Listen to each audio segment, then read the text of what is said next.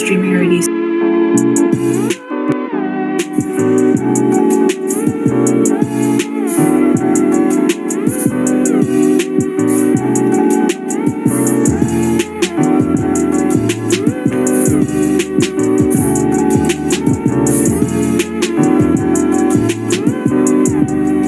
Gonna start streaming already.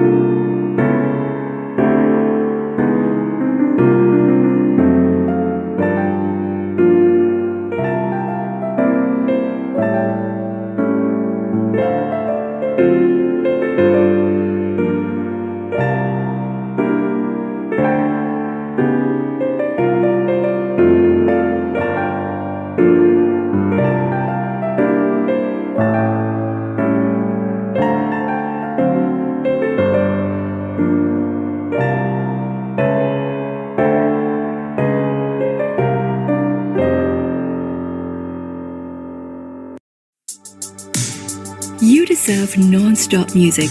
Why not let Spotify Premium serve up the music you love to listen to, ad-free and uninterrupted?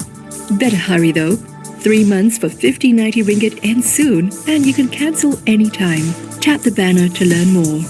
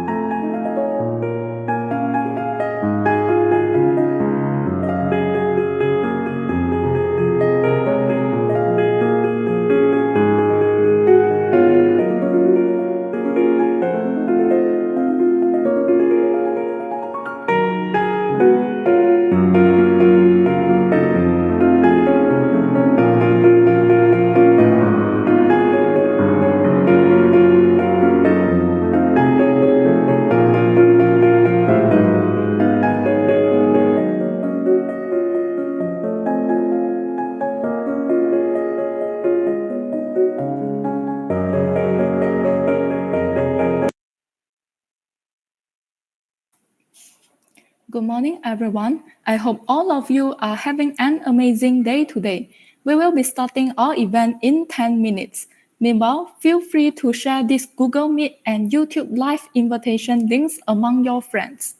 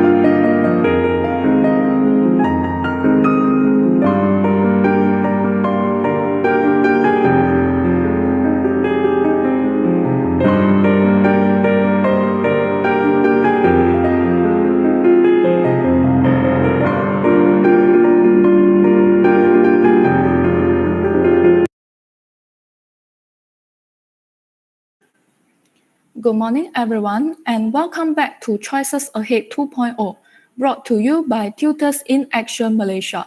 My name is Xing Yue, and I'll be the MC for today's workshop.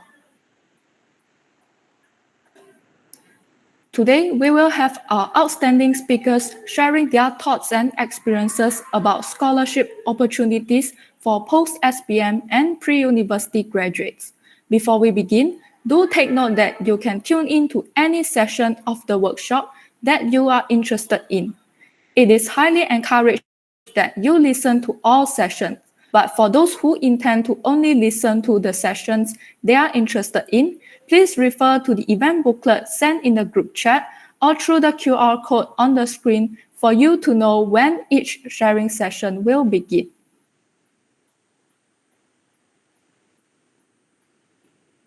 Before we dive into the sharing sessions with our esteemed speakers, I would like to seek your full attention to the meeting etiquettes for this event. Firstly, please mute your microphone throughout the session, except for the speaker who will be presenting. Next, you are encouraged to turn on your camera as long as you are comfortable with it. After each session, feel free to ask questions in Slido. All speakers are more than happy to answer them during the Q&A session. But please be mindful of your words when asking your questions. Last but not least, enjoy the workshop and let's create great memories together. Next, let's welcome our co-project director, Lim Hsien Loong, to deliver his opening remarks. Hsien Loong, the floor is yours now.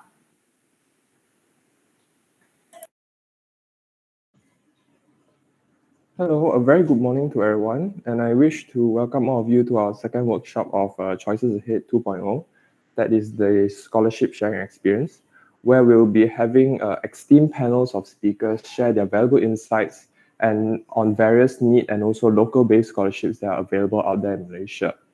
I'm thrilled to see enthusiastic and ambitious individuals gathered here today, all with the common goal of furthering their education and seizing opportunities for financial assistance through scholarships. As we all know, scholarships play a crucial role in providing students with the financial support and also capability they need to pursue their higher education. They can make the difference between being able to afford a degree or even missing out on valuable opportunities.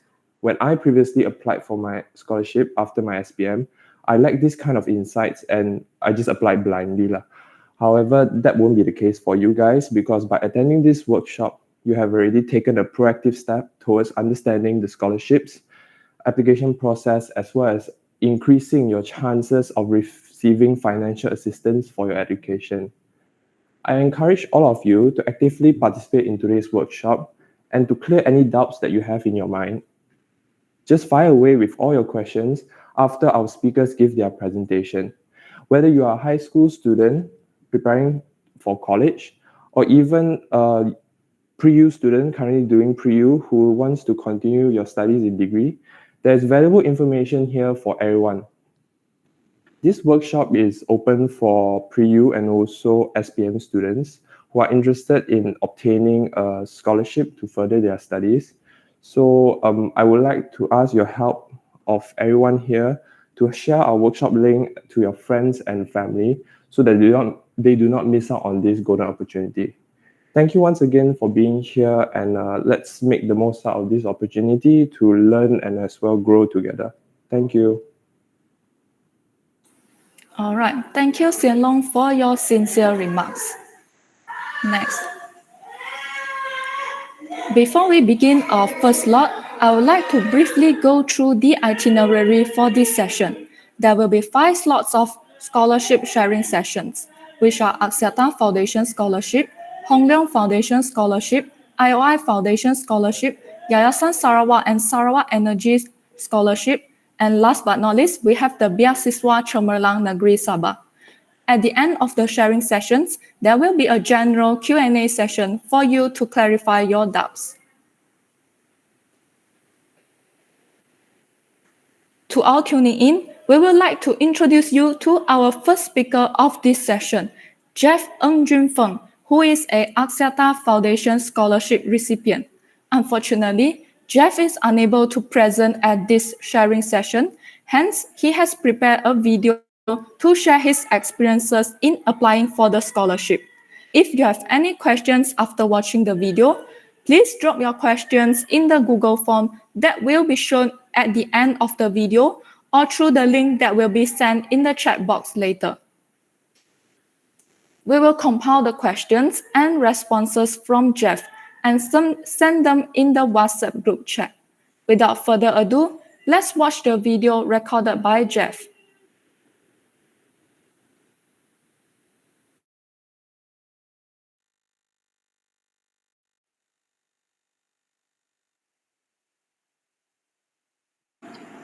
Good morning, everyone. So this is a pre-recorded video as I'm not available today, but I'm still thrilled to share with you the scholarship from Azata Foundation.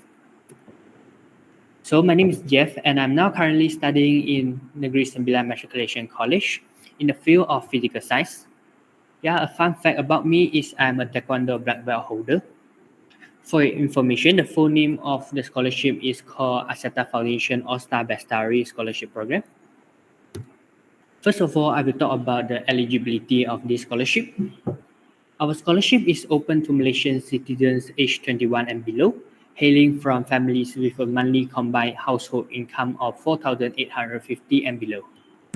Yeah, and for sure, academic excellence is a key criteria, with applicants required to have a minimum 6 A's in SPM or equivalent courses. But to be honest, this requirement is considered low compared to other scholarships. So now we'll talk about the coverage of this scholarship. So successful applicants will receive a full scholarship covering tuition fees, living expenses, and other related allowance throughout their pre-university studies in a local public university. Additionally, structured development interventions will be provided to accelerate personal, academic, and professional growth. In addition, upon meeting conditional requirements, scholars have the opportunity to pursue undergraduate studies as an all-star Bestari scholar. But this point is subject to change by Azata Foundation. So next, one of the most appealing aspect of our scholarship is there is no bond attached. Scholars are free to pursue their aspirations without any contractual obligation. So furthermore, about the courses offered by this scholarship. So actually this scholarship offer all foundation, matriculation, and diploma courses that are offered by local public institutions. But the duration of the course is maximum of 2 years. So these are the example universities offer, but other public universities in Malaysia are offered too. Okay, so now we'll talk about the application process. So there are 5 steps of this application for Axiata Foundation Scholarship. So first of all, interested candidates can submit their application through the Axiata Foundation websites. And your applications will be screened by Axiata Foundation team, followed by online assessment measuring aptitude and attitude. So shortlisted candidates will then attend an assessment center where leadership qualities will be evaluated. So for this step, you may be given an opportunity to skip it if you perform well in online assessment, because I'm the person that skipped this step. Yeah. So after that, final interviews will be conducted. If you perform well in the interview, then you may get the offer confirmation from Azata Foundation. They will send you a confirmation of offer through email. So now we will talk about challenges. As with any endeavor, challenges may arise. However, it's essential to adopt a positive mindset. Remember, positive thinkers have a solution for every problem, while negative thinkers have a problem for every solution. So stay positive. Personally, I don't think that there's any challenges that as an applicant you cannot solve through the application process. So when you face a challenge, just stay positive and find the best solution to solve the problem. Yeah, so now I will share about the things you should know before applying this scholarship. So first of all, preparation is key. Practice for the online assessment and craft a compelling personal statement tailored to our scholarship's mission and values. Besides that, authenticity is paramount. Present yourself honestly and demonstrate genuine passion for your chosen field of study or career path. Finally, stay true to yourself and your achievements. Exaggerations can harm your credibility. So I would like to share the personal experience as a Axiata Foundation scholar. We have a camp during last sem break, so I would like to share the video of the camp to you all.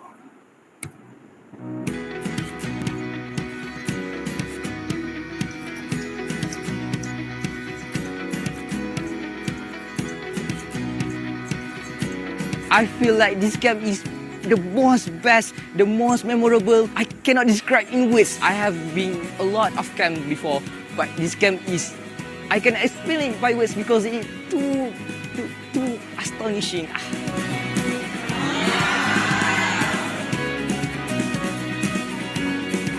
One of the most memorable activities is when we draw the persons on our left. So it's really interesting because I see how the friendly side of our teammates, we don't need to restrict us into our own drawing skills things because it's all about fun. Sometimes we see the chances in front of us, but then we tend to lack our time and not grab the chances. And the method that the coach to success use, which is if you answer or if you ask the question, you will get the card and you will give the point to your team. Push us to give our opinion and push us to always speak up and be confident even though you have nothing to say or your point is not as great as others, but then it still gives you a confidence to speak in front of the people.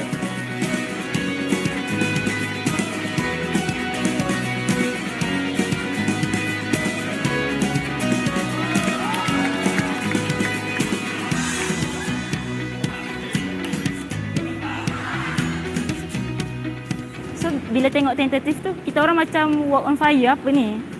Macam jalan atas api ke? Sehakim dia letak bara api atas tanah, lepas tu dia penyek-penyek kan? Tu memang waktu nak jalan tu memang nervous, tapi kita orang diajar untuk percaya pada diri sendiri. Because belief begets action, then action kills the fear.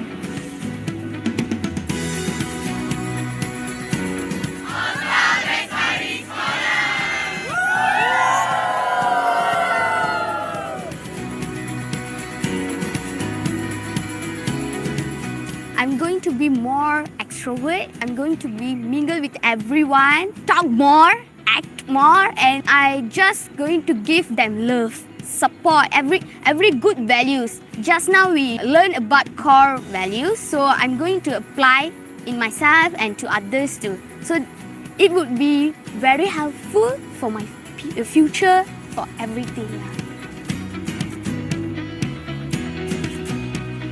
Personally, for me, among the activities that I like the most is Smash the Past.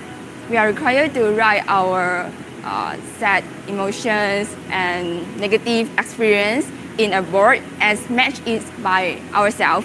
So when we smash the board, it's just like all our bad memories are gone away and we could have a new life after that. The most exciting moment that I feel in this camp is the tarantula activities because of what? Firstly, when the coach asked them who want to be the CEO and they asked 3%, and at the finally I am the CEO. And when it comes to the activities, leadership is not a simple task, it's a big responsible. And I need to see my teammates' problems, my teammates' advantage and disadvantage for them to solve the problems. The tarantula activities is so exciting because of what? We do not have any pergaduhan lah, I can say lah, pergaduhan in Malay terms. Because of what? We always support each other because we are all the leader. It's not only me, yes, I am the CEO, but we all the leader of our workshop. The magazine session, we have a good imagination regarding to what we want to be in the future, like what we want to do and what our action next. But the thing is, how realistic our dream can be. But This scam really break my norm regarding to, oh, I cannot be able to achieve that such a great or high standard. But instead, you just have to believe that you can do it. My takeaways or my input that I would like to hold it after this scam is, I would like to believe that everything is worth of something. It's either like we need to appreciate others with other values. I want to believe that we have our values and we need to appreciate of ours and appreciate of others too. Thank you, Azata Foundation All-Star Best Study Scholarship, for giving me this opportunity to help me boost up my own self, help to increase my personal growth. I really enjoy to have a very supportive environment in which I get to know with everyone here with their very positive mindset. The activities provided is very cool, very interesting, out of norm, which is very good, and I believe that it could help me to be such a great leader in the future.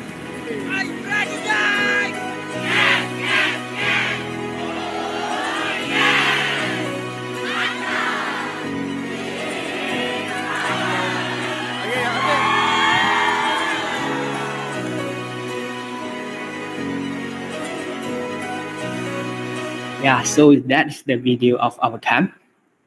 What did you feel after watching this video? Excited to become one of the scholars of Axiata Foundation? Maybe. Hope so. Yeah, anyway, be brave to apply for the scholarship. Believe in yourself, do your best, and I'm sure you can get what you want. I'm sorry that I'm not available for the Q&A session later too. So feel free to contact me through the phone number at the bottom right corner. I will try my best to answer the questions about this scholarship. Yeah, that's all from me. Thank you. All right, thank you so much, Jeff, for preparing this. Good morning, everyone. Okay, thank you so much, Jeff, for preparing this engaging video to share about Axiata Foundation Scholarship. It's very interesting to watch the video about the scholarship camp. I'm sure all of us has certainly gained more insights on the application process for this scholarship. Once again, if you have any questions regarding Axiata Foundation Scholarship, please do not hesitate to drop them in the Google form, which can be accessed via the link sent in the chat box or through this QR code on the screen. I'll give you all a few minutes to scan the QR code.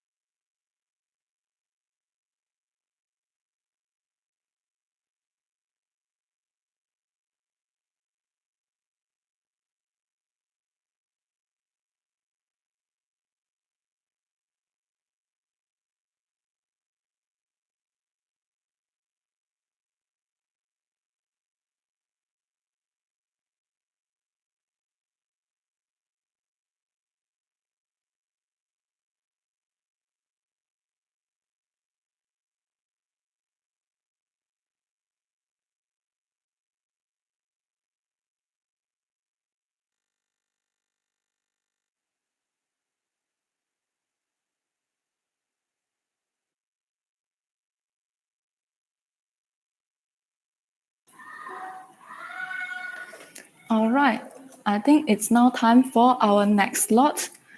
So for this slot, we would like to introduce you to our remarkable speaker, Nurul Shakira, who is a Hong Leong Foundation scholarship recipient. Without further ado, please welcome Shakira to talk about Hong Leong Foundation scholarship. Hello, can you hear me? Yeah, we can. All right. So basically, I'm a Hong Leong Foundation scholarship holder. Okay, so next slide. All right. So basically, I want to introduce myself first. My name is Nurul Shakira, and I am 21 years old and currently a third year student at International Islamic University Malaysia, or known as IIUM. And right now, I'm doing internship at PwC Malaysia, and I'm taking bachelor in accounting. And yes, I'm a coffee addict. I love coffee so much. All right, so moving on to the next slide. Okay, so basically this scholarship has been a game changer for me, and I want to help you guys to understand its amazing benefits and also eligibility criteria. So yes, let's dive in together. So generally, who can apply these Hong Leong Foundation scholarships? So basically, Malaysian citizens aged between 17 to 25 years old. Total household income must be 5,000 and above, and then set for SPM or STPM examinations the previous year and receive your results in month of March of the present year. And those who are currently doing diploma, advanced diploma, and also degree programs year 1, 2, or 3 in any local college.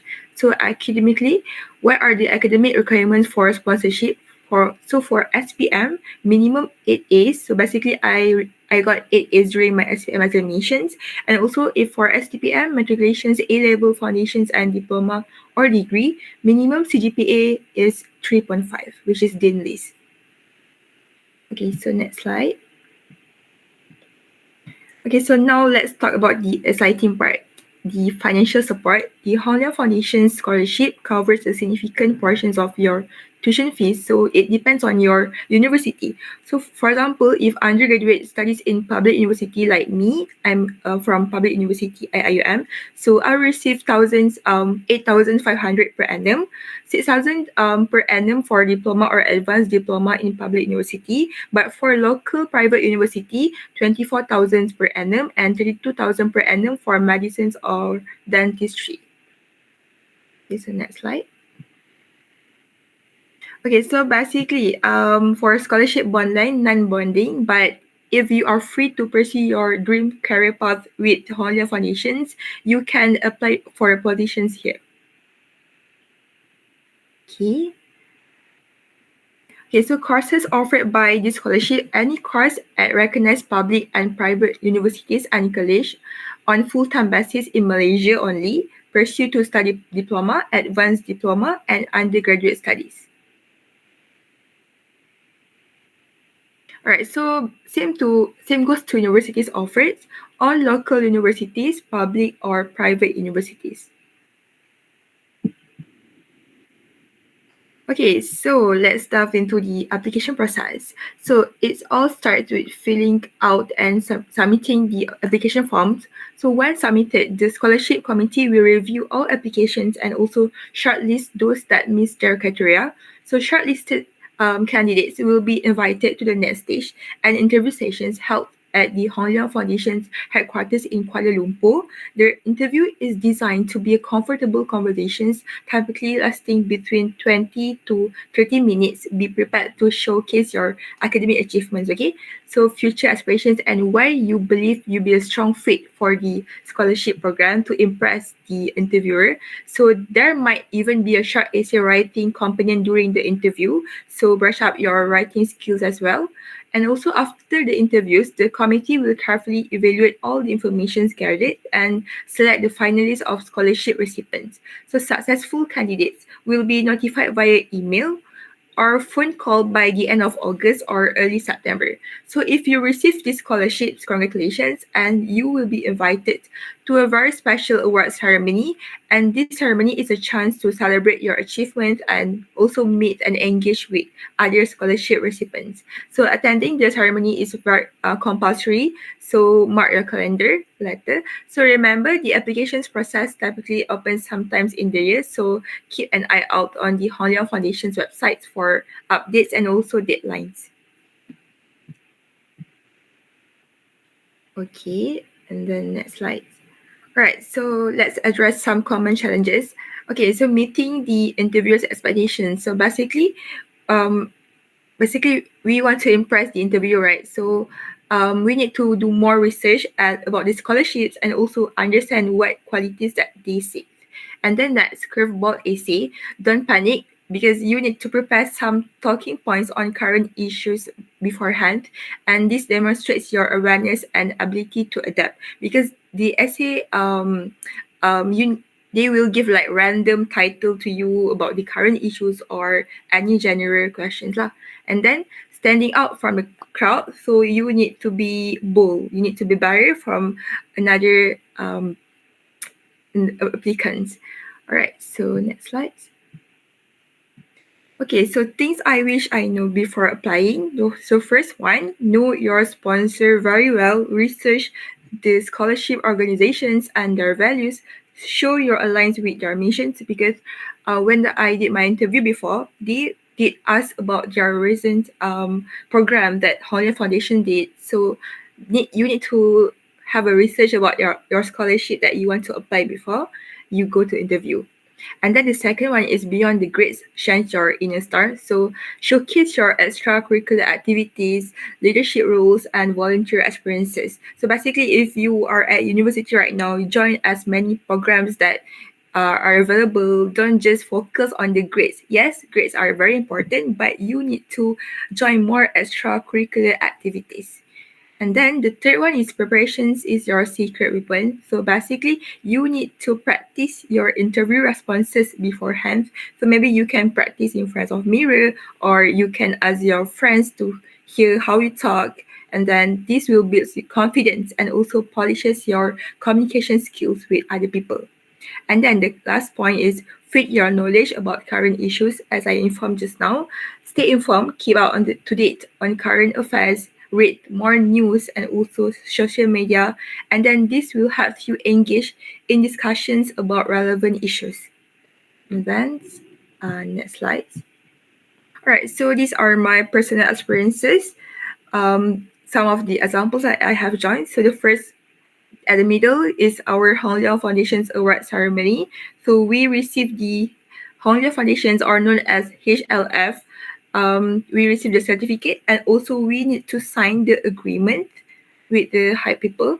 And then next one is STEM, Inspiring the Young, one of the programs that instill our leadership skills and a passion for inspiring young minds. We went to school and then to teach students.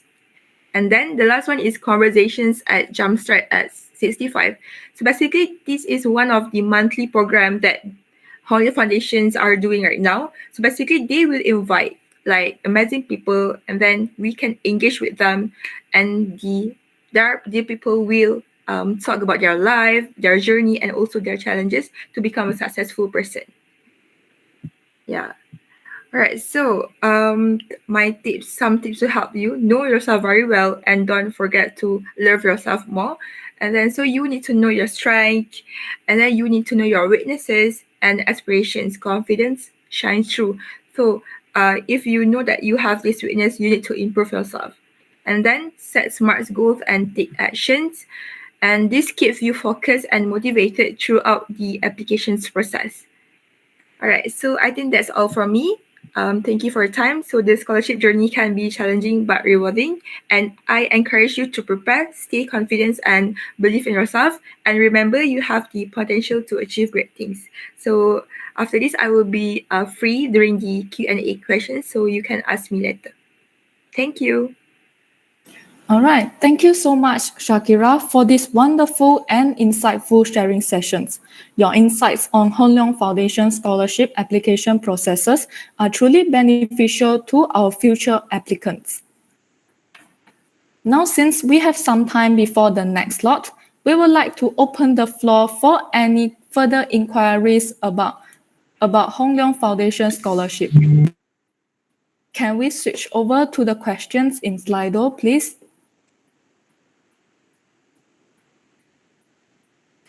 If you have any questions in mind, please do not hesitate to ask questions by scanning the QR code on the screen. It's a golden opportunity for you to know more about Hong Leong Foundation scholarships. So we will give the participants a few minutes to scan the QR code and post in their questions.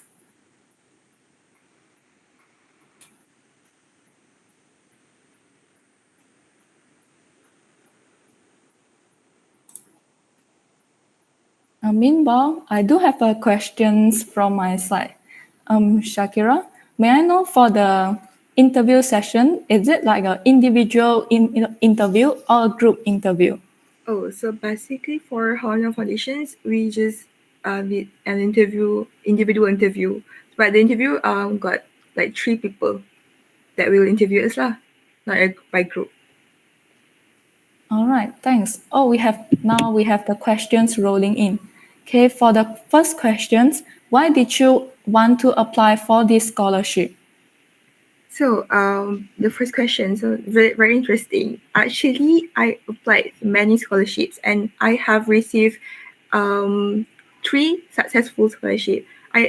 So basically, I think the tips for you to secure a scholarship, you need to apply as more as you can because rezeki. And then I received Maybank, Yong, and also Gamuda. And then I chose to have this Honor scholarship because one of my seniors already received, and then she told me about the citing programs and also the benefits to become a scholarship of Hong Leong's foundations. And then I have decided to choose Hong Leong Foundation's scholarship. And then, hi, may I know if we need to maintain grade for this scholarship? All right, so basically, as I mentioned before, the minimum academic requirements for this scholarship is SPM examinations. You need to get 8 A's, right? And then your current CGPA need to be 3.5 and above. But if you have become the Hong Leong scholarship holder, your maintained grade is just 3.3 for CGPA, not 3.5 anymore. And then it is an easy process to apply for this scholarship. I think that Hong Leong Foundation is quite easy compared to others because I just applied in online form and then they call me for an interview sessions. The essay writing also in the same day during interview. Basically, before the interview sessions, we need to have an essay process first lah, and then baru interview session.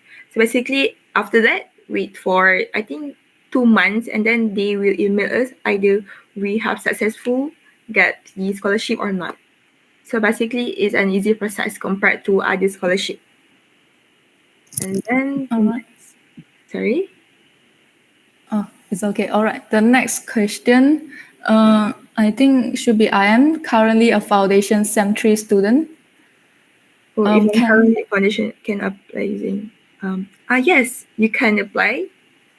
Actually, and then if you are at your final year in your foundations, maybe you can apply for them to sponsor you in maybe your degree, your bachelor in any course that you are taking right now. Yeah. Okay, thanks. All right, then next question. Where can you find resources on essay writing for this scholarship? Basically, for me, I like to read books and also I like to read news.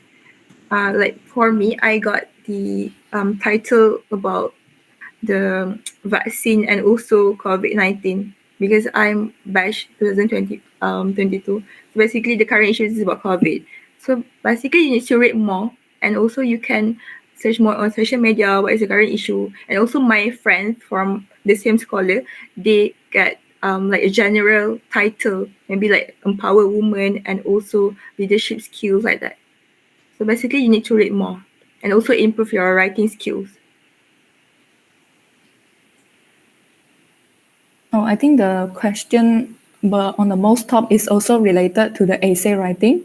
So does the current issue in essay writing related to Hong Leong, or it could be anything? Is there any examples? Oh, for the essay writing, not related to Hong Leong at all. Basically, it's very can be randomly about the current issues or general questions. But about the Hong Leong, that related to Hong Leong, when I did my interview sessions, they did ask me, Shakira, what did you hear about this? Like during the physical interview, the recently program that they held, or maybe they are the well-known people in the Hong Leong Foundation that I know during the physical interview. But during the essay writing, not related with Hong Leong at all. All right, thank you. The next question. If my SPM grade isn't that good, but my extracurricular activities are rich, is that okay? I think like the minimum requirement for Hong Leong foundations for SPM examinations need to be 8 A's minimum, but you can try to apply. Maybe you can try. Yes. Because like my mates from the same scholar also didn't get 8 A's, below 8 A's, and then like she has an opportunity to get this scholarship. I think you can try. All right. Does it have an IQ test or some kind of test we need to pass before the interview and essay? No. The form, like the online form, only like the details about us. Like you just try to apply. So that's why I said before that was an easy process to get the scholarship. Only you need to perform very well in the interview sessions and also essay writing. All right, thanks. What benefits can you get from being a Hong Leong scholar? Also, basically, despite of the finance that they helped me during my studies, also like they have a very various of programs. Like for example, other than the STEM and also the jump conversations with inspiring people, they also have a monthly program volunteering like Kechara Soup Kitchens. For Honey Foundations have a collaborations with Kechara Soup Kitchens, and also they always have program with disabilities persons. And one of the interesting thing about the Honey Foundation, they also ask disabled persons from any university to apply for this scholarship.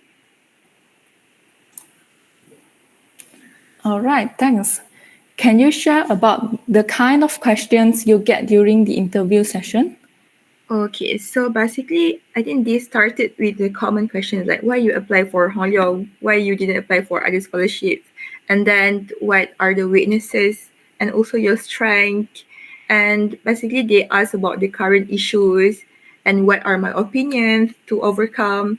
And then they also ask me to play a role, like maybe about one situations, and then about a company. And then they asked me if I became a CEO of this company, what will I do if I need to face this challenge? So basically, I need to answer that directly. So you need to be prepared about that lah.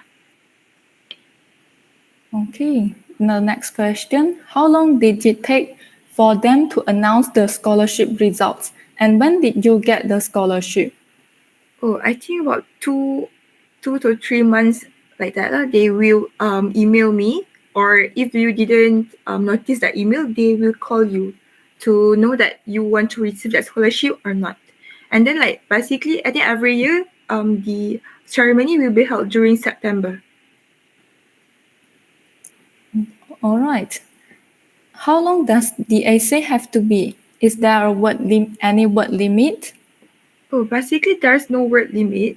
They will give you two papers, and if you want to write more, it can be, and then if you want to write less, also can. They said to me like that, but I did write a full 2 papers just to, like if you have the chance, you need to use it, right? So you just write what are your ideas and also to show your skills.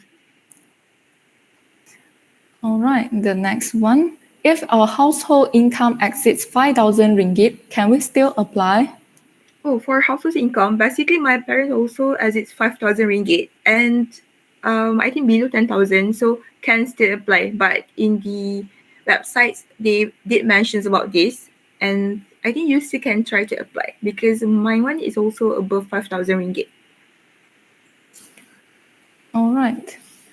How long will it take for them to announce the interview session to those past the first round? Will them notify if we don't get? All right. So like for the first one is your application form, right? In the online platform only. So I think this one is less than 1 month, and then they will email you. If you didn't success, I'm not sure, but if you success, they will email you and send the details of the interview sessions, if the for the physical interview, the locations and also the date. All right. Can you share how you answer it, or is it okay or not, and any tips for the interview? All right. So actually, I'm quite nervous during the interview sessions, and because there are 3 interviewers, I think like two men and 1 woman, and then they did ask many questions. I think just be confident with yourself. Even your answer is wrong, just be confident, because confidence is the key. And then I think one of the questions they did ask about our parents, like how you. I think this one is general, to know your respect to your parents, and then some random questions about your friends. I think they just want to look at our skills to respond and also our idea. So basically, I think you just need to prepare yourself and be confident. If you don't know the answer, just answer it. Don't just be shy, and also don't keep silent.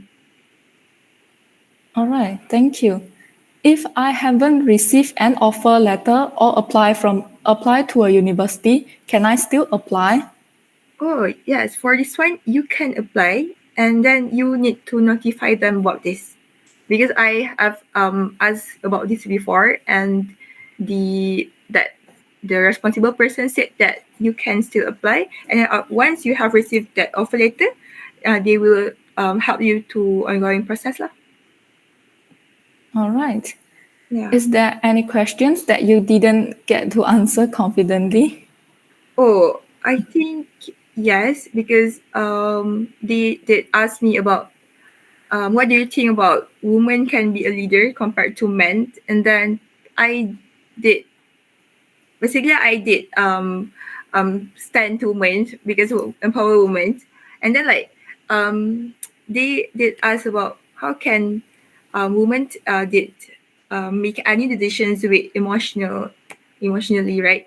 So what do you think about that? And then I keep silent and thinking about that. So I think that one is quite not confident, but okay. All right. I think we will take this question as the last one. Okay. Is the application now open now for SPM Divas? Yes, you guys can apply right now for Honor Foundation's scholarship.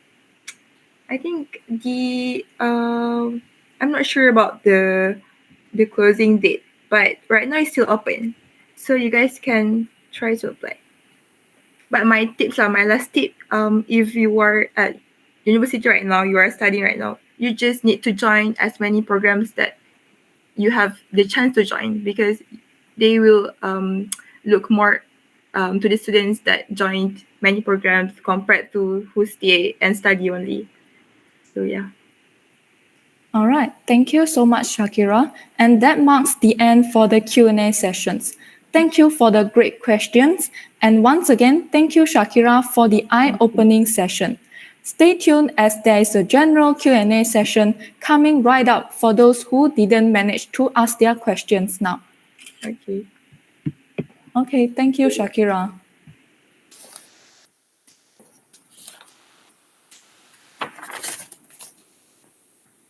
Okay, now let's welcome our next speaker, Daniel Pereira, to share about IOI Foundation Scholarship.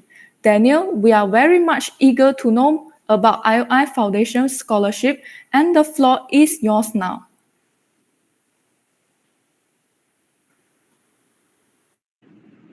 Hello everyone, can you all see me and hear me? Yeah, I can see and hear you very clearly. Okay, good morning everyone. My name is Daniel Pereira, and today I'm here to share about the IOI Foundation Scholarship, which I received last year. So firstly, my name is Daniel Pereira, and I am a IOI Foundation Scholarship recipient. I'm 21 this year, and I'm studying in University Selangor in Shah Alam. So the course that I'm studying is Bachelor of Accountancy, and it is a 4-year course for me in my university. So a fun fact about me is my favorite ice cream flavor is mint chocolate, and before you all say anything, it does not taste like toothpaste. Okay, so moving on. The general eligibility to apply for the IOI Foundation scholarship is you basically need to be involved in a lot of co-curriculum activities. So they want a person who is all-rounded, who is both um, successful in their education and also in their co-curricular activities. So as for me, I was the vice president of my intra club back in high school when I was in Form 5.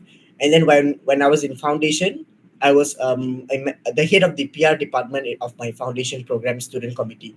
So this really gives an additional advantage for candidates who are willing to apply for the IOI Foundation scholarship, because they look for people who can do a bit of, of course, education is important, but equally important is your co-curricular activities, because they want to see that you have put in effort to be committed to things that are out of your academic requirements, because academic is something that we have to commit to, and co-curriculum are extra activities that is optional for students. So when you do co-curriculum activities, or when you join student committees, student bodies, volunteer works, it shows that you have great commitment to the things that are outside of things that you must do.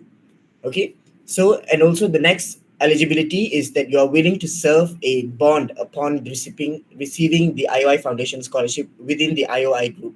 So within the IOI group means you can be placed in IOI Corporation Berhad or IOI Properties Berhad. So this depends on your course of study, and you will only know your placement of your job and bond with the company after you've received your scholarship. Sorry, before receiving your scholarship, you will know. So that after you know all this information is when you decide whether you want to accept the scholarship or not. So next, you must not be receiving any other form of scholarship and be free from any other bonding. So when you apply for the scholarship, you must make sure that you have not received any scholarship before this, because of course you are expected to serve a bond with the company upon completion of your education. And lastly, this foundation, this IOI Foundation scholarship is only applicable for bachelor degree students. So those currently pursuing foundation studies and pre-degree programs are not eligible to apply. So if you're doing foundation, diploma and all that, you're not eligible to apply. You have to apply when you've started your degree. And you can apply even before you've received an offer letter, but you have to inform the interviewers on the day of your interview. Okay. So the academic requirements.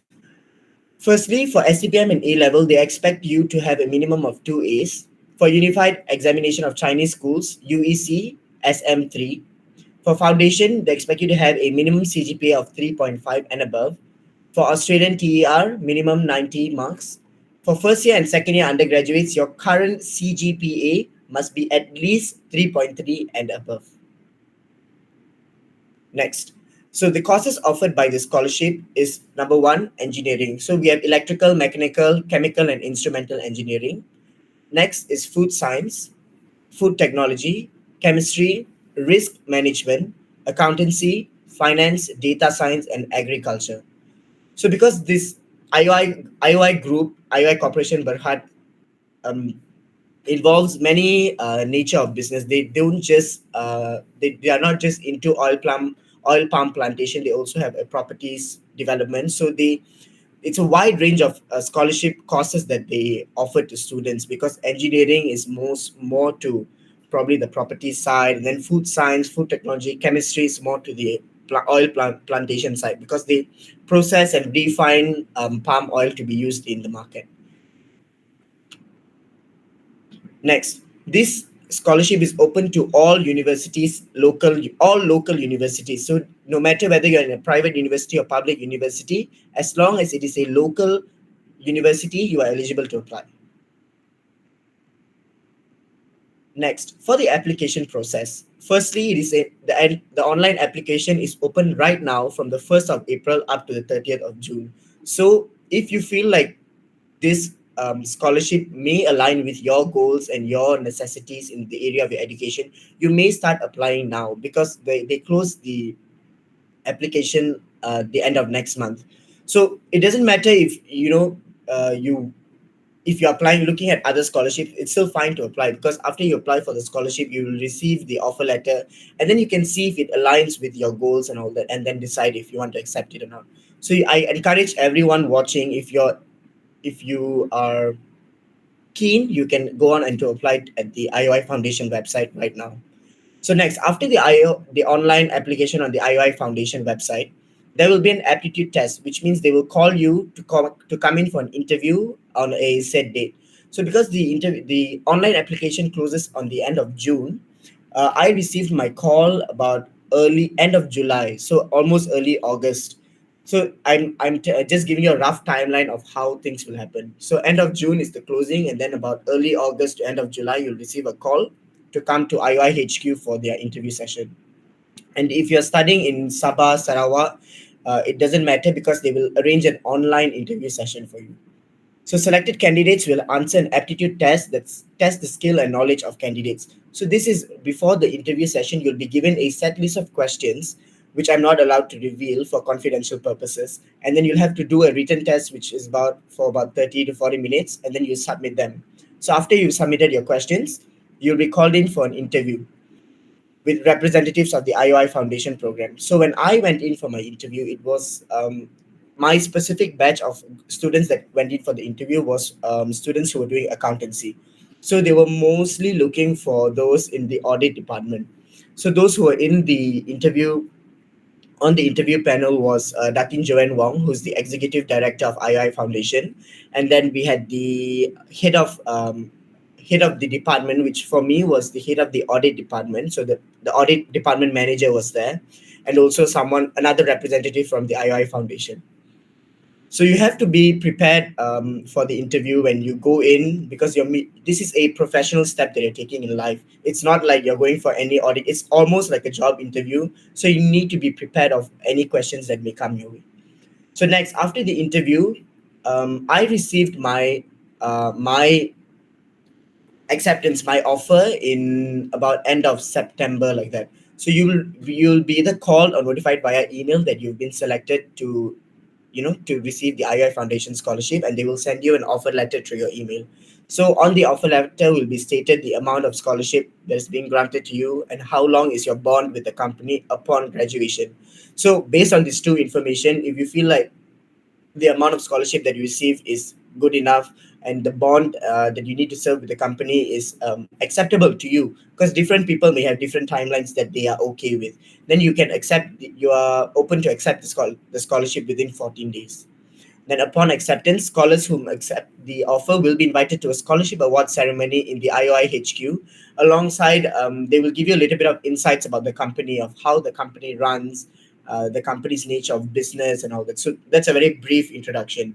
And it's mostly a get-together session among the scholars, because when we go for the scholarship, as I said, you only go in a batch. So when I went, I only met those who are taking accounting course.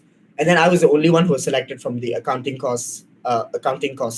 So when you go to the scholarship award ceremony, you can meet other scholarship recipients from different fields of studies, like from engineering, food science, chemistry, and all that. So it's also an opportunity to make friends. Moving on. So one of the big challenge that I faced when applying for this interview is really on the day of my interview. So on the day of my interview, because I've only known IOI as a property developer, I did not know that they had an oil palm plantation, and I did not know that they were so huge in terms of oil palm planting.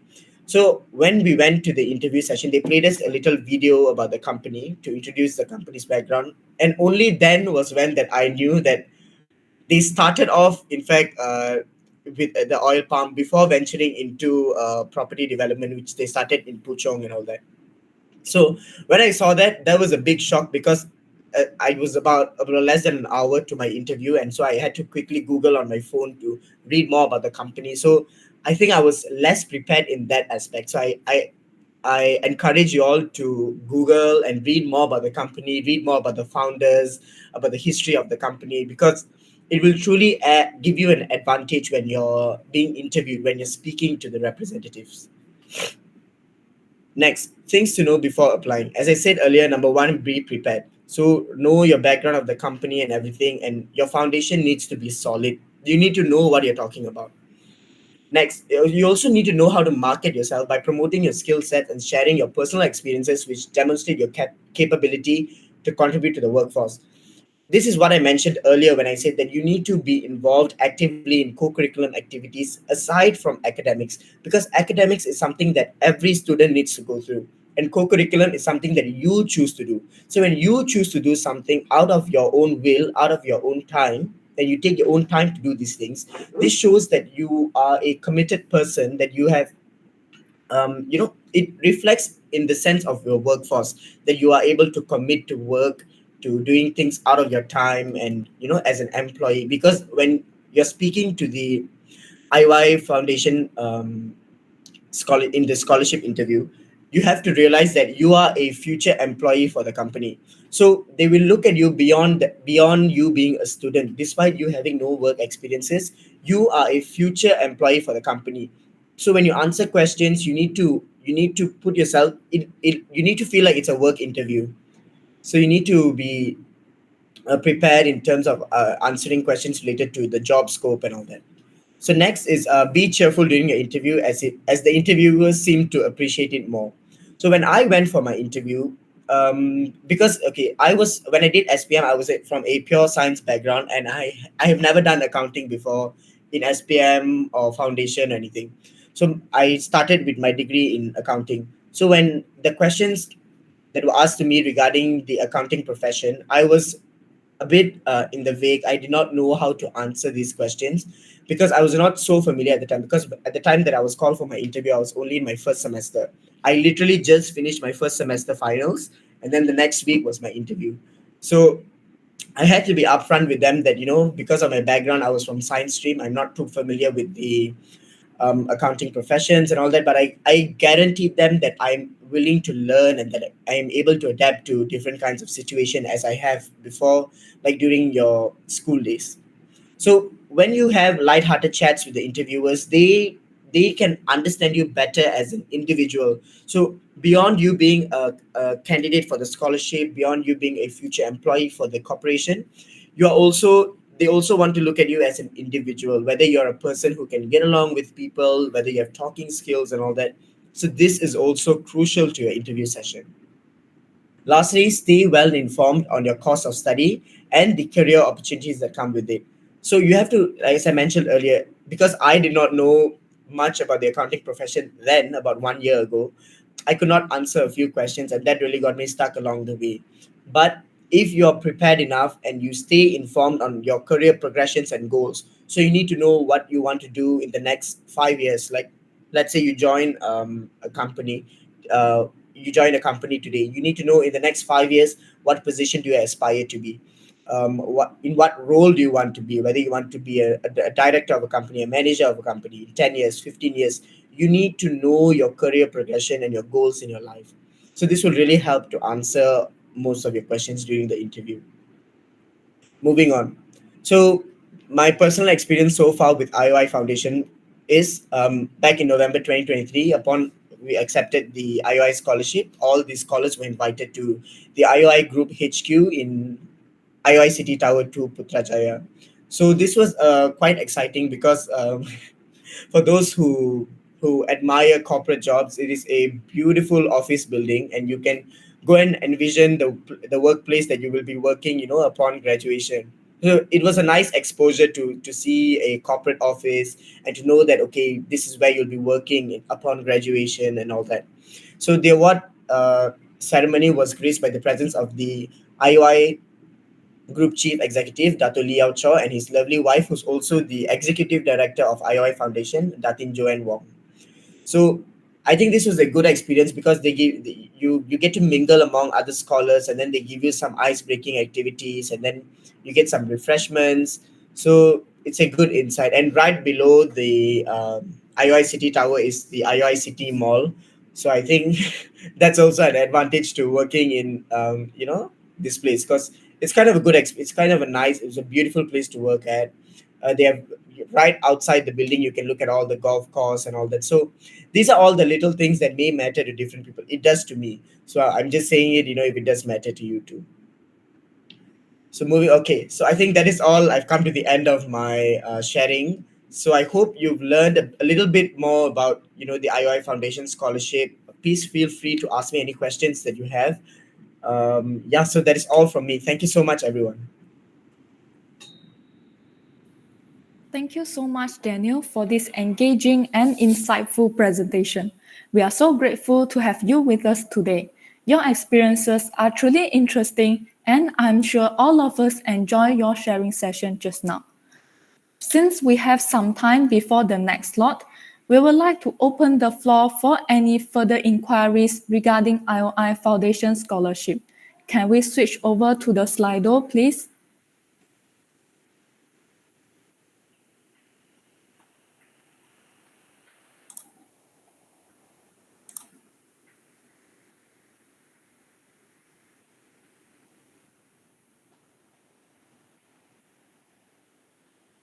Can we switch over to the Slido, please?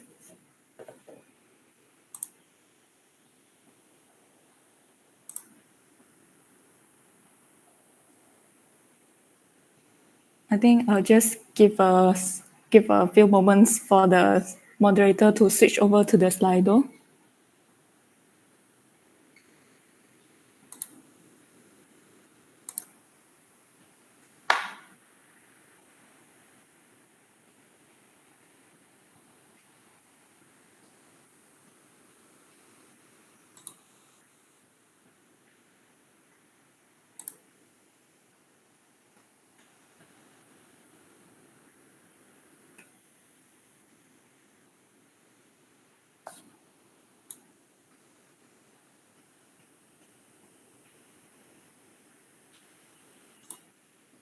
All right, I guess I'm sorry for the delay. So I think it will take the moderator some time for her to switch over to the Slido. Meanwhile, Daniel, I do have some questions about this scholarship. Oh yeah, our Slido is coming.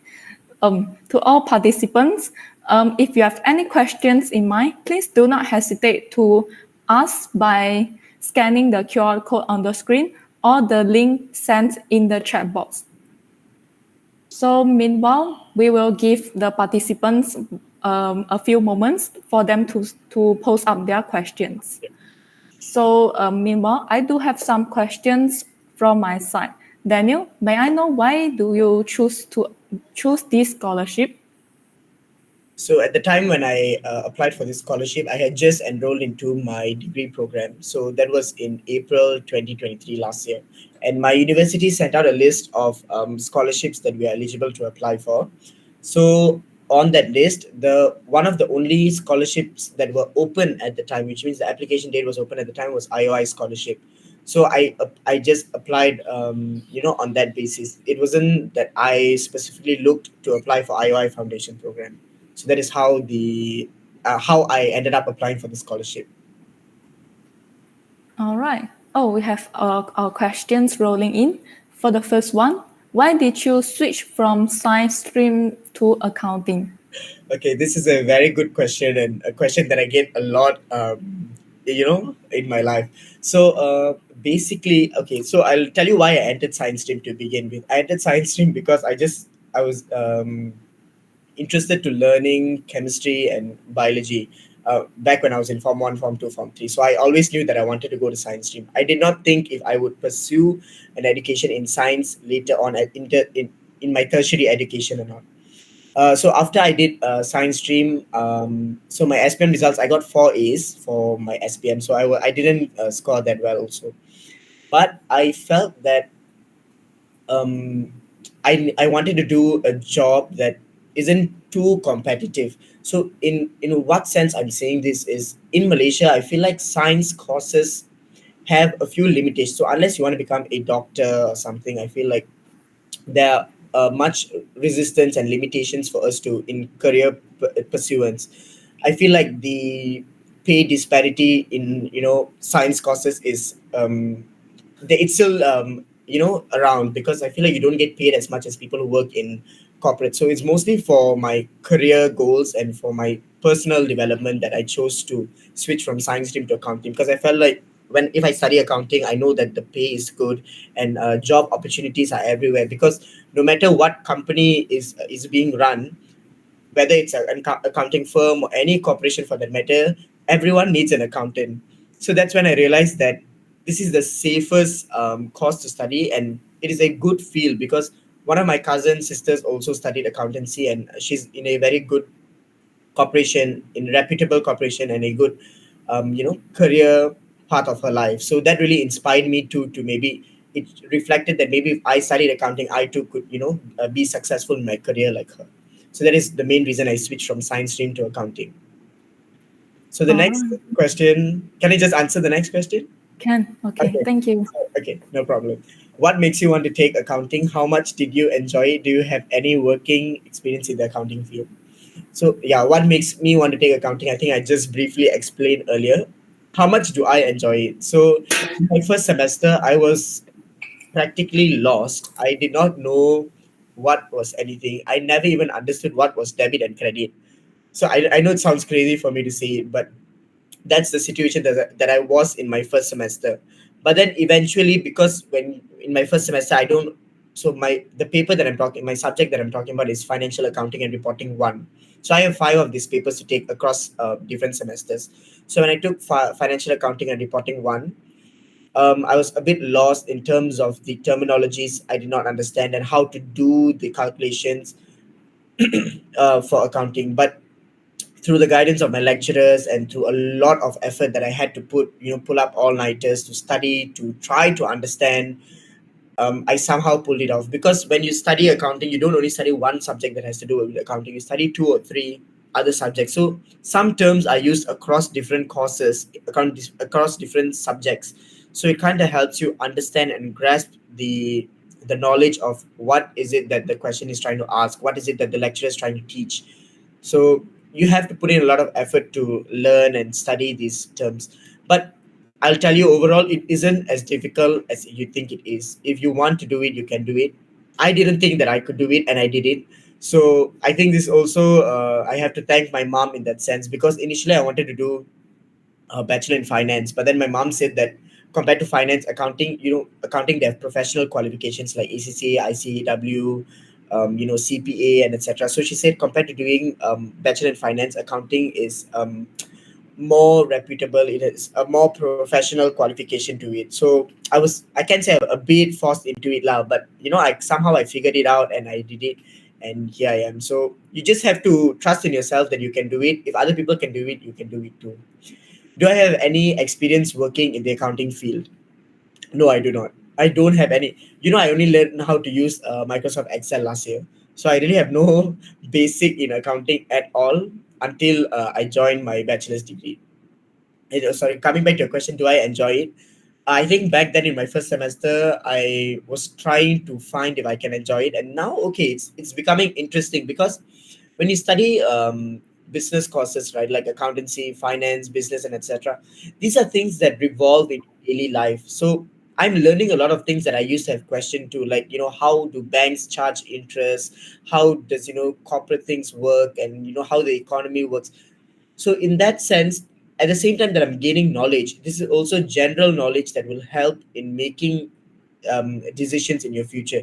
It helps you make financially sound decisions, so you don't make wrong financial decisions in your future, like ending up in debt and etc. So I think I'm enjoying it so far, and I hope I'll enjoy it until the end. So how long is the bond? I'm so sorry to all of y'all, but I am not allowed to reveal how long I'm bonded with the company, because the bond varies from individual to individual. So it depends on the amount of scholarship that you receive, that they will bond you. So you have to go through the interview process and everything, and then get selected, and then you will know your bond. How long is your bond with the company? Is the interview hard? How long is the interview? Sorry, next question, right? Is the interview hard? How long is the interview? The interview was, yeah, as I said, because I did not research much about the company at the time. It was a bit difficult for me. And also in the sense that when they asked regarding accounting terms and professions and my career goals, I could not answer the questions because I was not familiar with the field. So in that sense, it was hard. But it is because of my ability to speak and my experience from other, as I said, co-curriculum activities. You can, sorry, you can use your past experiences to prove that you are capable and you are worthy of the scholarship that they are giving out. So yeah, so that's why I'm saying co-curriculum activities is equally as important as your academics. So yeah. The interview, how long was the interview? I think my interview session was quite long. I think probably about half an hour, probably about 20 to 30 minutes that I was being interviewed. And mostly I was being asked questions by the head of the audit department. So he will basically ask questions regarding to your career and all that. So I could not answer most of his questions, but when the other questions is mostly basically about yourself, and you just need to talk about yourself, promote your skill sets, and you have to relate a lot of the work, because to those who don't have work experiences, the only other experience that you can share about is co-curriculum experiences. This is why I'm stressing so much on co-curriculum experiences, because these are the only one of the only skill sets that us students can promote, because we don't have a work experience. So yeah. Next, are there a lot of social events for scholars under the II scholarship? So far, there hasn't been, but we were told at the beginning in our interview that there will be a lot of charity events and all that, and they expect the II Foundation scholars to join them in carrying out these programs. So far there hasn't been any, but we've been informed that if there is any, we have to join the program. Is accounting easy as someone who used to be in science stream? Yes, it is. It is, because I think when you study science stream, it is like the one extreme of difficult. So I'm not saying accounting is not difficult, but when you've gone to the extreme of science stream and then you go to the other end of accounting, it is really manageable if you've done science. Sorry, guys. If you've done science stream and you've done physics, you've done chemistry, you've done biology, you've done ed maths, you can definitely do accounting, because it's mostly about understanding the concepts. It is a very technical subject. It is also something like, I can say, something like chemistry and physics. Like, you don't really understand the concept, you don't really understand the concepts of certain things until you carry out experiments. So the same thing for accounting is, if you just read, you really won't understand. You need to do a lot of practice. It's more to like mathematics also. It's technical in that sense. So until you do practices, you do questions, you will not really grasp the idea of what is being taught to you. So next, what course do most IOI scholars go for? Okay, I'm not sure how to answer this question, because I don't know how exactly they give out their scholarships, because I was the when I went for the interview, I was there was about five of us who was doing accountancy, and I was the only one who was chosen for the scholarship. So I'm not sure on what basis do they choose, like whether it's based on how many employees they need in the future or what. But yeah, so I can't really answer that question. Okay, lastly, do you have any experience on what the working experience under IOI is like? These two, I have no idea, not really much of an idea. But when we attended the IOI scholarship award ceremony, the someone from the HR department was there. She was there to kind of like train us, to show us a bit of the IOI culture and all that. So overall, it was a fun and exciting culture. But you see, I can't really say in terms of actually working there, because I haven't. If I've gone for my internship or something, then I think I can share better regarding my experience. So, do you have to maintain a certain grade to keep your scholarship? Yes, you do. Okay, so if you check on the IOI Foundation website under the frequently asked questions, it says that you have to maintain a minimum grade of 3.0. But at the time when we went for our scholarship award ceremony, Datin Joanne Wong, who's the executive director of IOI Foundation, she said she expects us to have a grade of at least 3.5 in every semester. So you need to get a dean's list at least for every semester. Because if your grade drops, the board of directors can convene and decide to revoke your scholarship. So you need to try to maintain your grades in that sense. Is the grade requirement hard to maintain? You see, so it really depends. You have to put in the work and the effort. Of course, 3.5 is easily attainable, but if you slack a bit, it will really affect your grades. So it depends on your university's system, your grades, and how it works. For mine, so far, it's good. Although I did slack a bit in my last. I'm not in my fourth semester. In my last third semester compared to my first semester, I'm I still managed to keep it up above 3.5. So you just have to put in the hours. You have to put in the work. Of course, nothing is easy in life. You have to really work for it. 3.5 is yeah is you have to work for it lah, basically to keep maintain your grades. So is that all the questions that we have from Slido? All right, I think that's all the questions. Okay, thank you so much for the great questions, and that marks the end of our Q&A session for the IOI Foundation Scholarship. Once again, thank you so much, Daniel, for the eye-opening session. Stay tuned as there's a general Q&A session coming right up for those who didn't manage to ask their questions now. Okay, thank you so So- much, everyone. Thank you to Thank you. Thank you to all of y'all for the opportunity that you've given. And usually those who are on the call are SPM students, is it, or finished SPM? We are not sure about the participants' background, but this event is open to SPM graduates as well as pre-university graduates. Okay, so I wish all the best to all of y'all. I hope that you've gotten a bit of insight, and I hope you're also encouraged to enroll in the IOI scholarship, IOI Foundation scholarship program. So thank you so much to everyone. I hope to see you all again. Thank you. Bye bye. Okay, bye. Thank you so much, Daniel.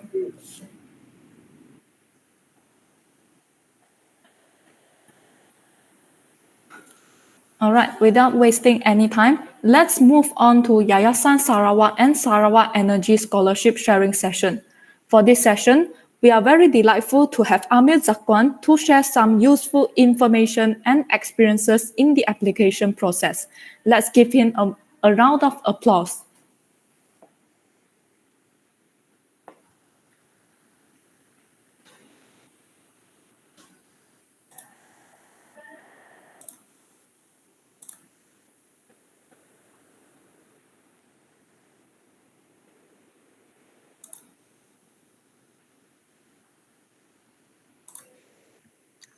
All right. Hello, everyone. Sorry about that. So, my name is Amir Zakwan. I'm a Sarawak Energy Scholar.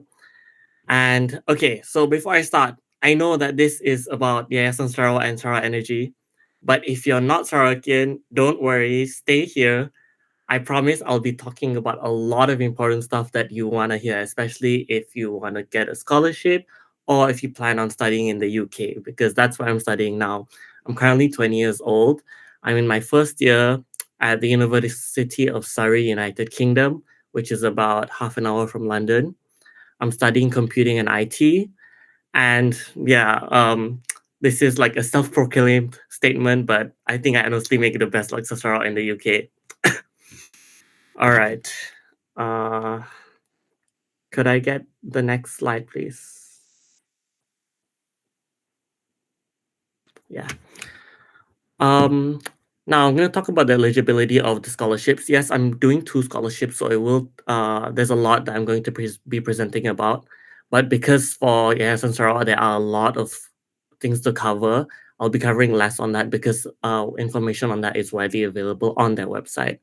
So for Yayasan Sarawak, obviously you have to be Sarawakian, and what it means to be Sarawakian is either your father or your mother has to be Sarawakian, not you yourself have to have the K on your IC. Just either your father or mother has to be Sarawakian.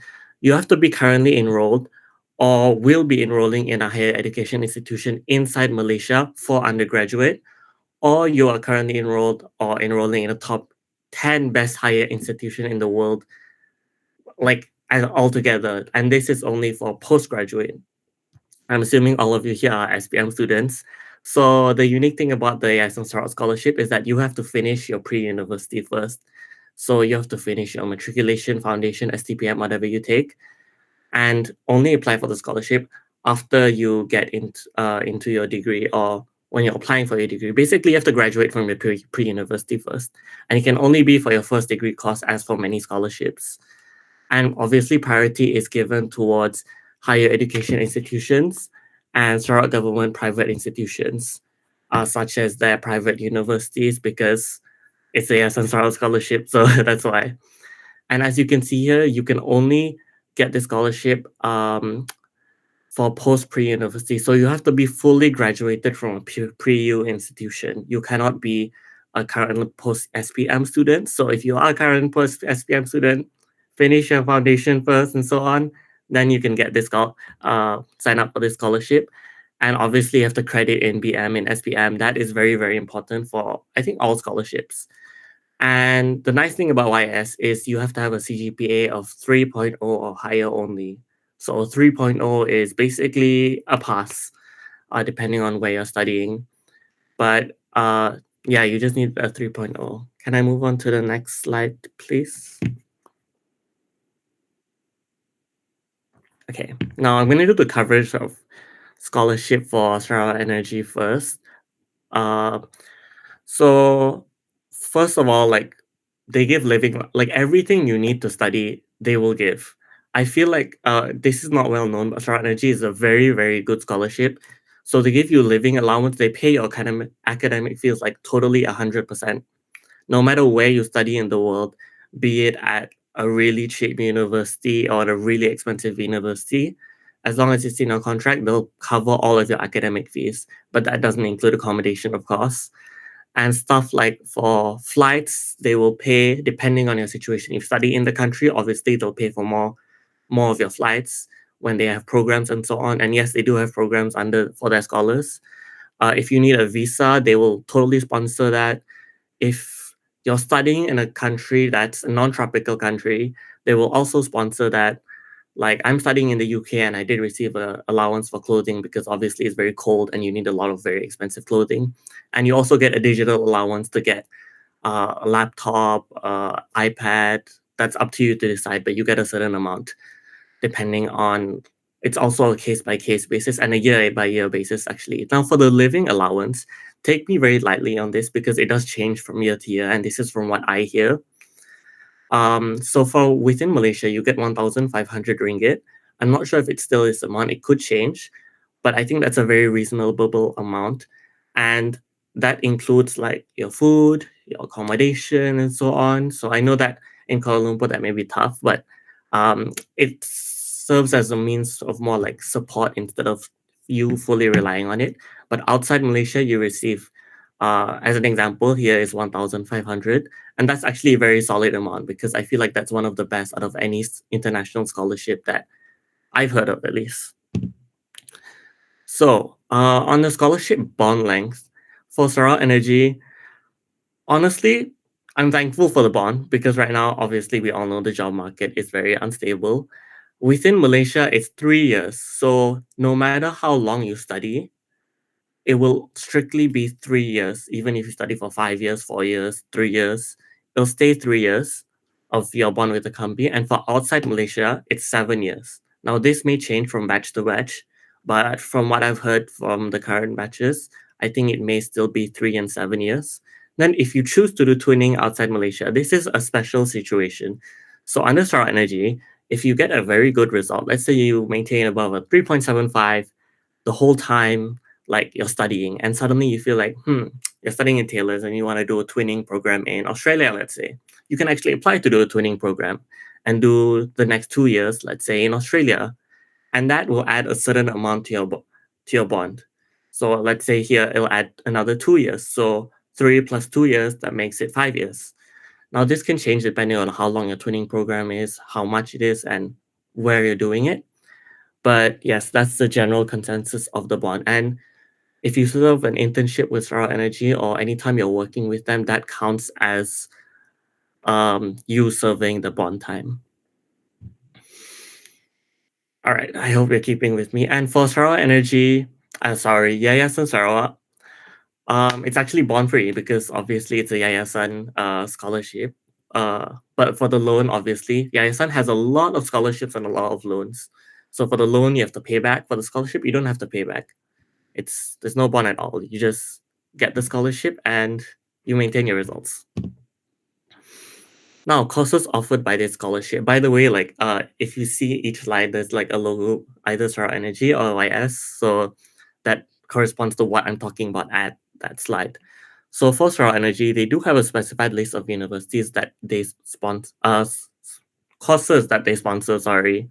So the main ones are the three at the top that I've highlighted in like bold: EE, civil engineering, and mechanical engineering. So if you're planning to take these courses, like please apply for the scholarship, because it's very, very likely that you'll get it, because they really need people in electrical engineering, especially. But secondary to that, they also sponsor software engineering, computer science, and information systems, which is what I'm currently doing. And they also do accounting, finance, commerce, and I think law also. And any courses out of that, they don't offer, sadly. But if you are planning to study any of these, just apply. Especially, well, if either of your parents are Sarawakian or if you're Sarawakian, make sure you apply, because this is not that competitive of a scholarship to get, and it's one of the best out there. Now, for Yayasan Sarawak, they actually offer for pretty much anything. So they actually have two main scholarships, which is the Yayasan Tutayab Scholarship and the Yayasan Sarawak Tunku Abdul Rahman Scholarship, YB Star, which is the more popular one. So the Tutayab Scholarship covers all STEM subjects, and YB Star covers all non-STEM subjects. So anything you want to study from arts to law, usually it's law or accounting, will be covered under YB Star. And this, you can study anything you want as long as it's accredited and it's well, an actual course that you can study. All right. Now for the universities offered, I'll only be talking for Sarawak Energy 1 because for Yayasan Sarawak, it depends on a case-by-case basis. Because, well, they technically can accept any institution. For Sarawak Energy this year, they do have a list of private preferred universities that they want to send their scholars to. So for Malaysia, obviously, it's pretty much all the universities, all the mainstream universities, from Monash to Nottingham and Southampton, Malaysia. This for inside Malaysia. You have Taylor, Sunway, Swinburne. But even if the university you want to go to isn't on this list, you can always ask them. And for public universities, they cover basically all of them, from UM to UITM to UPM and University Tun Hussein on Malaysia. Any university you can think about, they cover in Malaysia.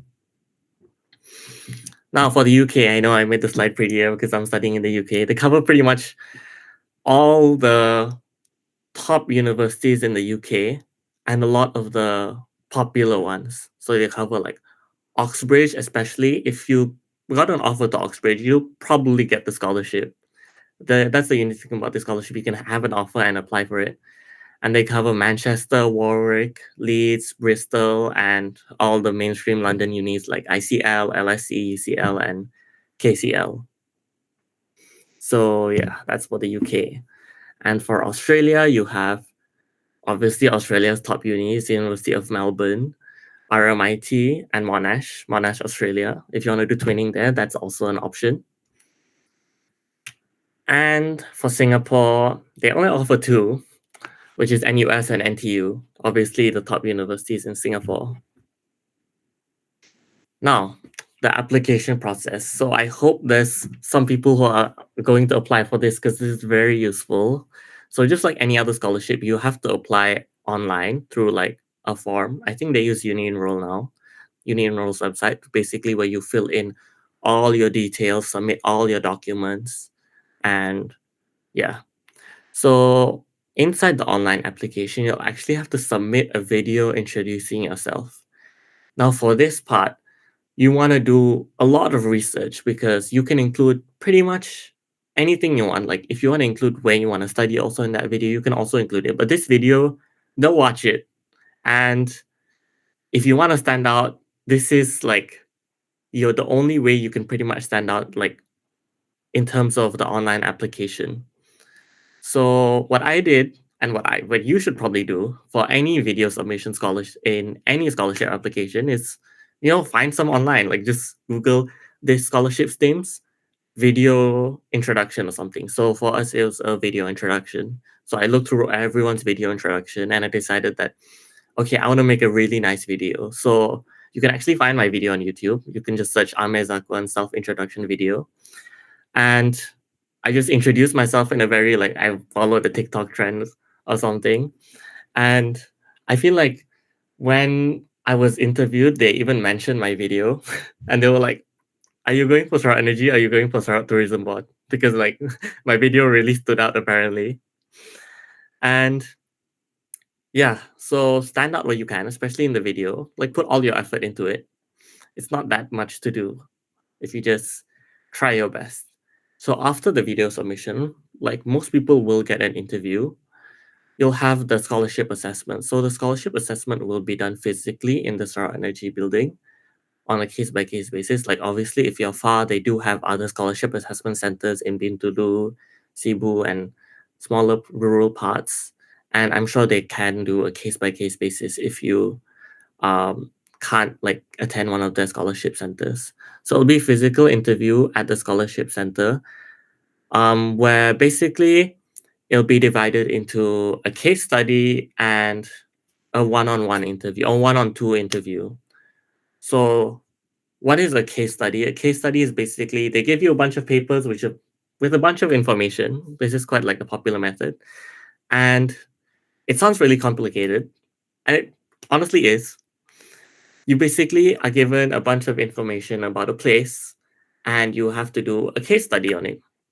You have to analyze, like, they give you like geographical maps of it. It's all a made up place. They give you a made up like economy of the place, a made up of map of natural resources, and you have to decide what the most suitable form of, like, let's say as an example, development. Like they want to develop that area. Like what energy should they use? What industry should that area like go into? What resources they should use up? And you want to present about this. You'll be doing it with a team.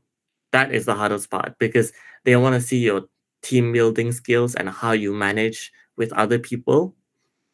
So you have to all work together and agree on all the things that are needed for the case study and present it to your presenter, and they're gonna watch how you interact with other people, how you handle conflict resolution, what your critical thinking skills are, and how you handle like making mistakes and so on. And that's what they really want to see. So for the interview, it's like your average interview. You have two interviewers like interviewing you, and they'll ask like, first of all, they'll ask like the basic interview questions, like how do you handle conflict? What's a hard situation? Like if you just search on Google common interview questions, a lot of interviewers will ask you those questions at first. Then based on your answers, they'll top up additional questions like, oh, based on what you said, I want to hear more about this. Or let's say I mentioned I'm a debater. They might ask you, oh, what do you think about debating this topic? Or what do you think about when it comes to that topic? And that's where they'll catch you the most because let's say, as an example, I talk about the fishing industry. This is very random, but they can have a follow-up question like, okay, what if you were in the Ministry of Agriculture and so on? What would you do to change the industry? Like that question would probably mess you up, and that's what they want to see, like how you handle questions that are usually out of the scope. And that's the interview. It's pretty simple. You just need to have a lot of confidence and read up a lot of stuff. And you need to know what they want to hear. I'll talk a bit more about that later. And after that, you're given a conditional offer where basically all you have to do is get your offer letter. And once you submit your offer letter, you sign your contract, and well, congratulations, you got the scholarship. And you can join all of the events that the scholarship teams create for like their scholars. If you're not as far as the UK, obviously. All right. And if you find that interviews are very nerve-wracking, you probably want to practice a lot because no matter how much you practice, interviews are still nerve-wracking. So for the challenges that I personally face for this scholarship, and I think that you'd probably face this in any scholarship, is that interview days can be long and nerve-wracking, especially when there's a lot of interviewees. Like there can be like hundreds of interviewees in a day, and your session could be the last. So by the time it's your session, you could probably be tired, thirsty, hungry, and whatnot. And the longer you wait, actually it can get more like nerve-wracking or less depending on how you handle it. But you just see like your peers in your room like getting called out, and they don't enter back to the same room, so you can't ask them anything. And the next part is a case study. It's not easy to do. You would think that interviewers would ask you questions that they think you could handle, but no. They want to know how far you can, like how much you know. They really want to test your capabilities. How capable are you as an individual, and how capable are you handling other individuals? So you need to know how to use a lot of contextual clues to help you. Like a lot of the stuff, you probably won't know the words or what it is. They'll probably give you some tools to analyze the area, like some critical thinking analyzing tools that you have to like you have some maps to like put resources on based on how practical they are, how cost effective they are, and stuff like that you may have never seen before, but you gotta just work with it because that's what they give you. And a vast amount of knowledge is needed, especially on current issues. This is what a lot of scholarships do want, including this scholarship. So current issues, what are the current issues? Like SDG, Sustainable Development Goals. That's what a lot of companies are looking into now. Sustainability in general is a very big topic. And let's say issues on like knowledge about the company itself, you should definitely know. I feel like that's what a lot of people slack on. Never go into an interview without knowing like the core values of the company, what they stand for, their CSR, their all of their company values. That is very important to do research, even if you do it 5 minutes before your interview. And you probably will be nervous. I was. And I've done a lot of interviews. No matter how nervous you get, everyone gets nervous, so they probably expect you to be nervous. But as long as you mitigate and handle the nervousness correctly and in an okay manner, you're probably fine because everyone is nervous. It's not easy to like handle an interview and be fully confident in it. Now, for corporate scholarships, scholars are few and far between. So you can look at this like two ways. There's less scholars to actually interact with. Let's say you need tips. It's not so easy to get tips from all these scholars, especially because like not that much information is available on the scholarship. So you have to ask the scholars directly because they change from year to year. And if you do become a scholar, well, you can be alone out there. Like it's not like Amara or JPS scholarship where they go in teams. So there's like a struggle of like a corporate scholarship. You don't go in like a team, a group of friends. You pretty much face the world alone with the resources they give you.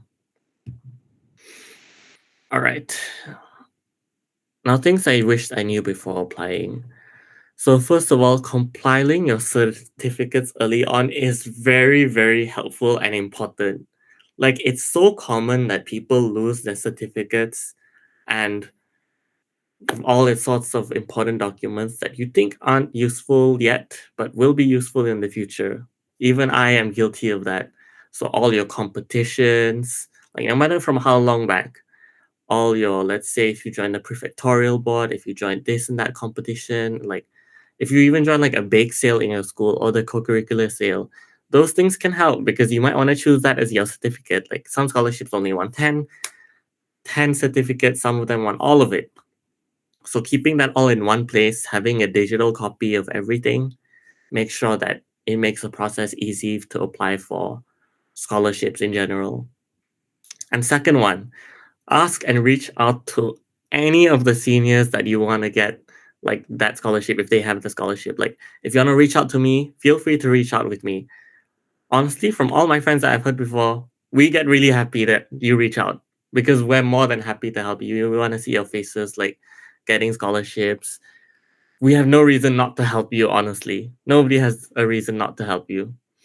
And third of all, send emails. If you don't know anything, or even if you just want to like inquire very, very small thing, send emails because it will help you stand out as an individual.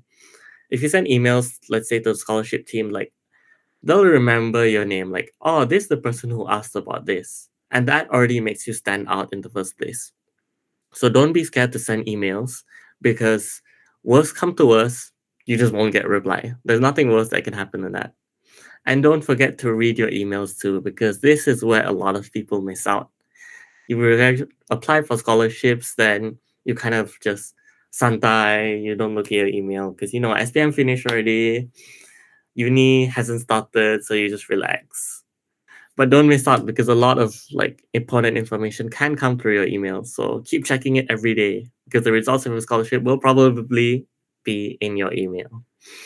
And number 4, keep track of deadlines.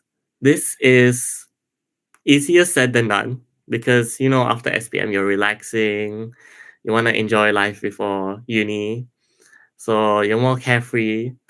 But keep track of like very important deadlines, especially scholarship application dates, when your results are announced, because depending on if you had a conditional offer or not, you might need to send your results by a certain time.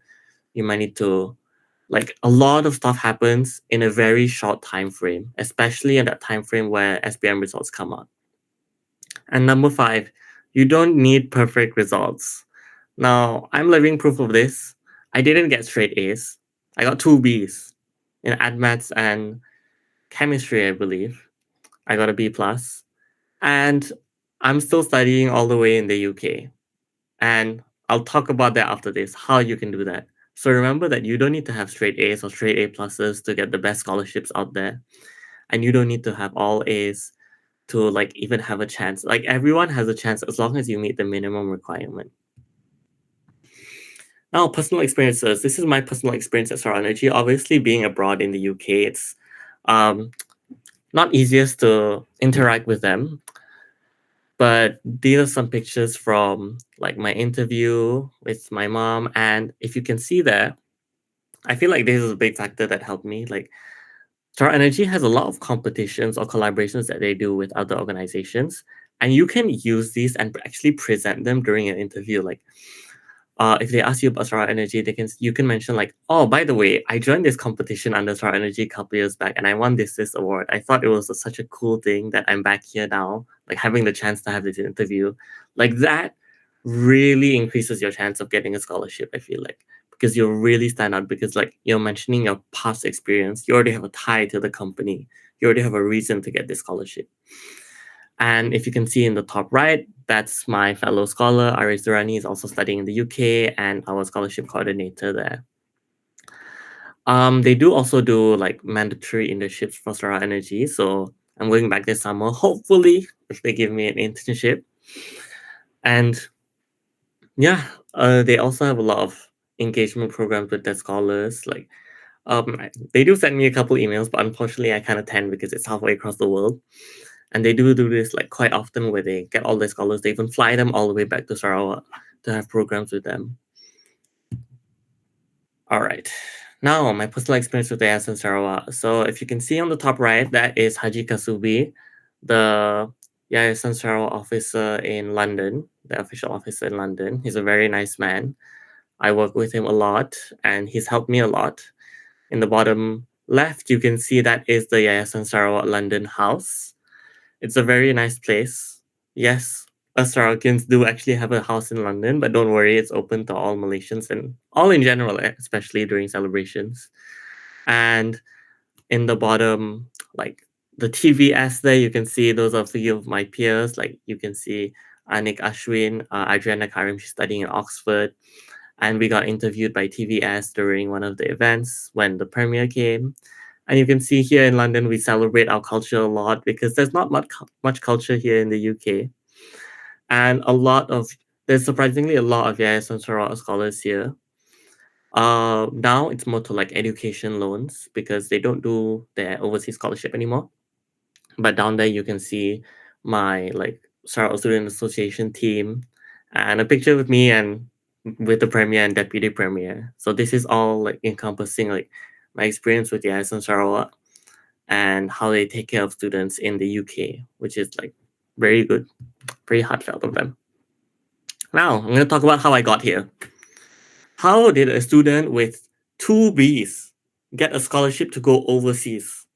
To get like JPA, you have to get straight A plus and everything, but I don't even have straight A's. And this is what I want to tell everyone. You don't need straight A's at all. It doesn't matter. Well, it probably matters. What my friend told me, and I hold this to this day, is no matter how many A's you get, that's just like a requirement for you to get the interview. The second you step into the interview, your results are, like, don't matter. It's all about what you do during the interview. It's just like a key. You got to open the door yourself. You got to walk through yourself. You just have the key already. So how I got here is you have to do research on the scholarships company. So this is what I mentioned just now, like your vision and like the company's vision and mission, like their goals, the latest developments in the company. Like if they open, like, let's say, a new dam, you should know all about these. You should know especially about SDGs, because a lot of companies have SDGs at their core right now. So the second they hear the word SDGs, they're like, oh, so you know about SDGs. Because if you don't like tell them about it, they'll probably ask you if you know about it, because it is a very big thing right now. So memorize all of these and use them in your interviews. Now, how else did I get this scholarship? Like, I have only I have 8 A's, which is a lot, to be fair. But how I did it was I connected with past scholars, I connected with current people who work there, engaged with people who work there. So you can mention this during the interview. And I hold a lot of co-curricular experience. Like right now, I'm the president of my Malaysian society. But back then, in high school, I was like the president of like 3 clubs at once, like STEM. I was also in the prefectorial board. I was also part of, I was in debate. I did public speaking. Then during my foundation, I was the vice president of debate and Model United Nations Club. I joined a lot of competitions. I did like an entrepreneurship program. All of these will help like kind of counterbalance out the fact that you probably didn't get the perfect results. Like if you join all of these, you'll not only have the soft skills from all of them, but you'll also know like that you have a very solid resume. Like honestly, if I tried to put all the posts I've had on one slide, it will probably not fit, and I'll probably need like 3 slides from it. And it's not about the amount, remember, it's about the quality. So having 100 posts doesn't mean you're gonna be better than someone who has 5 posts. It's all about the quality of what you've done before, like volunteering. All of these help. So those are some big tips to get any scholarship, especially if you don't have the best results like me. And yeah, that's it from me. I hope everyone enjoyed my presentation, and I hope to see all of you, well, in the future. You can find me on LinkedIn or Instagram. My Instagram is AmarilZak, or my LinkedIn is Amir Zakwan, and you can connect with me there. Yeah, thank you. All right, thank you so much, Amir, to share. Thank you so much, Amir, for sharing your experiences with us today. Your insights in Yayasan Sarawak and Sarawak Energy Scholarship are invaluable to us, and we appreciate your efforts in conducting such an insightful sharing session. Now that since we have some time before the next slot, we would like to open the floor for any further inquiries regarding Yayasan Sarawak and Sarawak Energy Scholarship. If you have any questions in mind, please do not hesitate to ask questions by scanning the QR code on the screen. It's a golden opportunity for you to know more about Yayasan Sarawak and Sarawak Energy Scholarship. We will give the participants a few minutes to scan the QR code. By the way, the link to the QR code is also being sent to the chat box already. So you can access either by scanning the QR code or the link sent in the Google Meet chat box. Oh, our questions are popping in. The first one, how is the life in the UK? Were there any cultural shocks? Okay, I have so much to say about this. But okay, I'll answer the scholarship ones first since those are more relevant. So I'll move on to the UK question last. So do you know if anyone under the scholarship is studying law? Also, is 8 A's in SPM necessary if I have a 3.9 CGPA? So as I mentioned in the eligibility, it's either 8 A's or having a certain CGPA. So you're totally good if you have a 3.9 CGPA. That's super impressive. So just apply. Let's say even if you don't, just apply. There's no harm trying. But you definitely can with the 3.9 CGPA. And I do know someone who's studying under law under the scholarship. I have a friend here. Her name is Audrey. She's studying in the University of Warwick. She's also a Sarawak Energy scholar. And I have a friend in Malaysia. His name is Ryan Rayner, under Sarawak Energy Scholarship, also studying law. So they do have quite a few law scholars. Why did you apply for this scholarship? So I applied for this scholarship because actually it was the only scholarship I applied to, not gonna lie. I applied for this scholarship because one, I knew a lot of people who applied for the scholarship and got the scholarship. My very close friend, he's studying in Canada, he applied for the scholarship, and I found out that well, I could actually apply for the scholarship because I thought with 8 A's I couldn't get any scholarship, which was why I didn't apply after SPM. I actually applied after my foundation. And this scholarship especially caters to Sarawakians, so you have a higher chance of getting it. And I know a lot of seniors who have the scholarship. So now to answer the UK questions. How's life? Let's start with the first one. The bottom one. What is the process of preparing to go to the UK? Are there any troubles? So about going to the UK, obviously it's a tough process, like getting a visa and everything, especially contending with all the A-level students who are trying to get a visa. It does take some time and there's a lot of processes involved. Like you have to do IELTS. Okay, basically all you have to do is IELTS. Get your CAS, which is your confirmation of acceptance of studies, and get your accommodation before you arrive there. Those are the three main things you do. And obviously getting a visa, which is the same thing as part of the process of getting your CAS. So getting a visa can be a very tough process. It can take weeks, and especially during busy periods. Like my visa came out the day of my flight, which is another story to talk about.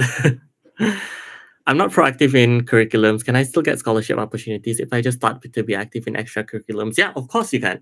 So if you just started being active in extra curriculums, you can actually tell how that in your interview, how you've just started to explore the world of extracurriculars and how you find it, because that's honestly a very good point to say, because it's not easy for everyone to be active in extracurriculums, especially if you come from an underprivileged situation. So there's no problem at all if you have not been active in extracurriculums, as long as you're trying. That's what's important. So how's life in the UK, and are there any cultural shocks? As for cultural shocks, the only thing I'm shocked about is how Malaysian this place is. So obviously the weather is a big shock. Seasonal depression is a real thing. That's about the biggest shock. And life in the UK is honestly very nice. You don't miss Malaysia that much, but you do miss the weather and the food. The food here isn't particularly the best, but the people here are amazing. Everyone here is amazing. Everyone here is so nice. Maybe not in London, but all the Malaysian students here are very nice. The student culture is very inviting. I've met the best people I've ever known in my life here, especially from Yayasan Sarawak. Everyone is so willing to help. Everyone wants to help each other out and so on. Do you need to apply to the university yourself? Yes, for this scholarship, you do need to apply for the university yourself altogether. Everything.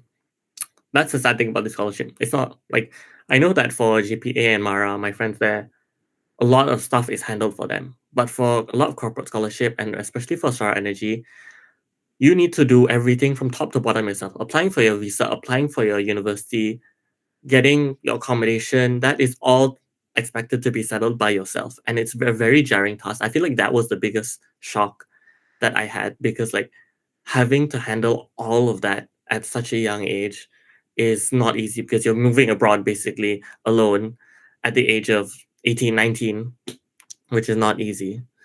So how do you plan to find a place to live? And do you live alone with your friends? Currently, I'm currently in my room. It's 4 a.m. right now, 5 a.m. I live alone. I live with my flatmates. They're all white people. It's a very nice experience. It's a very interesting experience. And this September, I'm moving into a house that I'm renting with my friends. What is the process of preparing to go to the UK? Is there any troubles? Yeah. So for troubles, getting a visa was not easy. I was getting my visa at the same time like A-levels results came out. So there were a lot of delays. And the whole there's a lot of stuff that can happen. Like for me, like the scholarship announcement time didn't really align with when uni starts. Like it was very late. So I had to really email them like, hi, can I get this done fast? I kept asking them when the results of the scholarship would come out and when I would get it on paper and when I would get this letter, that letter. So a lot of that stuff, you'll be under a lot of pressure because you need to handle it all by yourself. Is there any chance for non-Sarakian? Unfortunately, I don't think they give the scholarship to non-Sarakians, but it depends. You don't have to be fully Sarakian. You can be half Sarakian. You can have one of your parents or somebody in your family being Sarakian. Is there a bond period? Yeah, as I mentioned, there's a bond period of 3 years for inside Malaysia and 7 years for outside Malaysia. Depending on the year, it can change from year to year. But as always, never look at the bond as a bad thing because that means you have an easy entry to the job market, especially if it's with a very well reputable company like Sarawak Energy. You won't have a problem finishing that bond. And even if they can't find you a job, a lot of companies will just release you. So you don't have to worry at all about any of that. So if there's any more questions, go ahead and ask about anything at all. I'll just add on a bit to the studying in the UK. It's not easy studying overseas, but it's truly an experience that you can't buy. Like studying overseas is really good for character development, even though it will probably cost a lot in terms of not only money, but your own energy and time. Your life will be not as easy as it was in Malaysia, but mine honestly, I don't know, feels easier. It's nicer here. Obviously, you have a scholarship to support you, so it's not like you're funding your own education. It really even if your life is harder here, which it probably will be because you need to learn how to do everything by yourself. That's good because you need to learn. And it will help you develop as an individual. If I was born in KL but I live in Sarawak for a few years, am I still able to apply for this scholarship? You'll have to double check with them. Now, there's no problem with emailing them. This is an exact situation where you would want to email them. Like, hi, I would like to know, I've lived in Sarawak for this number of years, but I'm not Sarawakian. I'm still eligible for this scholarship. You can email them. But as far as I know, I don't think you would be eligible unless you are Sarawakian by blood or by residence, I guess. So can I know my Instagram account? Okay. My Instagram account is AmirRealZach. If you can see here, I'll send it in the chat later. Just search AmirZach without the one, and you can find my Instagram. You mentioned that they give you a certain budget to buy educational equipment, laptop, iPad. What did I spend it on? So, I'm not sure. I spent it on my laptop. I spent it on my phone. I got a new iPhone immediately because my phone was desperately dying. So you can choose it. They give it to you, and you can choose whatever to spend it on. So I spent it on my phone and my MacBook, my current beloved MacBook. So that's what I spend my budget on. And for my clothes, well, I saved some of it and I spent some of it on buying cheap winter clothes. Is there any restriction on how you spend the budget given? So no, there's no restriction on how you spend the budget. They just do kind of give you the amount, but it is expected that you spend the budget on what you should. Like obviously, if they give you a clothing allowance, you'll use it to buy clothes. And no, there's no restriction at all. You don't have to submit any documents and so on. But you probably need those items anyways. So that's why there's no restriction. Is there any chance the university you want doesn't accept you? Yes. That is probably but it's probably harder than getting this it could be harder than getting a scholarship depending on what uni you're applying to. Like if you're applying to Oxford or Cambridge or Harvard, yeah, there is a solid chance that the university doesn't want to accept you. But don't worry about that.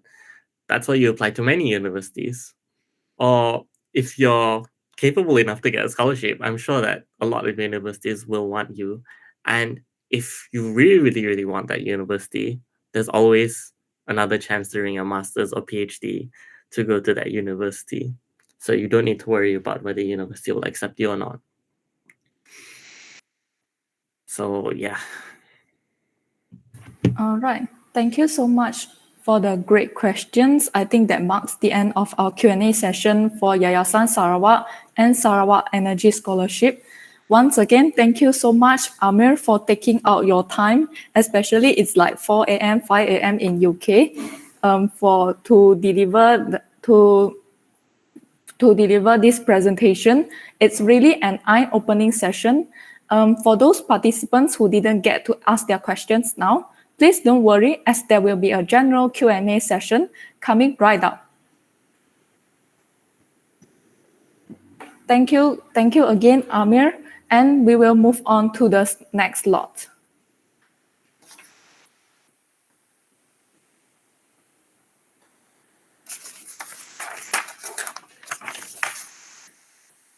So it's our last lot for this session. To all tuning in, we would like to introduce you to our last but not least speaker of this session, Brenda Chan, who is a recipient of Yayasan Sabah Biasiswa Cemerlang Negeri Sabah BCNS. Unfortunately, Brenda is also unable to present at this sharing session. Hence, she has prepared a video to share her experiences in applying for this scholarship. If you have any questions after watching the video, please drop your questions in the Google form that will be shown at the end of this video or through the link that will be sent to the chat box later. We will compile the questions and responses from Brenda and send them in the WhatsApp group chat. Without further ado, let's watch the video recorded by Brenda. Hi guys, this is a pre-recorded video from me, Brenda, who is here to share with you my application process in applying to the Biasiswa Cemerlang Negeri Sabah, a scholarship offered by the Sabah Foundation group. So a bit of intro about me. So once again, my name is Brenda and I'm 20 years old, currently studying A-levels at College Yayasan UEM, and my intended course is biochemistry.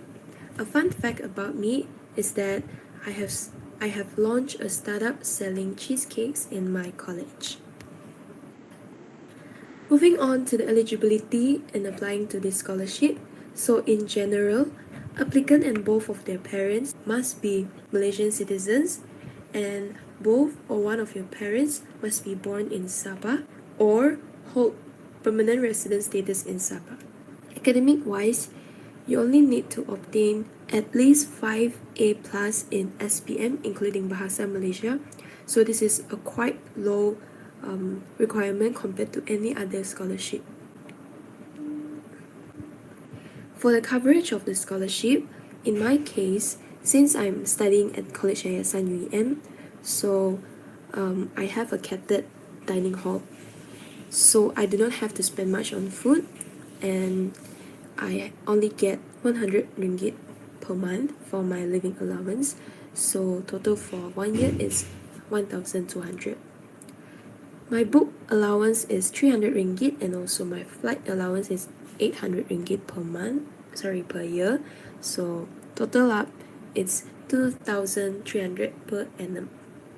For other pre-U institution, it says that it will provide 4,320 ringgit if you're studying in Peninsular Malaysia or Sarawak, and if you're studying in Sabah, you will get a higher living allowance, which is 5,040. And for degree, you will get 5,400 ringgit. Unless you're studying in Sabah, then you will get 6,120 ringgit. For academic fee, for pre-U, you will your tuition and accommodation fees will be fully covered, but I'm not sure the accommodation fee if you're living outside of your campus, since I'm studying at a boarding school, so I'm living on campus. For degree in local universities, they will fully cover your tuition fee if it is less than 120k per year. If it is less than 120k per year, then you will get additional living allowance. But if you're studying in maybe private institutions where the tuition fee can be quite high and exceed the limit, which is 120k per year, then you'll have to top up your tuition fee yourself, and also you'll have to pay for the additional fees like accommodation, living expenses yourself. So for degree in overseas university, you will only be given 120k per year. In most of the case, it is not enough to pay for your tuition fee per year, so you have to top up on it, and also pay the living costs and accommodation and other stuff yourself. So for challenges, I think the biggest challenge for me in applying this scholarship is that we have limited information on the scholarship itself. So it's so difficult to find any seniors sharing the application processes or experiences as a Yayasan Sabah scholar online.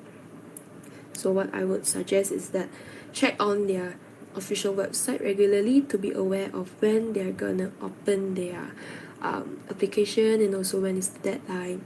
And usually they will open the application after the announcement of SPM results. So do look at it after your SPM result is announced. And also do not hesitate to send them an email should you have any inquiries, or you can just call them during office hours. You can find their email address and phone number on their website. The last one, to reach out to senior scholars if you can find them on LinkedIn, or you can just text me. I'll try my best to answer all your questions. Some things I wish I knew before applying.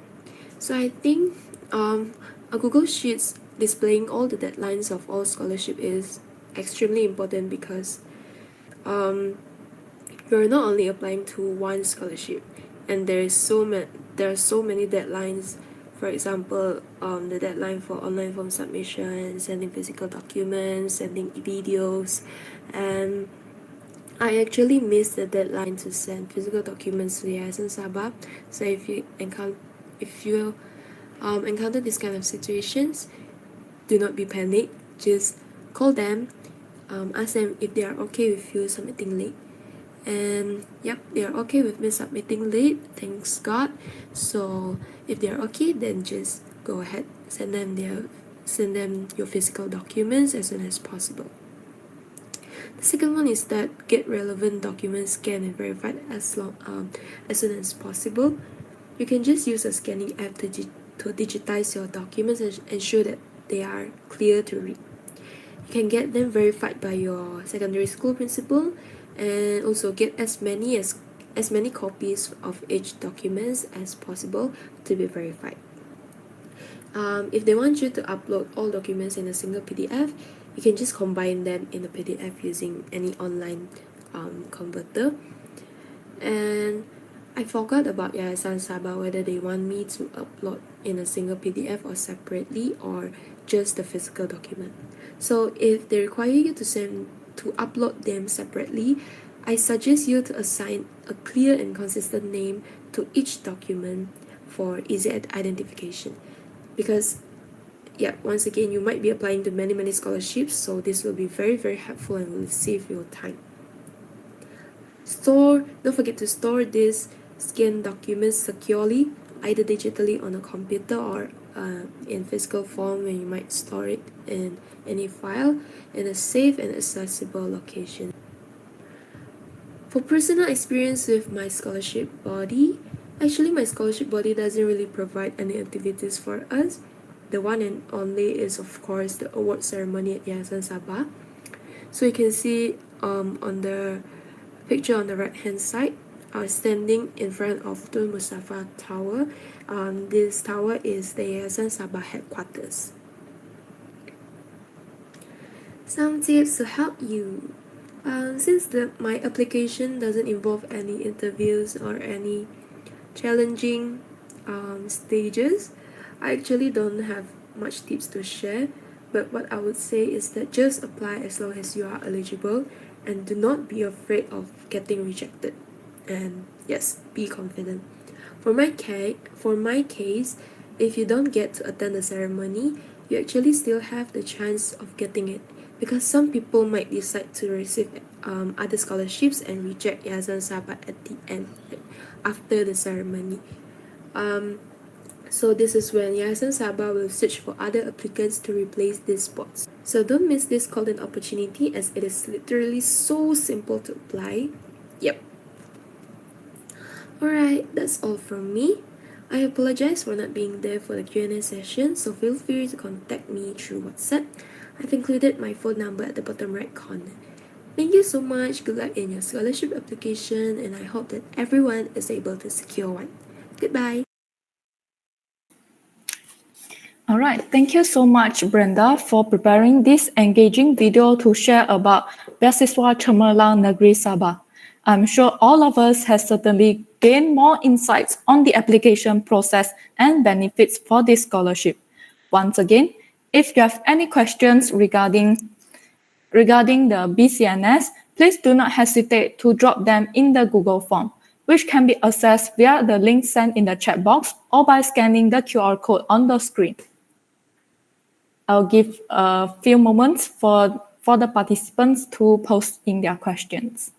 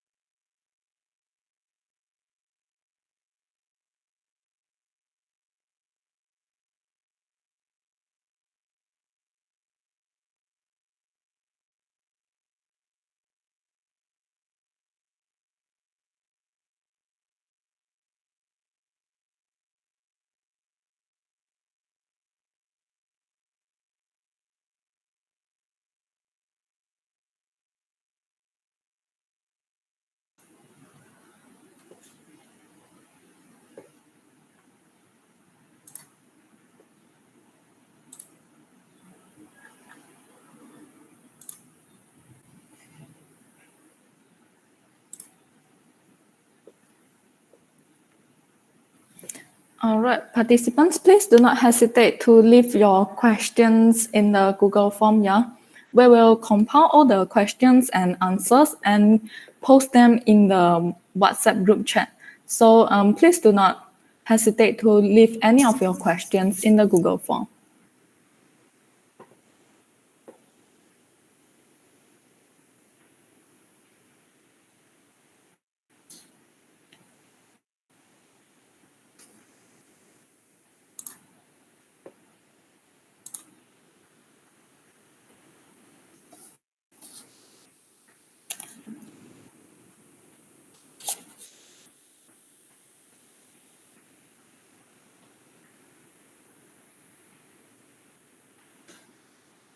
All right, I think it's now time for us to move on to the next segment in the event.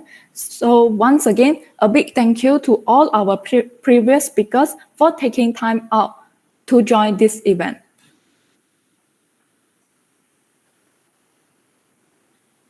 So it's now time for our general Q&A sessions, where you guys can ask any questions you have for all the scholarships that have been shared so far.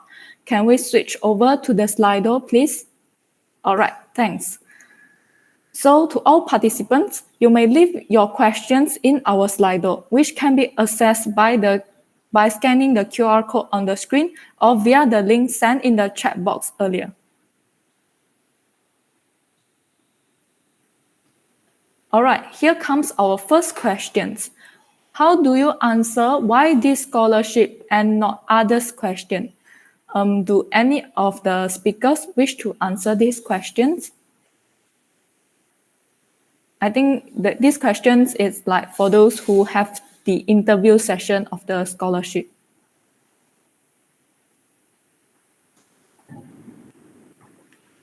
I think I can answer it. So when they ask you like, why do you want this scholarship and why not any other scholarships, you would want to answer according to the core values of the company. So a good answer is probably along the lines of, I believe that my values align with the core values of the company of doing this, and that, and that. Let's say like keeping the world a sustainable world, like directly related to what the core values of the company are, what the mission of the company is, what the vision of the company is. I want to, let's say for mine, in my situation, etc., I want to help serve back to my state in terms of, because I want to become like this engineer in this field.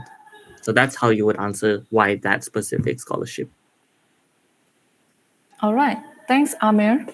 So moving on, we have a question. How do you answer the tell me about yourself question? Do we tell them about our interests and background? What specifically shall we tell? So would any of the speakers like to answer this question?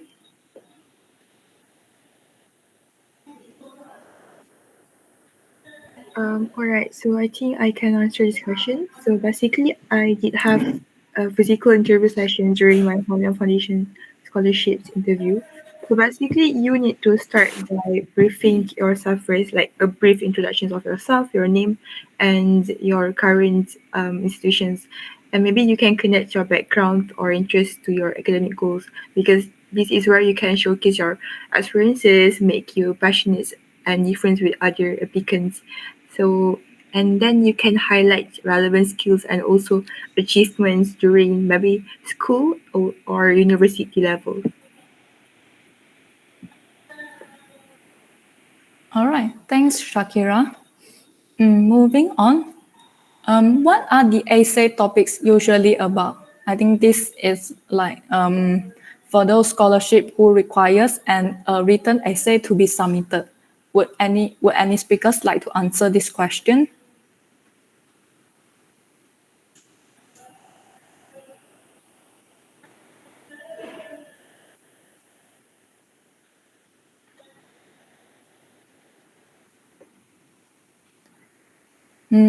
Daniel,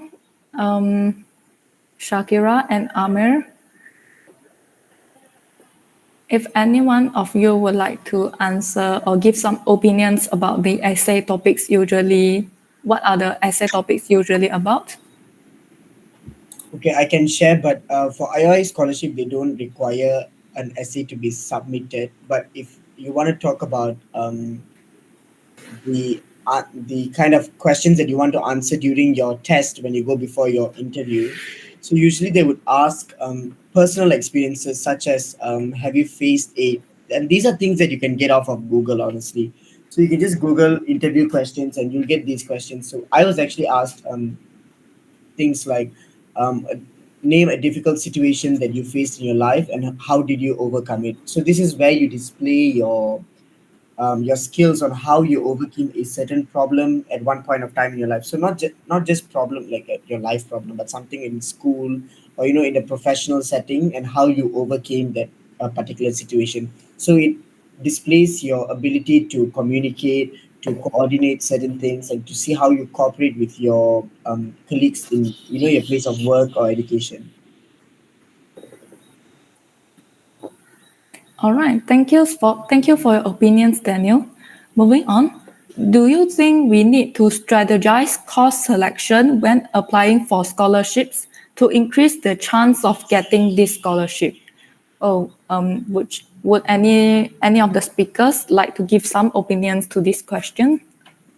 I think I can answer this one. So yes, like strategizing course selection and applying for scholarships is a very good way to actually get the scholarship, because you need to remember that after you do get the scholarship, between getting your conditional and unconditional offer, there are still terms that you can change. But especially for companies that want a very certain demographic, like let's say PNB, they want us like obviously towards finance. Like if you strategize your course selection towards that, you are more likely to get the scholarship. And it's even mentioned in the Sarawak Energy website that usually they say like students who are interested in studying this course are highly encouraged to apply. That means you will get a higher chance at getting the scholarship. But if you want to study what you want to study, make sure you put that above like anything else. All right, thanks so much, Amir. So the next question, do you have any advice to people who are scared of applying for scholarships because they think they aren't worthy? So would any of the speakers like to answer this question? Okay, I think I'll take this one again. Sorry. But I was in this exact situation, so I can really empathize with you. After my SPM, I got 8 A's and I didn't want to apply to any scholarships, and I actually did it. I totally missed all scholarships because I thought I wasn't like worthy of getting any scholarship at all. And the only reason I applied was because all my friends like were getting scholarships. All the people I knew had scholarships, and they really encouraged me to apply, even though my results were like borderline for the scholarship. So no matter what your results are, no matter how worthy you think you are or how worthy you don't think you are, just apply for the scholarship, because being humble is also a good quality to have. All right, thanks so much, Amir. So to those who are interested in applying a scholarship, just give it a go and just try your best. So the next one, how do you answer why do you need this scholarship question? For those who don't have critical economic situation. So I'll take this one. So I assume that you're speaking from a stance that you can actually afford to fund your own education, but why are you applying for a scholarship? So in this sense, you can answer in the sense that, let's say to those who, even if they can afford to pay their own semester fees, sometimes they apply for PTPTN, which is, a government loan. So you can answer by saying that you don't want to graduate with debts, because as soon as you graduate, if you take PTPTN loans, you will have to repay it within a year of graduation. So you can answer during your interview that you don't want to be liable to pay, sometimes it's a huge amount of debt, 40,000 to 50,000 ringgit. So you just answer in that sense that I want to be financially free, financially capable to do things after my graduation, and not just start paying loans. So you can explain that how else you would use the money that you would be, the money that you would somehow be paying for your loans. You can explain that you can buy a car, or you can use that for your monthly expenses to, take the train or Grab and etc. to go to work. So that's how you can go about these questions. All right, thank you so much, Daniel. Moving on, do you think scholars would prefer those who have few big spikes or those who join a lot of different type of things? Would any speakers like to address to this question?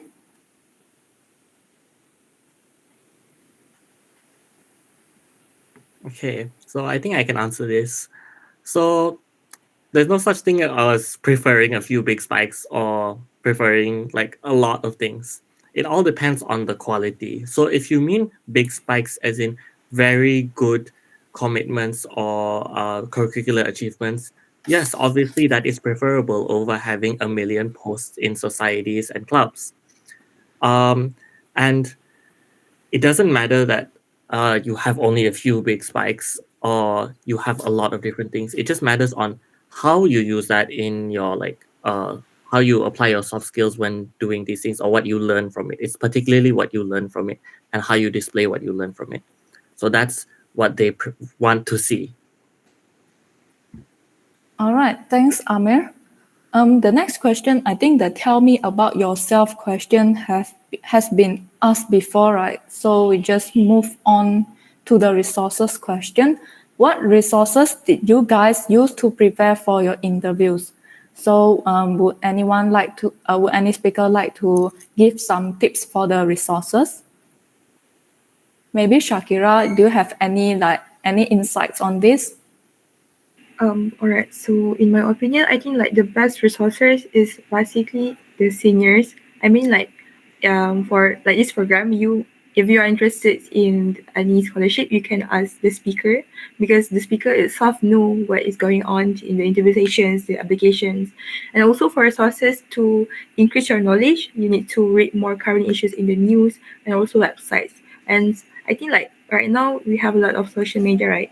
So you can access through many apps like Instagram, TikTok, all about all the current issues because the interviewers will ask more about the current issues to know either you are aware or not about what is happening in the world right now. So I think you need to increase your knowledge and also your skills in preparing for interview session. All right, thank you, Shakira. All right, thank you, Shakira. The next one, what scholarship would be good for humanities student? Would any speakers like to give some opinions on this question?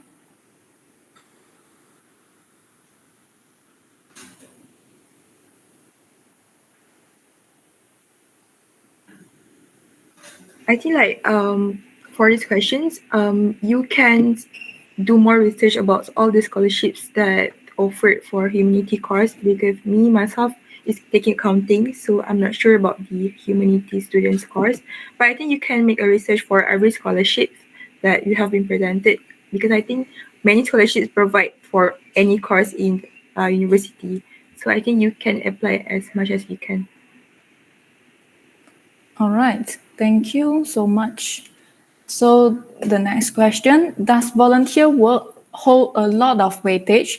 What should I prioritize? Volunteer work, leadership positions, or attending workshops or talks, or the academic grades? Okay, so I'll take this. Volunteer work does hold weightage in the sense that it shows your commitment to, usually volunteer work is your commitment, to contribute back to society. But at the same time, leadership positions gives you a platform to learn, leadership skills, so which will also be applicable in your workspace. So everything that you've listed is a good mixture. So you just need to balance it out. You need to do a little bit of volunteer work, a little bit of leadership positions.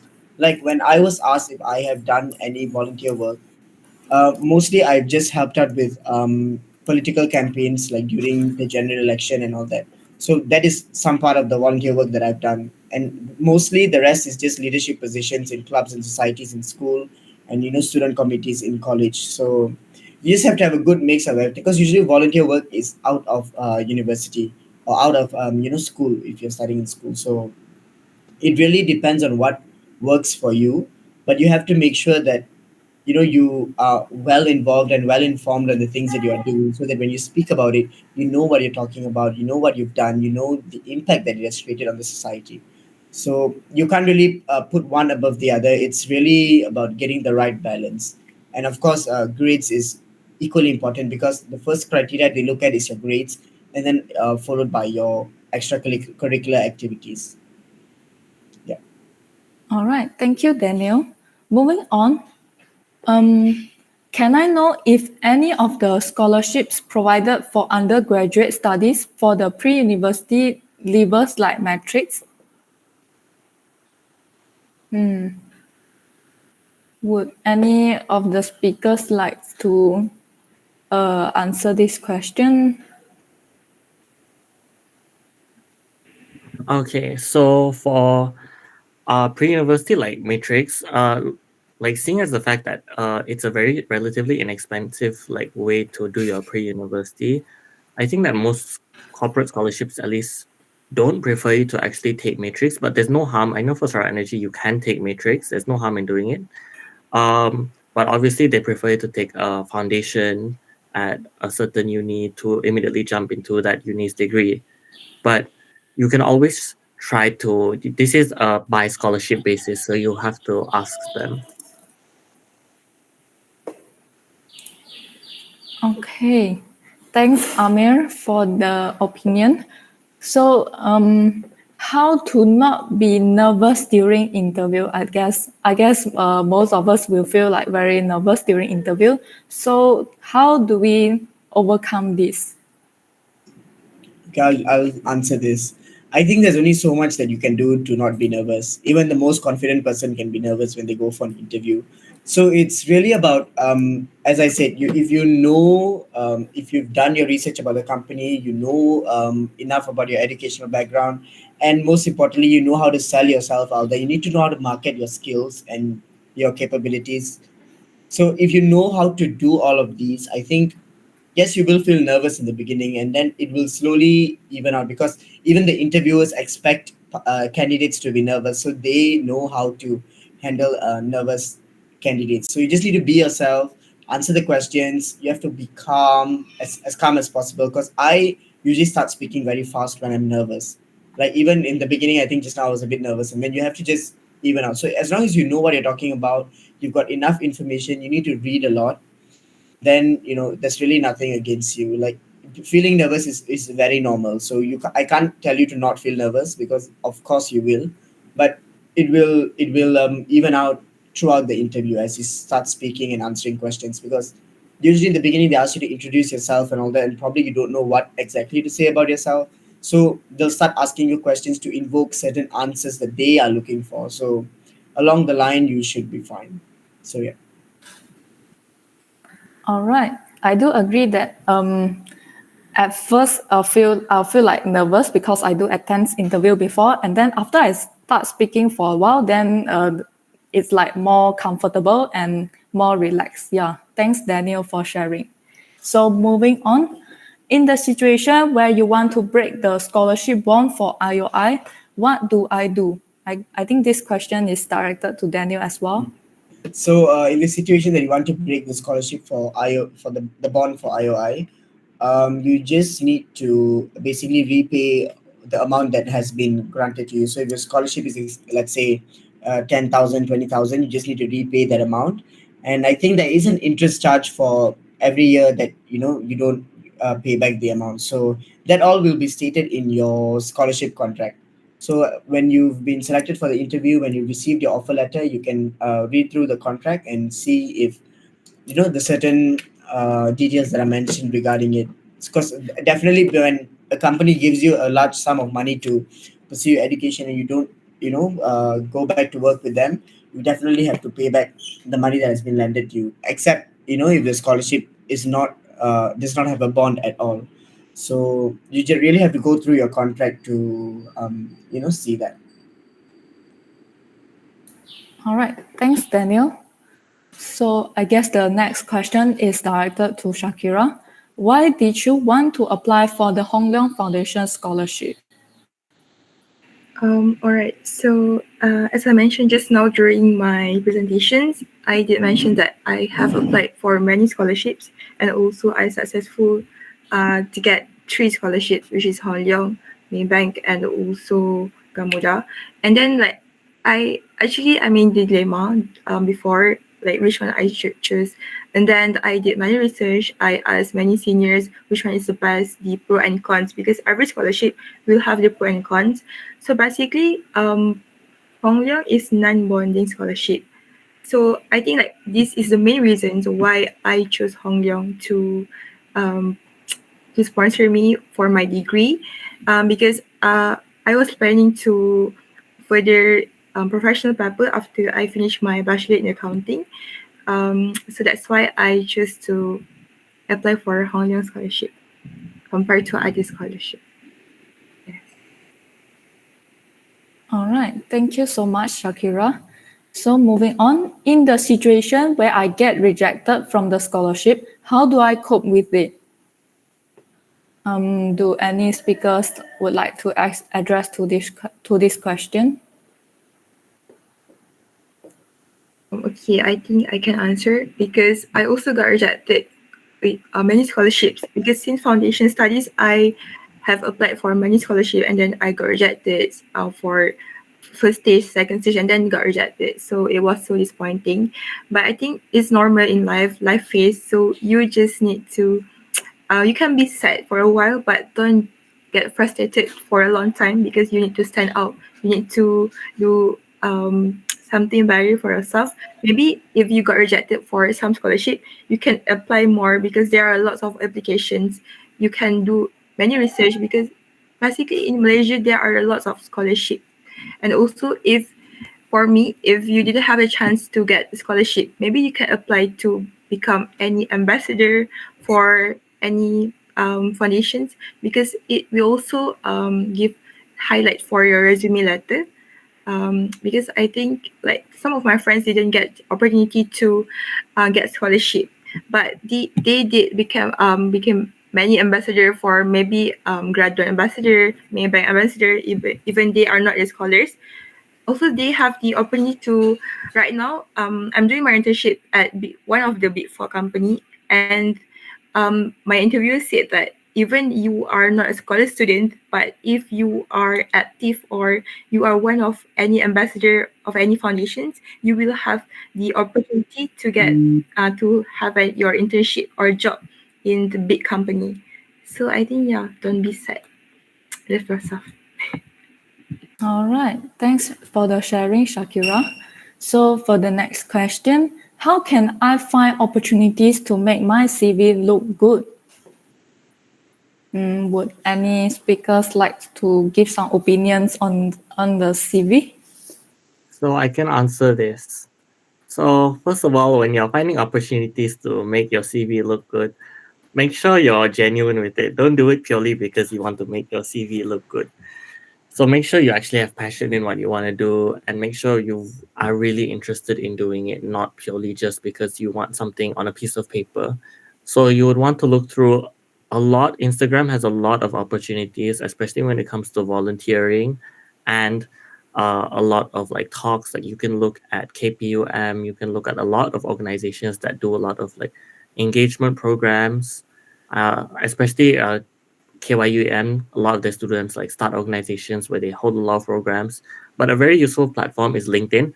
LinkedIn has like the most expansive like availability of programs or activities that you can join across Malaysia that will really help your CV look good, because LinkedIn is like a CV, basically a digital CV. Yeah. So yeah, you should also work on your LinkedIn while trying to find staff opportunities that you can join. All right. Thanks for your opinions, Amir. Moving on, how do you craft a personal statement that stand out? So, would anyone like to answer this question? Okay, so I think I can answer this question because I had to do a personal statement. So for all UK unis, you have to do a personal statement. So how to craft a personal statement that stands out? Obviously, that depends on person by person, but I'm going to try to give you a better answer than that.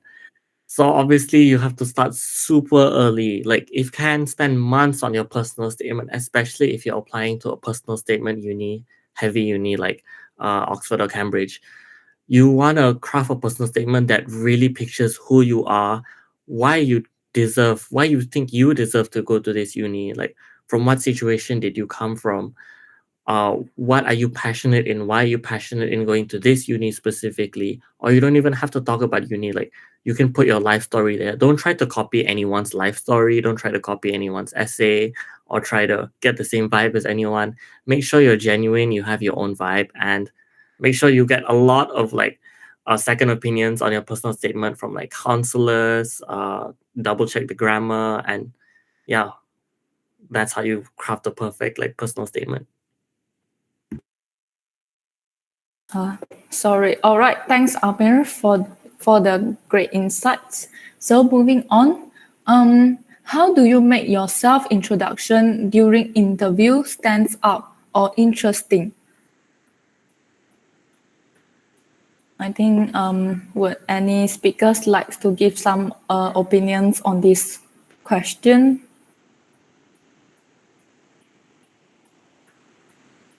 Maybe Daniel. Okay, maybe I can share. So during my self-introductions during the interview sessions, actually I did play ukulele.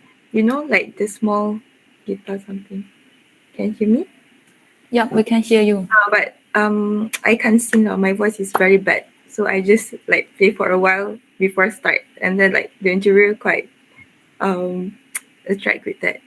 I think like maybe you can show any talent, or maybe you can start with confidently to self-introduction yourself, introduce yourself first. Just be confident. All right. So I think self-confidence is really important when it comes to interview. Yeah. So the next question, how do you start your interview? Do you guys start talking first as soon as you enter the room, or you let the interviewer speak first, or etc.? So of course, when you walk into the interview room, you have to greet the interviewers because they are the one who are going to evaluate whether you are fit for this scholarship or not. So of course, you start with a good morning, good afternoon, and then you introduce yourself. So and then they will start talking to you. So of course, you have to start with your hello, good morning, good afternoon, and then you have a seat, and they will start asking you questions like, tell me about yourself. And then that's where you share your experiences, your hobbies, things that you do in your free time. What skills have you gained that is relevant to the position or relevant to the scholarship that you're applying for? So mostly they will ask you the questions themselves, but of course you have to greet them first because remember that you are being interviewed, so you are not going to interview. So yeah, of course, start with your hello. Yeah, thank you so much, Daniel. I think it's very important for a student to be polite as we attend any of the interview, whether it's a physical interview or it's an online interview. All right, our Q&A session has nearly come to an end. So the last question, how's life in UK? Is it stressful and lonely? Did you experience any uncomfortable situations like racism? Is it worth it? Is it worth it studying in UK rather than Malaysia? I think this one, Amir, is directed to you since you're studying in UK. This is like a 4-in-1 question, so I'll answer it part by part. So how's life in the UK? Well, life is nice in the UK, except for the weather. Is it stressful and lonely? Well, that's 2 questions. Is it stressful? Sometimes it's stressful. Of course, it's going to be stressful. Is it lonely? Sometimes it does get lonely, but most of the time, it's not stressful and it's not lonely. As long as you know how to get friends and enjoy your time here. Did you experience any uncomfortable situations like racism? Yes, I did. I was actually honestly quite surprised, but I feel like racism you would honestly experience anywhere you are on the world. But there's nothing that's dangerous that's happening. It's just some people like I remember I was walking on the sidewalk and this random person just said like konnichiwa to me, which did not make sense because I'm Malaysian, I'm Malay. And there's some people who think I'm Chinese and they do like the typical like a racist like mannerisms. But honestly, the stuff that happens is relatively harmless. And personally, for me, I just kind of look at it and like, huh, like, what are you doing? So it's nothing too much that you kind of handle because obviously in the UK, it's a very diverse culture. So you don't have that much to worry about. Is it worth it studying in the UK rather than Malaysia? Now, this question is subjective to you because how much do you have to sacrifice to study in the UK? If you have to sacrifice a lot, obviously studying in Malaysia could be a better option for you. There's nothing wrong about studying in Malaysia. Malaysia has a really good education system and a lot of options from public universities to international syllabuses and private universities. There's a lot of options you can get. You can do twinning programs. I know Sunway has twinning programs that are done fully in Malaysia, but you would still get an international degree. It's not just about getting a degree from another country or from the UK or from a good university. It's about what you think you can get studying in the UK. Because personally, I believe that I've mentioned this before, like studying abroad, the experience is priceless because it really involves your character development as an individual. Like from top to bottom, you need to know how to handle yourself in a foreign country. You may need to learn new languages. You need to like you need to feel what if you need to study in a place where you're a minority, and all these factors combined, it really enhances you as a person. And by the time you come back to Malaysia, you'll have like more struggles to face with, because you'll feel like Malaysia is like already different. Everything will be different. Like you constantly have to suit yourself towards change. A lot of like stress. You learn how to manage a lot of things in your life that will help make your life more better as an adult and prepare you for the adult world, I guess. Yeah.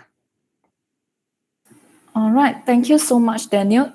Thank you so much, Amir. It's truly interesting to hear about your experiences studying in UK. So I guess that's all the questions, and so that marks the end for the Q&A session. So can we have the slides back, please? Yeah. So thank you all the participants for the great questions, and that marks the end of our Q&A session. It was a very enlightening sharing session for all of us, and shout out to our dedicated speakers. We truly acknowledge your commitments in preparing and conducting such brilliant sharing sessions with our participants. So we are a bit ahead of time. It's currently 12:55 p.m. So we will be having our 1 hour break. So thank you for staying with us so far. And our afternoon session will begin at 12 p.m. Our participants, feel free to leave this Google Meet and join back using the same Google Meet link at 2 p.m. So that's the end of this session 1. Once again, thank you to all our speakers and to all participants. We hope to see you later. Goodbye.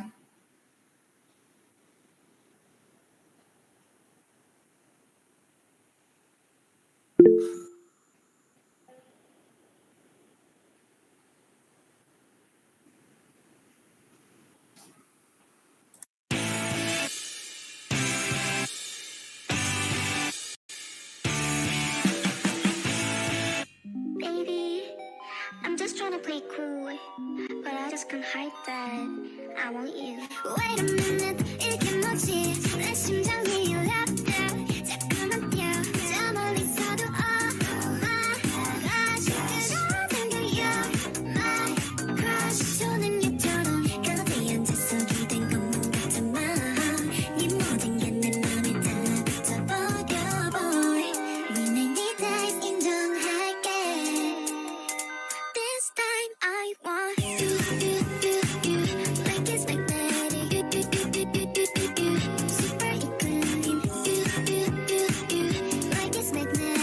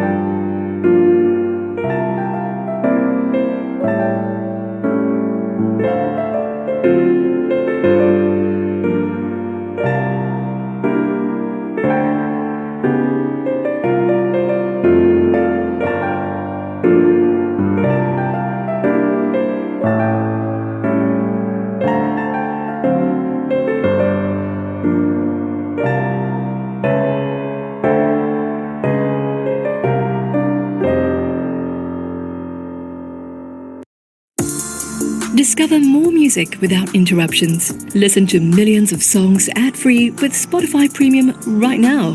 Get 3 months for 15.90 ringgit now before it's gone. Cancel anytime. Tap the banner to learn more.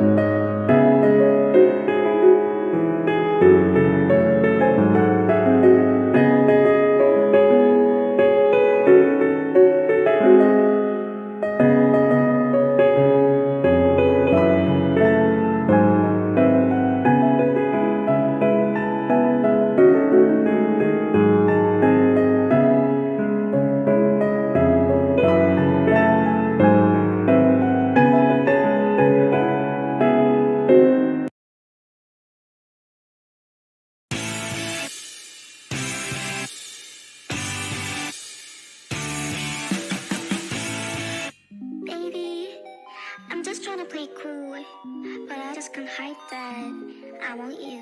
Wait a minute, 이게 뭐지? 내 심장이 울렸대. 자꾸만 뛰어, 저 멀리서도 oh my gosh. 그러는 you're my crush. 손은 유처럼 가벼이 앉아서 기댄 것만 같은 마음. 네 모든 게 내 맘에 달라붙어버려 boy. Rename 네 days 인정할게. This time I want you, like it's magnetic. Super equilibrium. Like it's magnetic.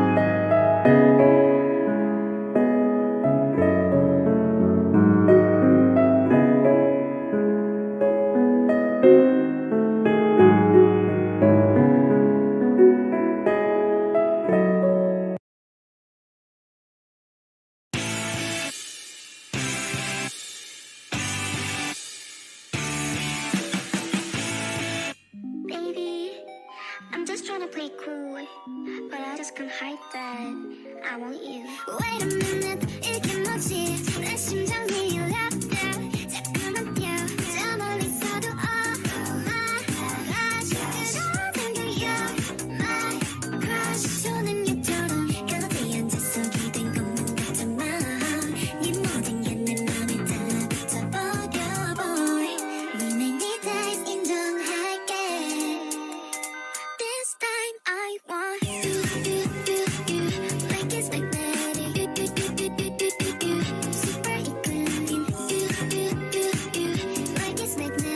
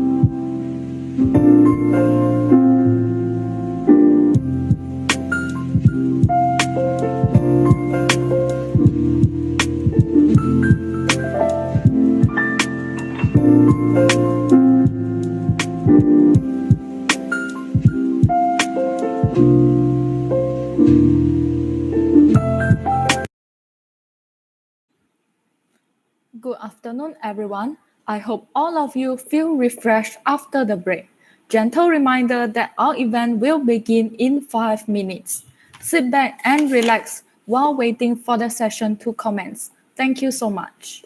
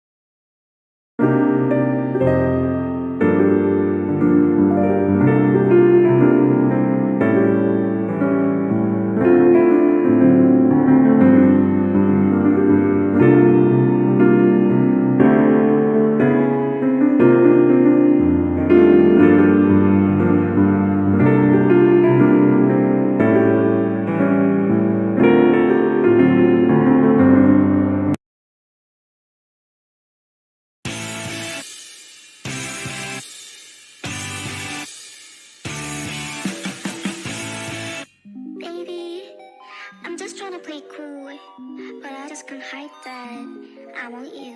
Wait a minute, 이게 뭐지? 내 심장이 열렸다. 자꾸만 뛰어, 저 멀리서도 말하지.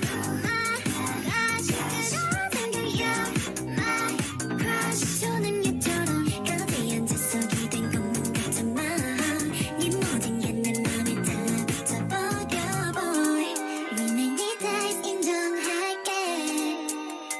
This time I want you, like it's magnetic. Super equilibrium. Like it's magnetic.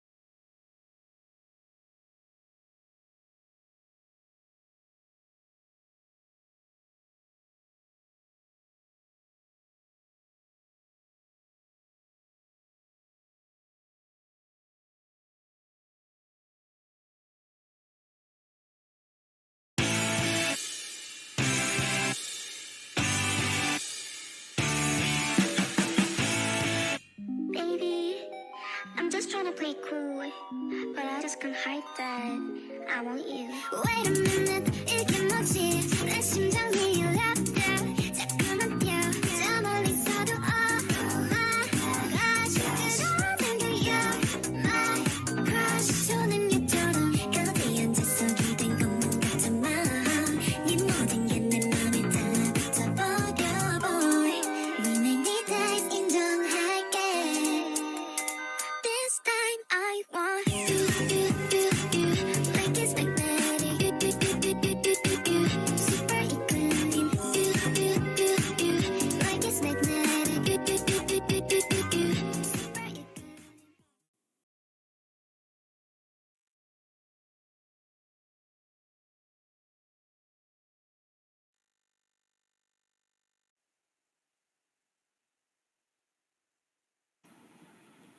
Good afternoon, everyone. Welcome back to Session 2 of Tutors in Action Malaysia's Choices Ahead 2.0. Hope you all had a lovely break. I am Xingyue and I'll be the MC for Session 2. For this session, there will be more talented speakers sharing more about scholarships that you will need after your SPM or your respective pre-U programs. Before we begin our first slot, let's take a look at the itinerary for this session. Our first slot will be Yayasan Sime Darby Scholarship Sharing Session. Next, we will have Maybank Group Scholarship, Sinchu Education Fund, and Gamuda Scholarship sharing sessions. Lastly, there will be a Q&A session for you to clarify your doubts and a simple closing. Now that we got that out of our way, let's begin the first lot. Ladies and gentlemen, it's my pleasure to introduce you to our first speaker of this session, Izzat Haziq, who is a Yayasan Sime Darby Scholarship recipient.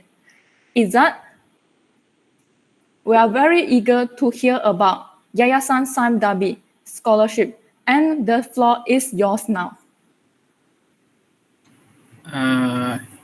Hello everyone, you can hear me, right? Yes, we can hear you. Okay. Hello everyone. I am Muhammad Izzat Haziq bin Muhammad Isa, and I am one of the recipients for Yayasan Semdabi Excellence Scholarship back in 2021, I think.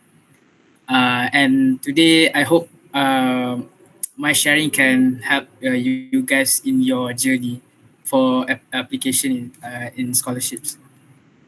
So this is me right now. I'm currently 22 years old. I'm studying in University Malaya, and I'm doing a Bachelor of Economics. And my hobby is I love to climb toge, if you know toge, pokok toge. And then I love to pump takraw balls during my free time. Okay. So this one is the eligibility of the scholarships.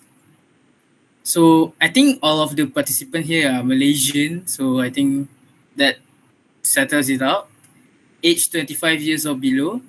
And this one is the important one. Total monthly gross household income of 11,000 and below. So if your parents both, or even if your brothers or sisters are already working, so your parents did not cover for their expenses, so you need to make sure you take into account when you applying for the scholarships, because it's not only merit based, it still have household income that you need to have lah. If you exceed 11,000 ringgit, then the chances is very low to get this scholarship. But from my personal experience, the people I have met in the scholarship, in the Yayasan scholarship, I think there are some people that their parents actually rich, but no longer working. So on paper, they have maybe 4,000 income, but you know that thing is not true lah. That household income is not truly reflective of what wealth they have. That is up to you. It's very, I think, morally grey, at least for me. But it is up to you lah. As for academic, as long as you completed STPM, pre-university, foundation, matrix, and diploma with a minimum CGPA of 3.3, I think this is very basics. If you want, you need to have a good CGPA. Number 2 is the strong leadership qualities. And number 3 is active participation in community service. So for number 2 and number 3, it will be reflected by your curricular achievements, by how you conduct yourself in the interview session with them. So number 2 and number 3, I think you can still improve your resume by joining some NGOs, but most of the time you need to have done this during your pre-university or STPM, or even in your high school, because the opportunities during that time is a lot. So after you have completed your pre-uni, you still can improve it, but I think the opportunity is not as much as during your high school time. Next is the coverage of scholarship. So initially, the living allowance is only 6,000 per semester, but they revised the allowance after, I think, 2 years after I have received the scholarship, and now they increase it to 7,100 per semester. But it also include the monthly allowance and also the book allowance. So monthly allowance covers your accommodation, your foods, your transportation, and whatnot, and they will only covers full academic tuition fees. So this 1,100, you will need to use it for your rent. So let's say if your rent is 400, so you have 600 for your foods and everyday expenses, groceries, and whatnot. And the second part is the academic fee. So this one, I think, I don't know how other scholarship works, but for SEMDAB, yes, SEMDAB, there will be directly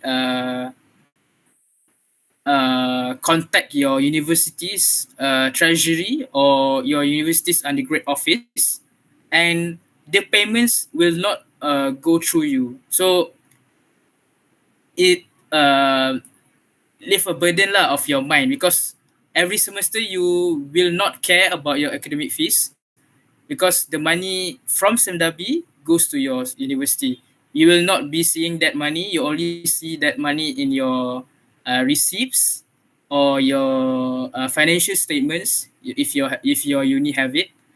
And I don't know whether the subsection of scholarship division is still exists in SMW, but during my time there are two, which is excellence and I don't remember the name, but under excellence, the academic tuition fee is unlimited, as in there are no limits. If your tuition fees is 100K throughout your journey or 500,000, SMW will still paying it. But if you in other division, I don't remember the name, but it will have some limitations. For example, they will only cover 50K, so the rest will be paid by you. I think that is the most important part, like when you're talking about the allowance. But don't worry, they are very on time on their allowance, and this coverage also include the claims you made. For example, you have health checkups, medical checkups, or your flight tickets. You can make a claim to SMW. Okay, so next is the scholarship bond length. So I don't think SMW offers universities for overseas for now, but during my time they have offered for universities overseas. So 3 years bond for local universities and 5 years for overseas. Okay, this is the cost offered by these scholarships. So for business and social science, I think there are two, for example, economics, accounting, and whatnot. Engineering and technology, this is very vast, and I didn't put all of the examples because there's especially engineering and technology, science and agriculture. There's a very extensive list of degree that they offered. Even food agriculture, biomedic, anything that is nested under these five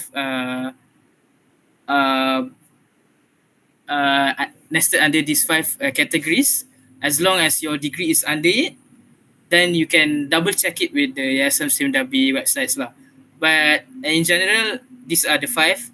So there are no laws, there are no medics. I think that exclude a large portion of scholarship application. Next is the universities offered. So this list is updated by Yayasan SIMW, but I think I don't know whether they updated it every year or not. But during my time, I applied it during the PKP. So the situation is very different during the MCO, during the COVID-19. And if you have the offer letter from these universities mentioned, you can apply. But the timings of your application sometimes is not convenient for yayasan and for yourself. For example, during my time, the final stage of the interview is before the UPU results came out. So I didn't have any offer letter from any uni because UPU doesn't still come out, and I think the only feasible way for you to get an offer letter by that time is through private application. But don't worry, as long as you have applied the degree that nested under these five that I've mentioned earlier, you can still go through for the application, you can still go through the interview session and whatnot, because they will wait, and they will also, as long as you accepted the offered by them, you don't need to worry about the whether you have the offer letter or not during that time. Okay, next is the application process. So this application process is consume like several months, I think. Firstly is the online application. I think I don't remember whether now the application is open yet or not. You guys can check. And then after you have succeeded in your, there are, so Yayasan Darby will not ask, during my time, they not ask for any essays. They only ask for your SPM results, your university result, and some basics information, maybe your ICs and whatnot. And then after the first screening of your documents, they will send you an email asking you to do the psychometric test. I think this one is self-explanatory because I think every scholarship application kind of have their own version of psychometric test. I think there is no specific ways how you can prepare yourself for this, because psychometric is just there is no wrong or yes answer for me, at least for me. And number 3, if you succeeded the psychometric test, they will send you an email to invite you for a group and individual interview session. So during this interview session, they will not asking you for personal questions lah, like what is your name, what have you done during your weekends, or what are your interests or hobbies. But they will straight go to the case study and also the group work. So during this process, you need to make sure you have a very good internet, and also the cameras, the microphone that you use is not like 7-Eleven microphones, because if they cannot hear you, no matter how good you are, you cannot convince them to proceed with your applications. And for case study, I think the case study is very straightforward. You do not need to worry much. If you have done MUET, or I think everyone here must take MUET, right? Or IELTS. In MUET, group work, there's some similarities to it. So it is not too hard. And lastly is if you have passed the case study, you conducted the final interview session with CEO of YSD, which is Dr. Yatela, and also one of the industry representative. So let's say if you're chosen for Semdabi Plantation, there will be one industry representative from Semdabi Plantation. If you get Semdabi Properties, there will be one officer from Semdabi Properties. And then during this interview session, it is very, I think, chill, the word, because they will ask about yourself. During the final interview session, then they will ask about you. They will see through your resume. They will be asking about your curriculum achievements.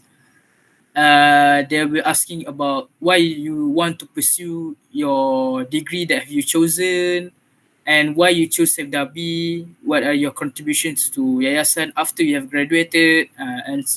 But the interview session is very relaxed and not as stressful as the case study. And lastly, after you have passed all of the stages, the Yayasan Darby will be sending you the conditional offer. So this is the part is where you need to do your due diligence, get your guarantees, and also finalize your documents for what degree that you will take, and also what the universities that will be attending to. Because during my application, I actually coming from UiTM Dengkil, which is a foundation in law. But as you know earlier, that the Yayasan Darby doesn't give scholarship to degree in laws. So what I do, I applied for economics in UM. So during this stage, there will be, I think, the communication between you and them is very important lah. Because if you have any questions, just email them or contact them. Don't keep quiet, even if you get the offer, yeah. And make sure if there are any issues arise, let's say you didn't get the offer letter and whatnot, just tell them, and hopefully they can resolve the issues. And lastly, the submission of offer letter and the contract signing. This is the challenges that I think I have faced during my time. Firstly is the internet connection. I don't know whether now, as the MCO or COVID has no longer the main issues, I don't know if they will be conducting their interview face to face. They will contact you to come to their office and whatnot. But I'm speaking for my time where the where the interview session conducted online. So internet connection is very crucial, especially when you conducting a case study, group discussion. I remember there's this one guy, his internet connection is very bad, and they cannot do anything to help you because you will be only interrupting the session. People cannot talk to you or people cannot hear you. So that's why you need to make sure you have a good internet connection. Second is the small time window to prepare the documents required, because I'm sorry, after they have sent you the offer letter, actually the time frame is very crucial, because you need to reach out your guarantors to get their sign. You need to purchase LHDN stamps. You need to prepare the documents, the contracts. You need to sign I think the bottom of every pages that they take for you, and then you will post your documents to them.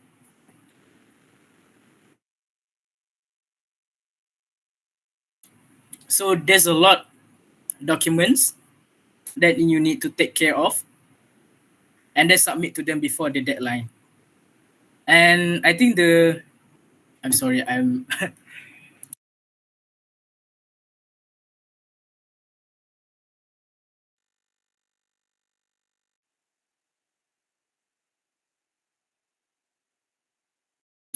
lastly, there are very competitive candidates. There are a lot of competitive candidates, and rest assured,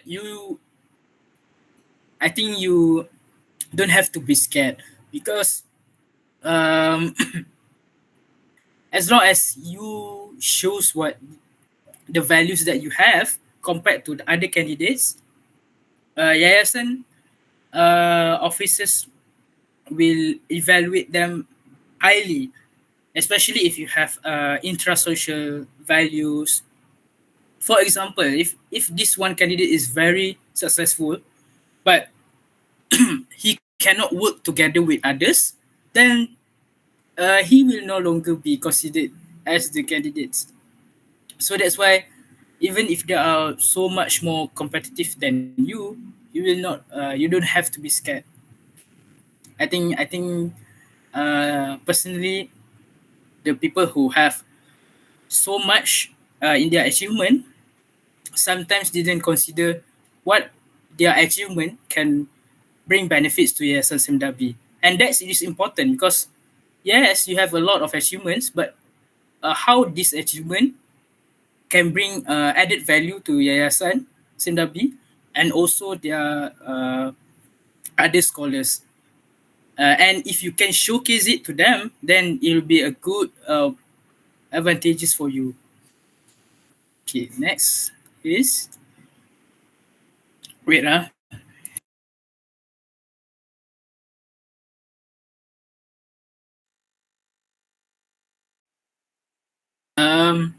moving on is the thing I wish I knew before applying. Firstly is it is more like lean to overseas application. During my time of application, I didn't know that you need to apply directly to any uni that you want, and then the offer letter that you get, you can submit it to Yayasan Semdabi. Because I thought after I already get the Yayasan Semdabi's scholarship, then I can find out which uni I want to go. I think that is a very huge mistake for me because in my mind during that time is how can I apply for, let's say, universities in UK or Canada and whatnot if I don't have the funds or monies to pursue my education. But actually, you just apply for it and then you see which scholarships that you get, and then you can use that offer letter to get the scholarship that you want. Number two, there are age limit for guarantors. I think Mara has 55 or 60 years old. So if your guarantors is your aunties or your grandparents, you need to make sure that their age limit is still eligible. Because I think there are some cases of my friends where during the application, their guarantor is still within the age limit. But because of the application process is very long, takes like 1 year, then after that time, their age limit exceeds the age limit for guarantors. So they cannot use that guarantors. They need to find something else. Someone else, sorry. Number three is some information you get from your seniors may no longer be applicable for your batch. So I'm speaking from my experience applying during COVID-19. So there are a lot of changes. For example, Yayasan Sedabi now doesn't offer for university or overseas universities. So the application process also can be different. Just like I said, during my time is online, maybe your time is face to face. So make sure to do your own research and do not take a face value just trusting your seniors. Number four is don't be afraid to apply even if you are still uncertain about your future. This is also can be true if your degree or you still don't know whether you want to pursue what degree. For example, you still choosing between science or still choosing between economics or engineering. Don't worry, just apply for it because you don't know whether you get the scholarship or not. So during the long application process, you can take your time and thinking about what you want to do. So don't worry, just apply for all scholarship that you want. And this is my personal experience because I am under Semdabi plantation. So all of my activities are with Semdabi plantation. This is at Carey Island, which is one of the facilities under Semdabi plantation where they have their plants there.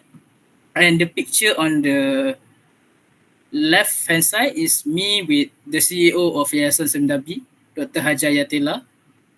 She wearing the green shirts during one of the events at Putrajaya, I think. Moving on is some tips to help you. I think this is the last part, right? So the interview session is you need to give room to other candidates, similar to your group discussion. Don't hoard all of the time to yourself, because it is a discussion. So you need to have a conversation with your colleagues or your workplace in the future. So show that you can work with others, show that you can accept or criticize their ideas, and it is not a solo or lone wolf kind of situation. You don't need to outshine others. You need to work with others. Number two is show how your success motivates you to help others to reach theirs. For example, if you very good in basketball or if you're very good in debating like me, I showcase them that I have also coached my juniors in high school, and I have become adjudicators in open tournaments. So not only I have achieved success, I also contribute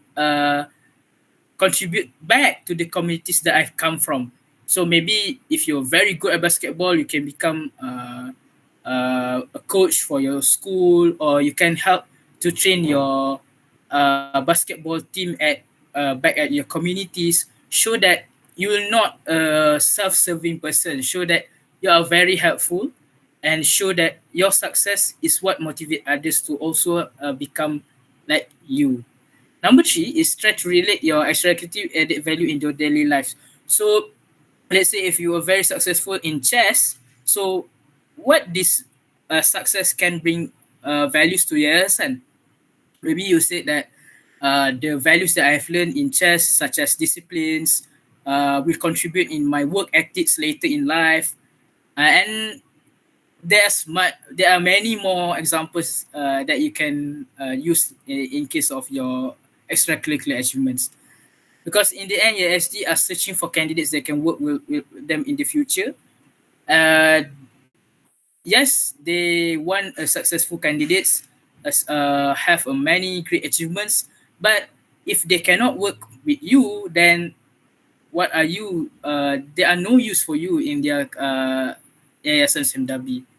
And and the last two is more on the last interview session. Try to converse with your interviewer. Make a conversation. Not only they ask you for question, you also need to ask some question for them. Make a small talk with them, and also keep up with the contemporary issues and do a lot of reading beforehand, especially in what companies that you are applying for.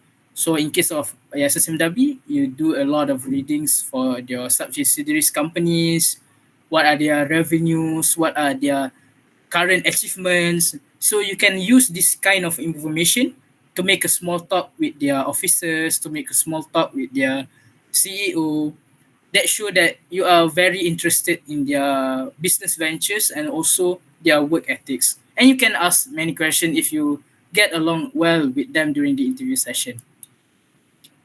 I think that's all for me. It's already 2:30, right? Okay. Yes, that is all for me. Thank you. Thank you very much, Izzat, for this wonderful and insightful sharing sessions.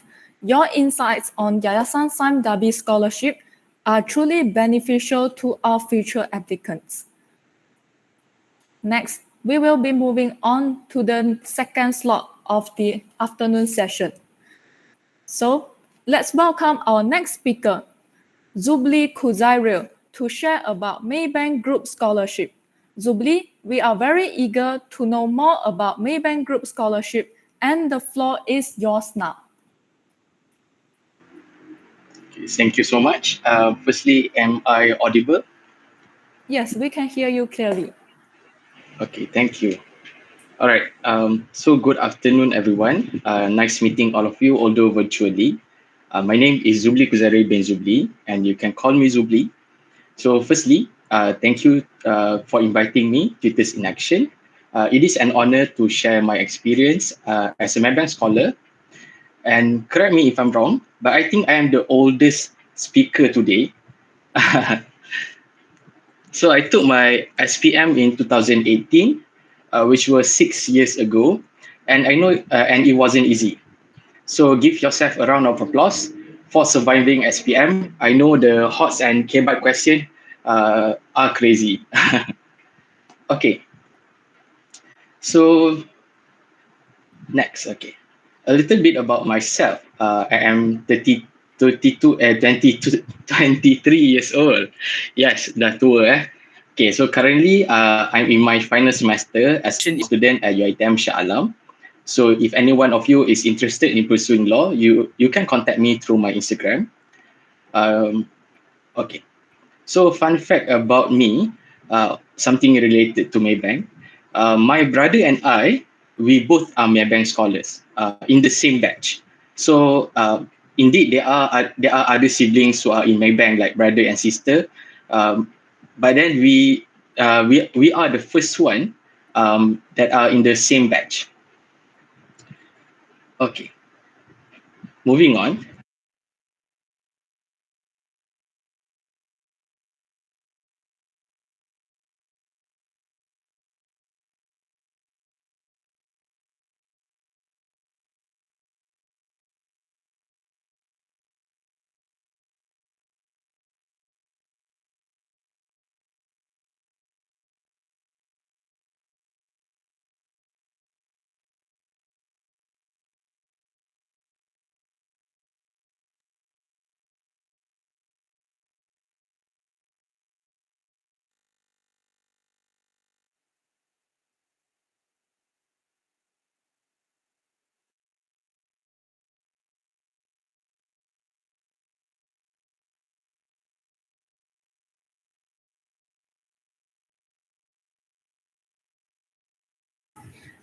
Sorry to interrupt, Zubli.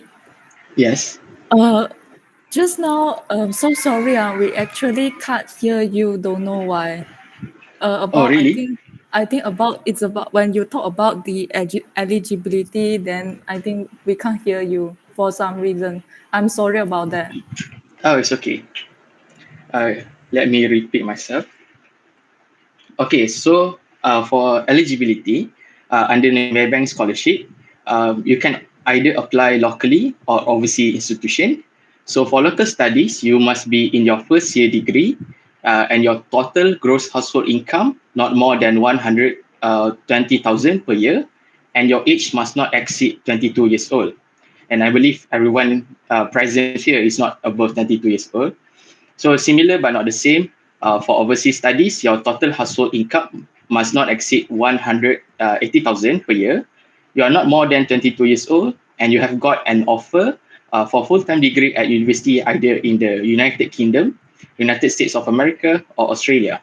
And you have to complete your pre-university program. So what is pre-university program? For example, is foundation, A-level, or matriculation. So moving on to the coverage of scholarship. Okay, now we're talking about the money. So you will get allowance monthly, and it doesn't matter if you are on your semester break or not. You will get your money either way, monthly. So other than that, Maybank will also give you a laptop, book allowances for each semester, and you will be covered by insurance. I mean, it's Maybank. So Maybank has Etika, which is the insurance provider. So you will be protected. So by the way, I am using the laptop that Maybank gave me currently. So still using it since day one that when they gave me the laptop. So don't worry about your allowance because that is for you and only you. Maybank will pay all your fees and your allowance will not be deducted. So I know in some cases or in other scholarship, you will need to pay your own fees using your allowance. But as for Maybank, Maybank will pay separately. So your allowance for you, and then the fees will be directly paid by Maybank, or they will give the money for you to pay. Okay. Now we are on the privileges. So being with Maybank is not all about the money because you have other privileges. So first, you will get the opportunity to have your internship at Maybank. So for context, if you're pursuing your degree, for example, some universities make it a requirement for you to do your internship before you graduate. So you can cross that off your list because you can do your internship at Maybank. Second, there are programs and team buildings that you can join. In my case, I went to Outward Bound Malaysia at Lumut Perak. I don't know if you know that place, but I had an amazing 5 days experience of team building activities. And I also joined the #ambassador program for 1 year. So for that program, it is for you, the program will train you on doing and conducting programs, and then expanding your connection, and also to promote Maybank as an ambassador. So I'm telling you guys, just so you know, everything or every activity that you join is free of charge. So like the team building that I went to Lumut, everything is covered by Maybank. And honestly, every time if I went to the program, the main attraction for me would be the food. Okay, so Maybank will always serve you with scrumptious meals. So, and honestly, usually when I come to a program under Maybank, it is because of the food. So, and then lastly, saving the best for last. You don't have to worry about work anymore or finding a job because you have to serve your bond. I know in this current economy, it is not easy to get a job, and being a Maybank scholar give you some sort of security to your future, because I know certain scholarship they don't have bond, so you still have to find your own work. You have to go through the resume thingy, but with Maybank being the biggest bank in Malaysia, or rather the number one bank in Malaysia, it is a secure job for you. Next is the university offered. Okay, so before I went into the local university, I would like to clarify. For overseas university, you have to apply to that university first, be it in USA, UK, or Australia, and then you apply for Maybank scholarship. But for local university, these are the listed universities and for Maybank scholarship. So firstly is UiTM, so UiTM di hatiku. And then we have University Malaya, University Putra Malaysia, University Kebangsaan Malaysia, UIA, USM, University Sains Malaysia, University Teknologi Malaysia, University Utara Malaysia, and then we have University Malaysia Perlis, University Malaysia Pahang.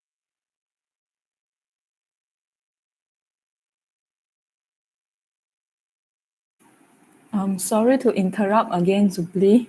I think we cannot hear you again.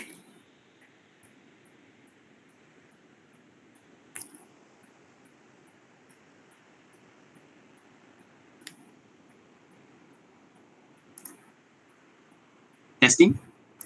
Yeah. Okay. Yeah, now can hear. I'm so sorry to interrupt. No, it's okay. I think my earpiece is having a problem today. Oh. Okay. So okay. So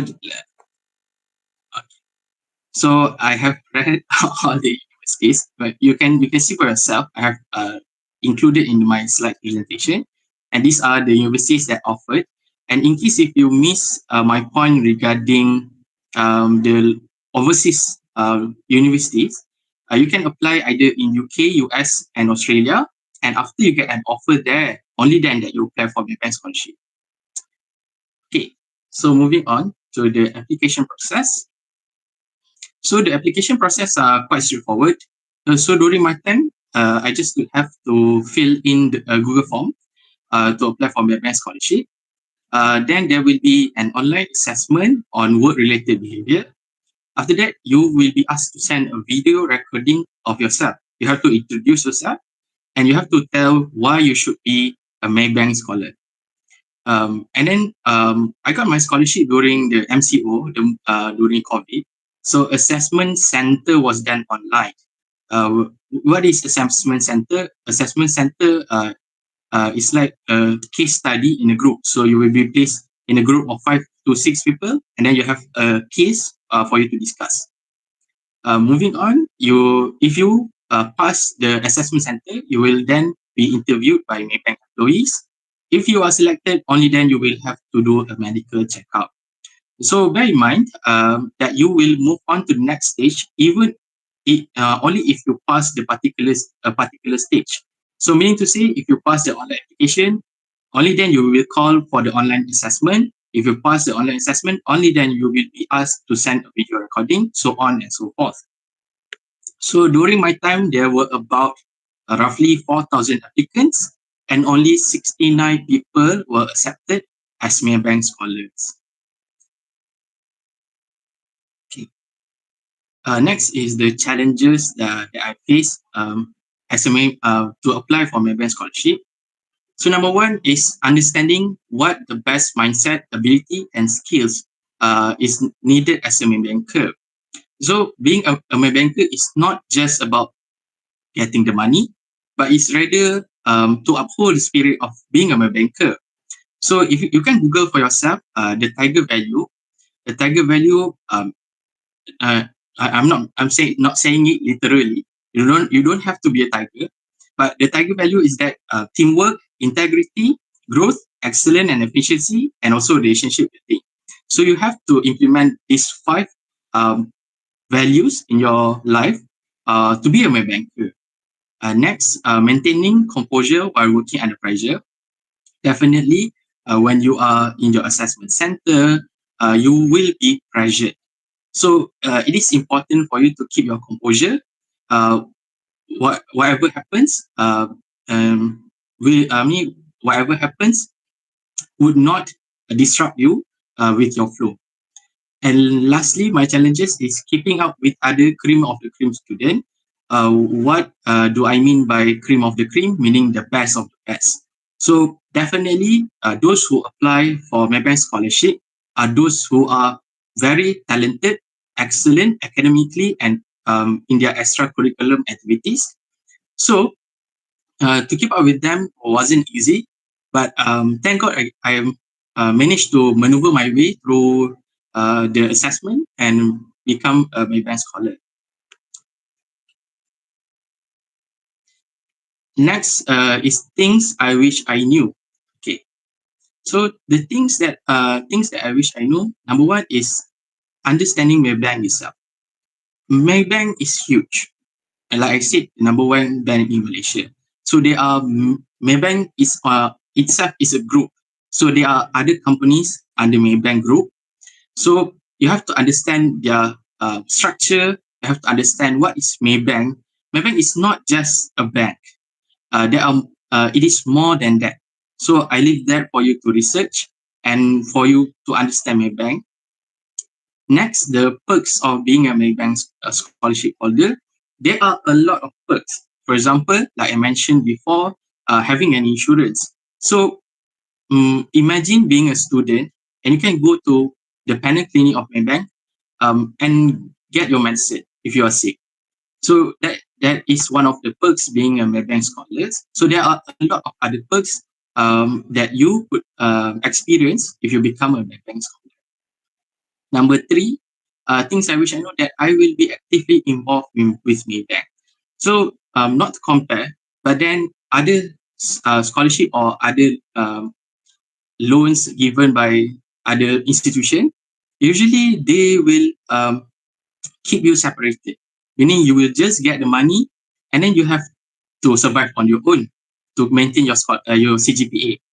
So in Maybank's case, you will be actively involved. Like I told you before, I join activities and then programs held by Maybank. And if you stay a bit further from where the program is, for example, usually the program will be held at Kuala Lumpur at Menara Maybank.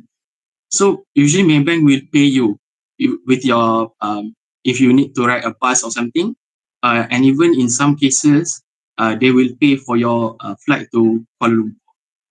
So being a scholarship and lastly, being a scholarship holder means being a Maybanker.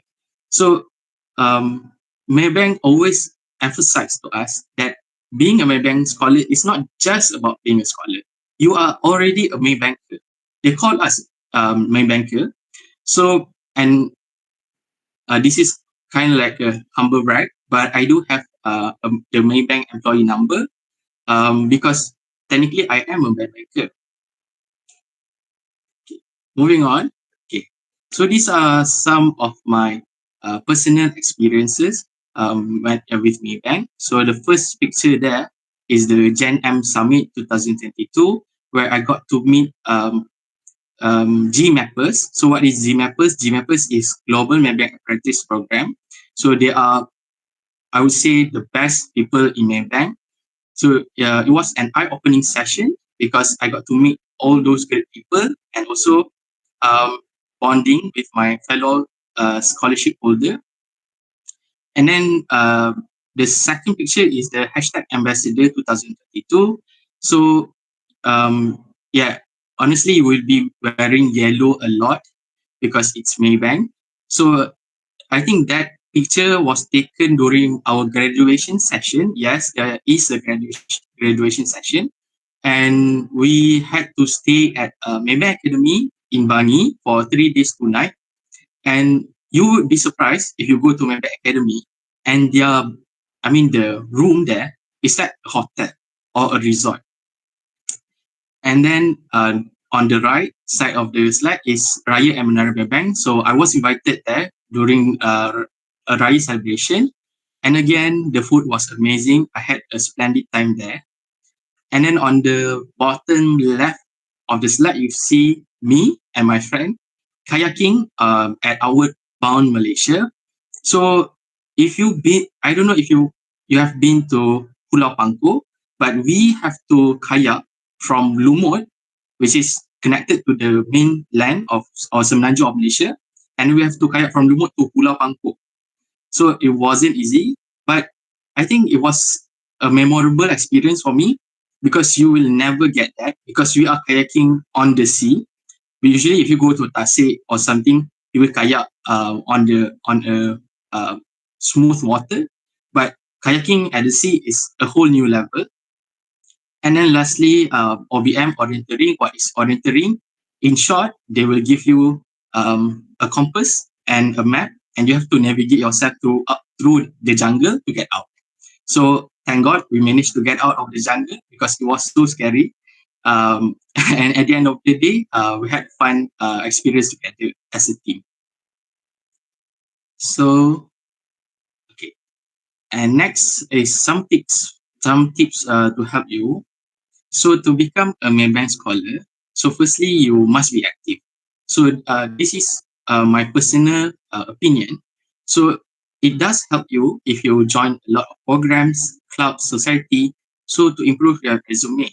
So now you are in your SPM level, so you will first enter either diploma or you will enter pre-university program like foundation or A-level matriculation. So during that time, before you pursue your degree, make the most out of it because that will improve your resume. So when you apply for Maybank scholarship, you will stand out among all the other students. And second, always be honest. Okay, definitely honesty is the best policy. So why do we need to be honest as a Maybanker? I mean, you are dealing with money, Maybanker. But then not just that. Being honest means you show yourself, your true self to the Maybank, to Maybank. So definitely, if you are honest and they can see your sincerity, that you want this scholarship not just because of the money, but you want excellence in your life, working with great people alongside you. So that honesty will give a booster or a catalyst to your application as a Maybanker, to the Maybank scholarship. And then number 3 is try to understand Maybank.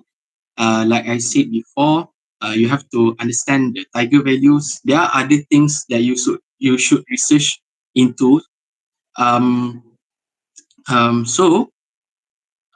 If you understand Maybank, though they will not ask you too much about Maybank. I still remember during my interview with the Maybank's employees, they don't really ask you like who is the CEO of Maybank or what is the revenue of Maybank every year. they don't ask you such things because Maybank is dealing with a lot of students from various courses. So maybe it is good for banking students, but as for myself, as a law student, I don't really understand the concept of finance, so on and so forth at that time. So that's why you have to try to understand that method before you join the Maybank, before you go for Maybank scholarship. Okay, moving on. Be nice and put your best smile. Okay, so you have to be nice and put on your best smile. Okay, so these points is rather symbolic because doesn't mean you have to just smile. It is more than that, meaning to say you have to have a good character and a good attitude to be a Maybank scholar. So it doesn't give you a ticket to be a Maybank scholars if you excel academically with your straight A's and all. But if you don't have a good attitude, you don't have a good character, that would be a problem, I would say. So Maybank would want people who can outshine or shine throughout all the gems in the sea. And if you can stand out and give a good character, I believe you will get the Maybank scholars. So for example, you can see for yourself that I am giving a talk to you. So this is one way for me to how I excel in my own field. So you could do the same thing. And which brings me to my last point, which is lastly is to believe in yourself. So it is good for you to be bold in some cases. So because whatever you do in life, you have to believe in yourself. And especially if you're applying for scholar, there is no need for you to be timid and for you to be scared of the main banker, because at the end of the day, they are like us too. So believe me, you would be surprised how friendly all the Maybank employees are.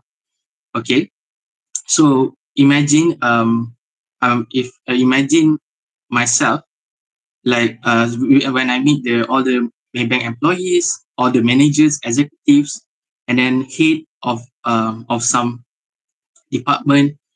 So you would be surprised, like I said, how friendly they are, how amiable they are. So they can talk to you. They don't care if you are not not yet a banker, or you are still trying to apply for Maybank scholarship. They will be nice with you. So in return, you should be nice too. So that's why I said you have to be bold.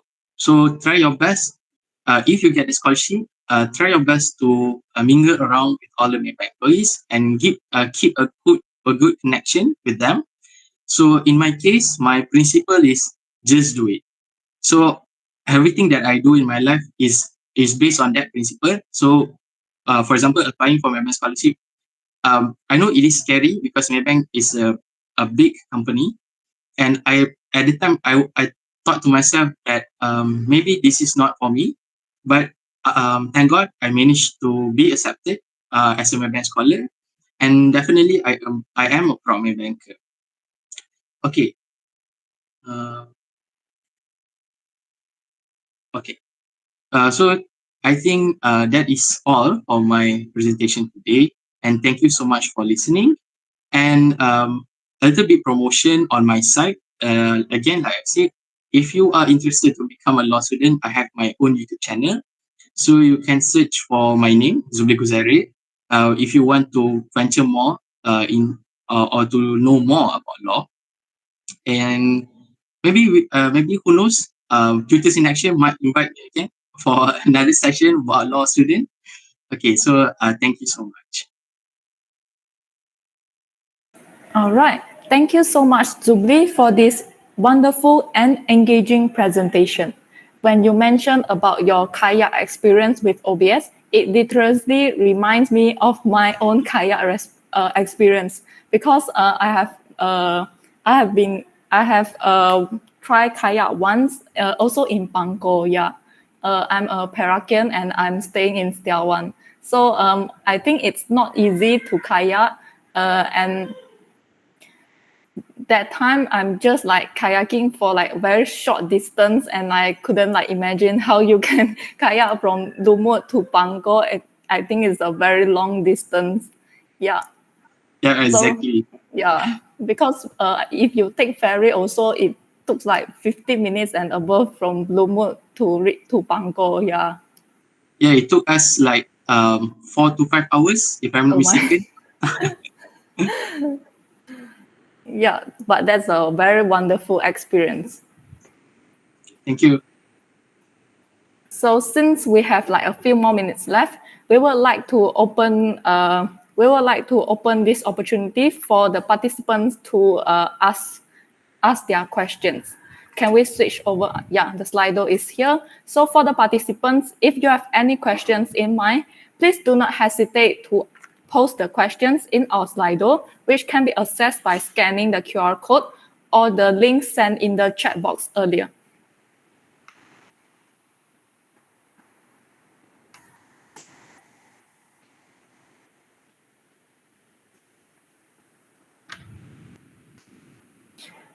So we'll wait like a few moments. Oh, the questions is popping in already. So the first question, isn't the application already closed? For isn't the application already closed? Yes. But then bear in mind you're applying for your degree, so you have to do your maybe universities program. So you do that first, and then for the next application you will apply for that. Since you are SPM leavers, so I don't think you can apply now, even if it is open. And why did you choose Maybank scholarship? Why did I choose Maybank scholarship? Is because I want something big in my life, honestly speaking. So Maybank is the number one bank in Malaysia. So who wouldn't want to be in Maybank? And also I love the fact that there is a secured job after I finish my studies. And honestly, though I could not disclose the amount of allowance, but I would say that the allowance is quite hefty, and you will be secured lah being a Maybank scholar. And how was the internship experience? Sadly, I haven't been through my internship with Maybank, but based on my fellow scholarships friends' experience, they told me that it was fantastic. Definitely working along great people in Maybank is great, is good on them lah, and enjoyable. Any tips? Any tips on answering question why you should be selected for the video recording? Any tips? Okay. So usually, in my case, what I did was I looked into the fact that I am a law student. So why I should be selected? I point out that being a law student is also about the industry relation. So it is my goal to bridge the connection between employee and employer, because as we all may know that in some company there is some friction. I'm not saying there is friction at Maybank, but what I'm trying to say is that I want to be there and to help to bring that connection or that relationship closer. How long did it take you to get your scholarship result, whether you got accepted or not? Actually, quite fast in my case, because they will always update you in email.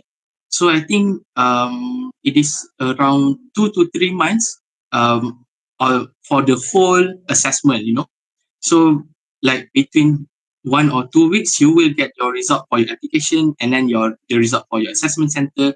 So they will always update you whether you got it or not.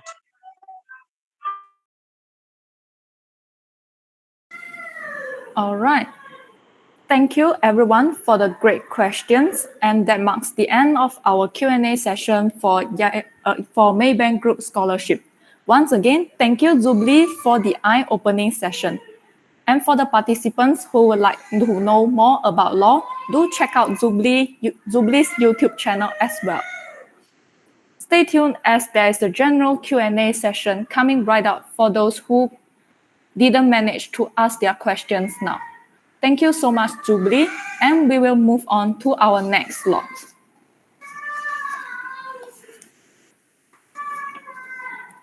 Without wasting any time, let's move on to Sinchu Education Fund sharing session. For this session, we are very delighted to have Tang Yuxuan to share some useful information and experiences in the application process. Let's give him a round of applause. Hi. Am I audible right now? Yeah, we can hear you.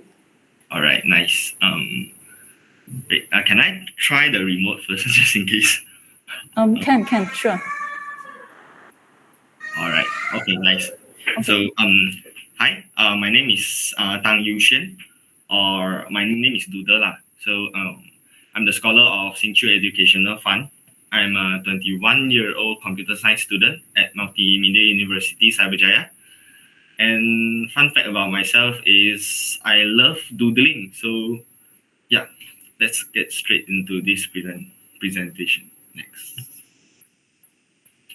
So today we'll talk about Sinchu Daily Educational Fund, right? So let us talk about the eligibility first. So the eligibility of this scholarship is fairly straightforward lah.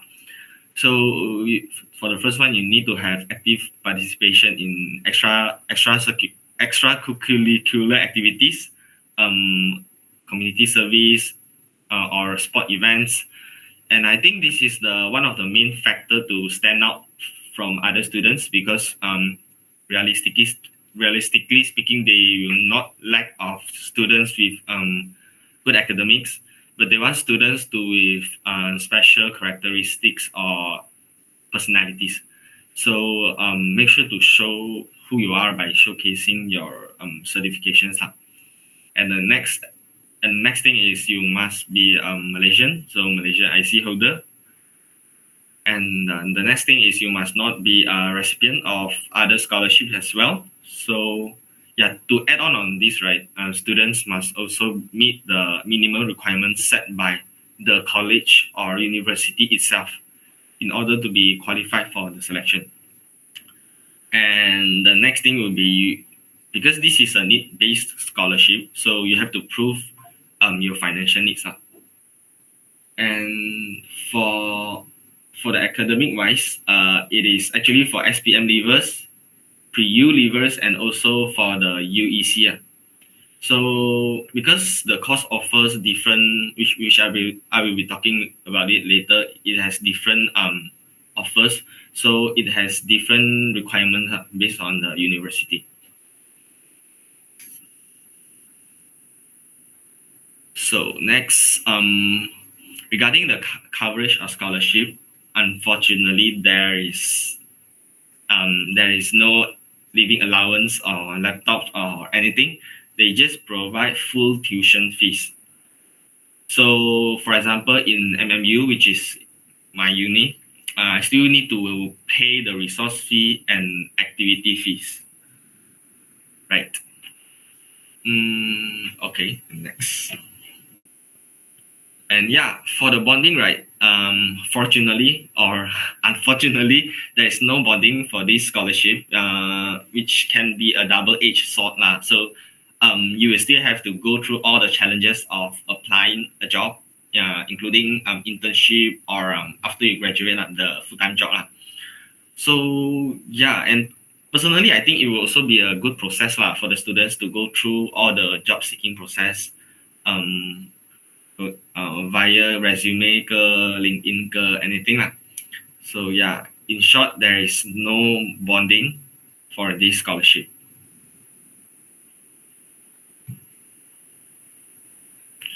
And yeah, there are plenty of courses offered by this scholarship because Sinchu Daily Educational Fund is not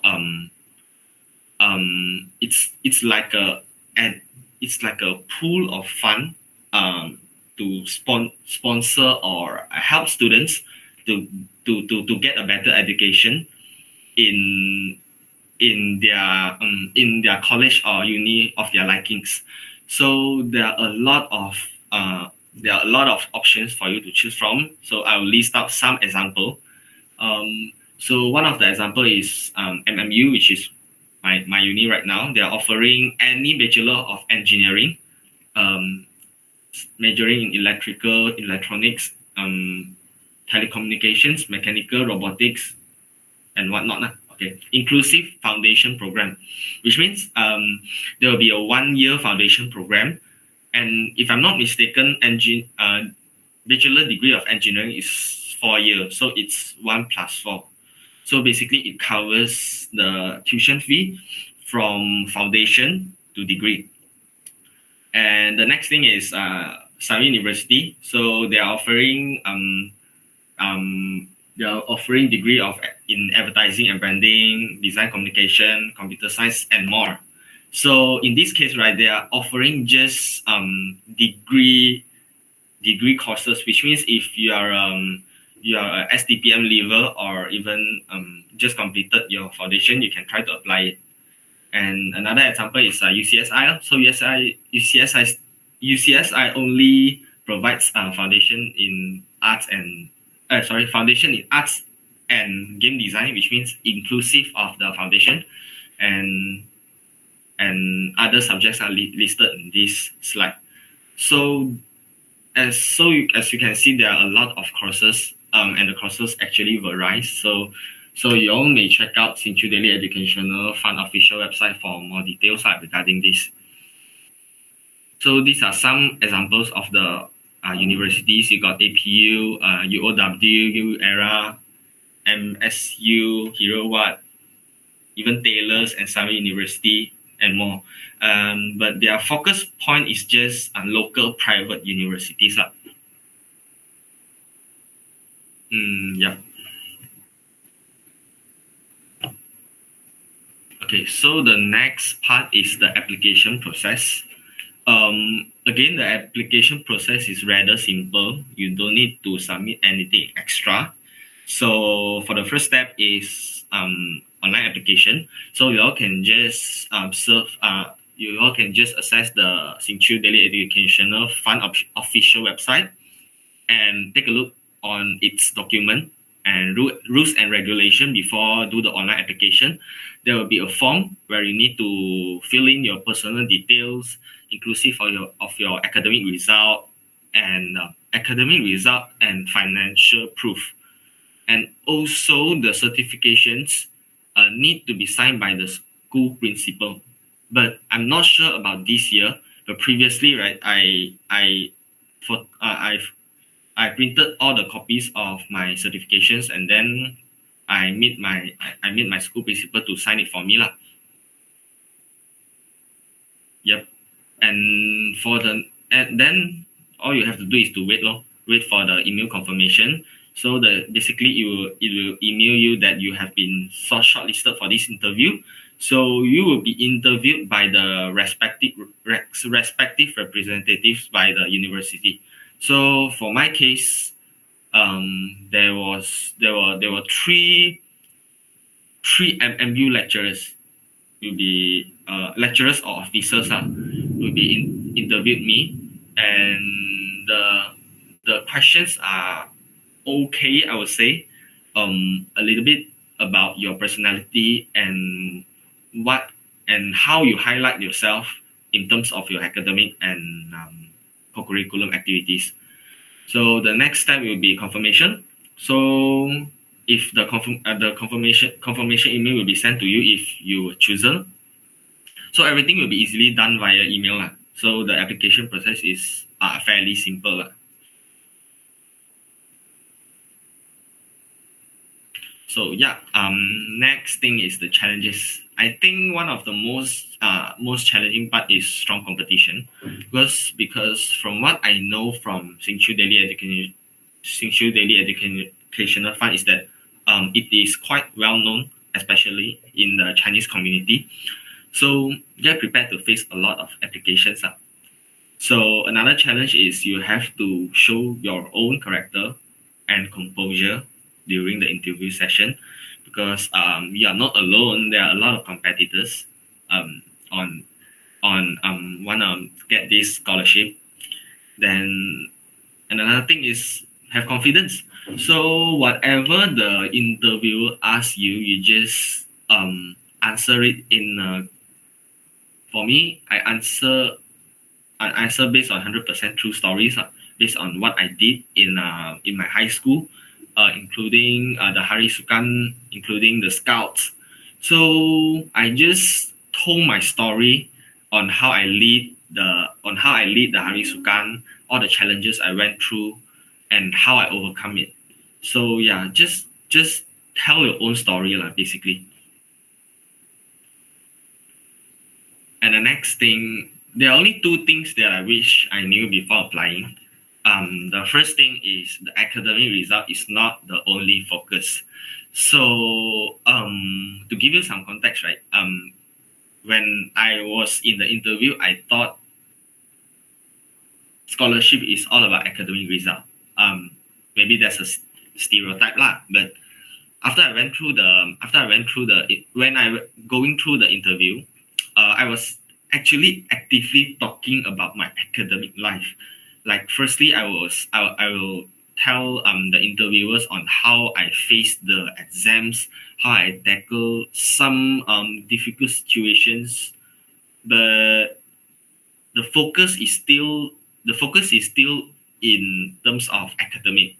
So at one point, they asked me, like, among all applications with great academics and performance, why must we choose you? So at the point I started to, I kind of get what I need to talk about. So I just entirely shifted my mindset, and then I just talk about my leadership experience and the co-curricular experience, which kind of interests them more. So, and the next thing will be, I personally think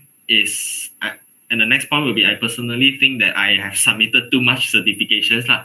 So I would humbly suggest that from the certifications that you submitted, you try to not for example, you are good in science, you are good in sports, you're good in arts, you're good in or other sports. Just don't cram every certifications and just send to them, because you are good, but they can't really tell you are good. What kind of person are you?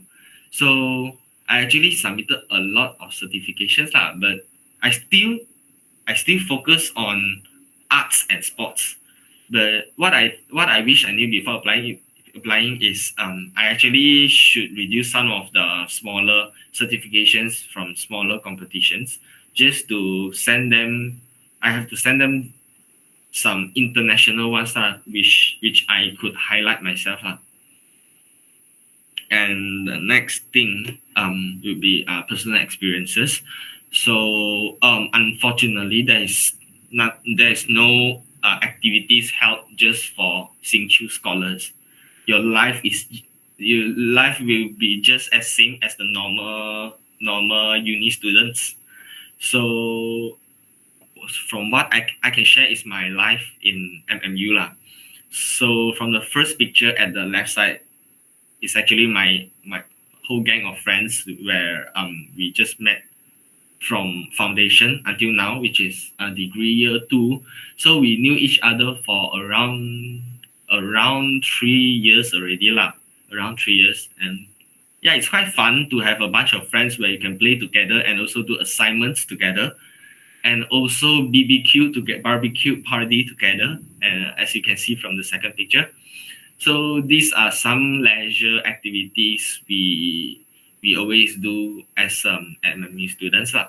So from the third picture is that I was one of the members in the programs team of MMU Career Fair, and it's quite fun because I know a lot of new friends, as MMU is a very diverse school. You got Malays, Indians, and international students, so you can really it's really like a SMK version of university lah, I would say. So yeah, that's my experience in a career fair. And the fourth picture is because now I'm the vice president of IT Society Sabah. So this is one of the picture from our bonding session. So you can see they are just playing games and then just smiling in front of the camera. But yeah, it's very fun thing, I would say. Overall, you get a very good mixture of student life and community life. So yeah, that's life in MMU basically. Yeah, and the next thing, some tips to help you is again prepare sufficient certification, but not over it to showcase your character. So from what I can say, from I would suggest is you can think before you apply on how you want to showcase yourself. If you want a good, for example, you want to apply for example, computer science. Although you are good in music, in sports, in arts, everything, maybe you can showcase more certifications in the computer science domain. Maybe just a coding participation of a coding competition or science related certifications, and add on the certifications with other things like sports or just music to have balance of it basically. Yeah, I think that's all. That's about it. And thank you. All right. Thank you so much, Jing Cheng, for sharing your experiences with us today. Your insights on Sinchu Education Fund are invaluable to us, and we appreciate your efforts in conducting such an insightful presentation. Since we have some time before our next slot, we would like to open the floor for any further inquiries regarding Sinchu Education Fund. So we will move on to ask questions in the Slido. To all participants, if you have any questions in mind, please do not hesitate to ask the questions by scanning the QR code on the screen. You may also access the Slido via the link sent in the chat box earlier. It's a golden opportunity for you to know more about Sinchu Education Fund, so please do not hesitate to drop in your questions. I'll give you guys a few moments to scan the QR code and type in your questions.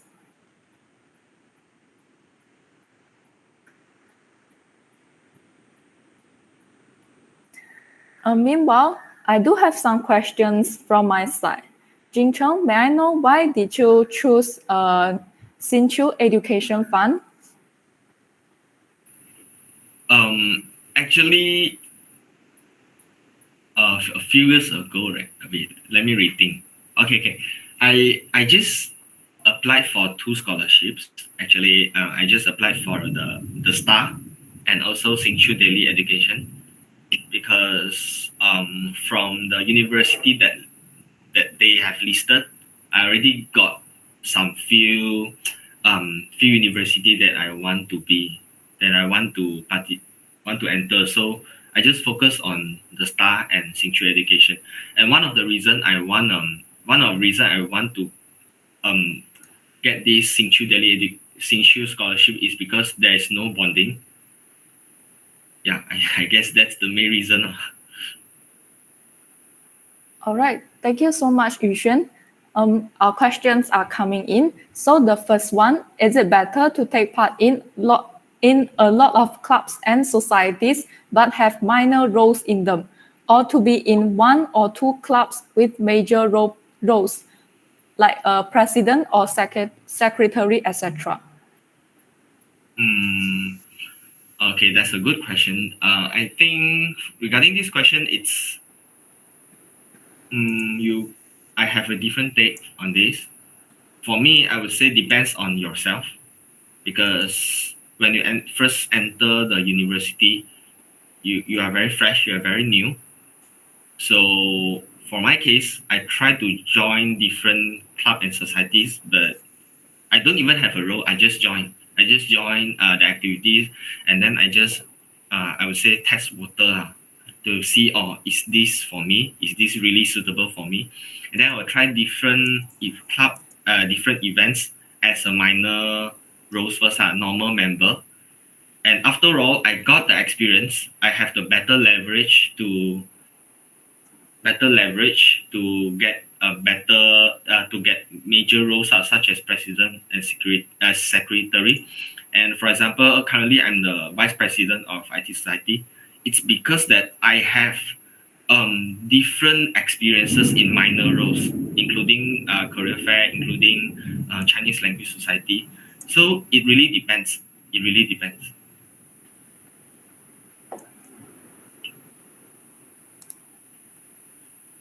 All right, thank you so much, Yuxuan. I guess we have to wait a few moments for our questions to roll in. Meanwhile, can you share more about your course in your uni right now? Sorry, about your course in your uni right now. What's the most interesting part? Okay, so currently I'm a computer science student specializing in data science, but I've just started my data science courses. Okay, sorry. Okay, the question is coming in right now. All right. So our second question, was the interview hard? How did you practice? Oh, okay. So for the interview thing, I actually did some research online, and I actually jot down all the possible questions and how do I answer. But the thing is, when it comes to the real interview, nothing helped me actually, because it's quite for the first thing, it's also because of I'm very nervous lah. But for the questions, it's not very hard. It's just that how you elaborate your questions. So the interview is not hard lah. For how I practice it, I actually didn't practice it. It's not a good suggestion, but I would say practice your self-confidence while speaking in front of everyone, and that's it. All right, thank you, Jing. Thank you, Yuxuan. Our questions are coming in. Are there any personal tips you have for overcoming interview fears?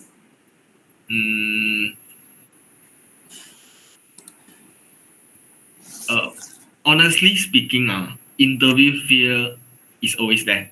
It's just that how we cope it and how we handle it. So I would say interview more, and that's the only way. Of course, you can do some practice, like you can practice in front of the mirror and practice in front of your friends maybe. But everything when you already do all the practice, right? When it comes to the real interview, you may mess up everything, right? So the main thing to overcome interview fears is to be the interviewee more, and also practice speaking more in front of your friends. 2 points. All right. So moving on to the next question. Why did you choose MMU among other options? Okay. Back then my option is quite clear already lah. Actually, because I want to get into computer science, or I would say I want to get into the science domain lah.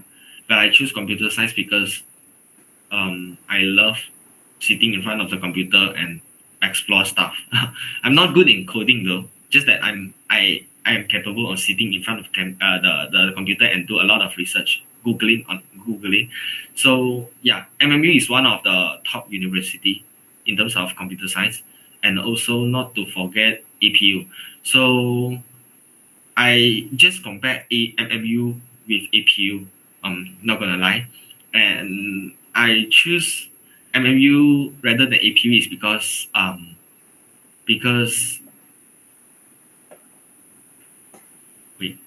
Because I would say the environment, I guess. Maybe I prefer a chiller life because MME is located at Cyberjaya and APU is located at Bukit Jalil, which is more of a city center. So my reason is very clear cut. MME is good in good in computer science and also the location. All right, thanks.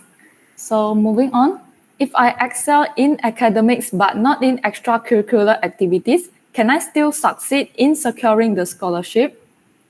I would say if you got very good academics, of course you have a lot of advantage, like a lot, because I'm not actually the best candidate in terms of academic because I just got 9 A's, 3A plus, 3A and 3A minus. It's not bad, but it's not the best. It's not the best option to choose. So luckily they still choose me as Singchu scholar. So I guess they look at the academics, but they prioritize extracurricular activities very much. So what you can do is, academics, you don't need to worry about it already, but just that you still need to include your extracurricular certificates. Thank you. All right, thanks. So moving on, can IGCSE students go for Singchu scholarship? Okay, give me a second.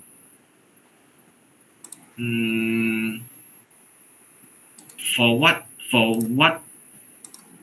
I know is they mainly focus on SPM, UEC, and STPM, but different university or college has their own application requirement.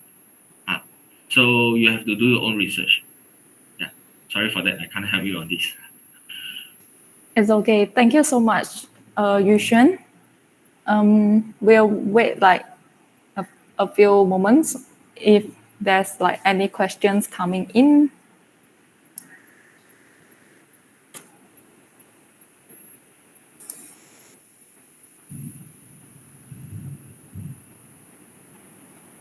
Oh, we have one question. What benefits can I reap from this scholarship? The main benefit, I would say, is financial benefits because they sponsor you 100% full tuition fees. And I think that's the main benefit because they don't have any other commitments such as like Maybank. Maybank, you got a lot of activities that is hosted by Maybank, but for Singchu, they got nothing. They just sponsor you the tuition fee, and then you have to maintain your CGPA attendance, and that's all. Thank you. All right. I think it's like the final question for this Q&A. Is this a good scholarship for humanities students? I would say this is a good scholarship for any students because they don't have they provide variety of courses including the arts, business, science, anything. Just that different uni or college offers different courses. So you have to do your own research on which uni or college to choose from. Thank you. All right. Thank you so much, Jing Cheng. Thank you so much, Yuxuan. To all participants, thank you so much for the great questions. And that marks the end of our Q&A session for Singchu Education Fund. Can we have the slides back? Yeah, okay, it's back. Once again, thank you so much, Yuxuan, for the eye-opening session. And apologies from my side if there's any mix-up of the speaker's name. So all participants, stay tuned as there's a general Q&A session coming right up for those who didn't manage to ask their questions now.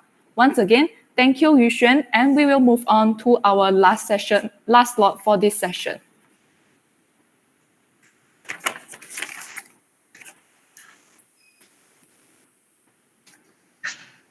Last but not the least, we would like to introduce you to our remarkable speaker, Lo Jing Cheng, who is a Gamuda scholarship recipient. Without further ado, please welcome Jing Cheng to talk about Gamuda scholarship. Hello guys. Yeah. Wait. Okay. So just a brief introduction to myself. So my name is Jing Cheng, and currently I'm 21 years old, studying in Sime University, Bachelor of Honors in Finance. And okay, so quick background of me. So actually, I'm from a SCPM background, and I took science courses, which is physics, chemistry, maths, T, and pengajian. Yeah. So you guys may wonder lah, why like the change from science subject to finance, right? And actually, since like very early, like my SPM ages, I have already been interested in finance classes, and that's why I took the change lah. Okay, now, so my fun fact is that I can make latte art. It's because I used to work at Coffee Bean and Tea Leaf. And fun fact of the fun fact, I actually got a call from Gamuda about my scholarship, about my successful application of Gamuda scholarship during my work time. So my hand was trembling at the time. You guys can imagine. And I cannot even focus like during work. Okay, so now moving on. Okay, I think I will talk about briefly talk about what is Gamuda first. So I don't know if any of you knows about Gamuda, but I bet that people that lives in Selangor will probably like use Gamuda's infrastructure before. So what is Gamuda? So Gamuda is actually a construction company, or you can call it a infrastructure company. So basically what Gamudas do is that Gamuda build infrastructure for the government, such as the MRT, and the upcoming would be LRT, also the smart tunnel, and also a lot of highways. So this scholarship is really suitable for future engineers. And every one of you would have the chance to use like MRT before, right? So yeah, that's a product of Gamuda. I can say. And Gamuda also built like property law. So for those that wanted to study like architecture or stuff, yeah, you may venture into Gamuda scholarship. It's really a good opportunity. So okay, moving on to eligibility. Okay, this one it's all from Gamuda website. You guys can also check there, but I will just briefly go through. For the general eligibility, you should be a Malaysian. You must have good command in English. I guess that's the basic for every scholarship. You should also have strong leadership qualities, like through extracurricular activities or community service and sport events. Besides, I think you should also show proof of financial need. In this context, I would say it's B40 and M40. Yeah. Not T20, then you can apply. So, okay, now moving on. So you have to serve Gamuda group for a specified term. So this depends on whether you are taking the international offer or a local offer. So in your contract, there would be a variety between these two. It may range from 3 to 5 years, I think, if I'm not mistaken. But for me, I'm studying in Sunway University, which is a IPTS local uni and private. So it's 3 years for me for my contract. So you should also be a non-recipient of other scholarship, loan, or financial assistance, which means you cannot borrow PTPTN while having Gamuda scholarship, or you can also not apply for any other scholarship other than Gamuda. So you can only have Gamuda alone. So the academics, okay, that's the basic every scholarship would have.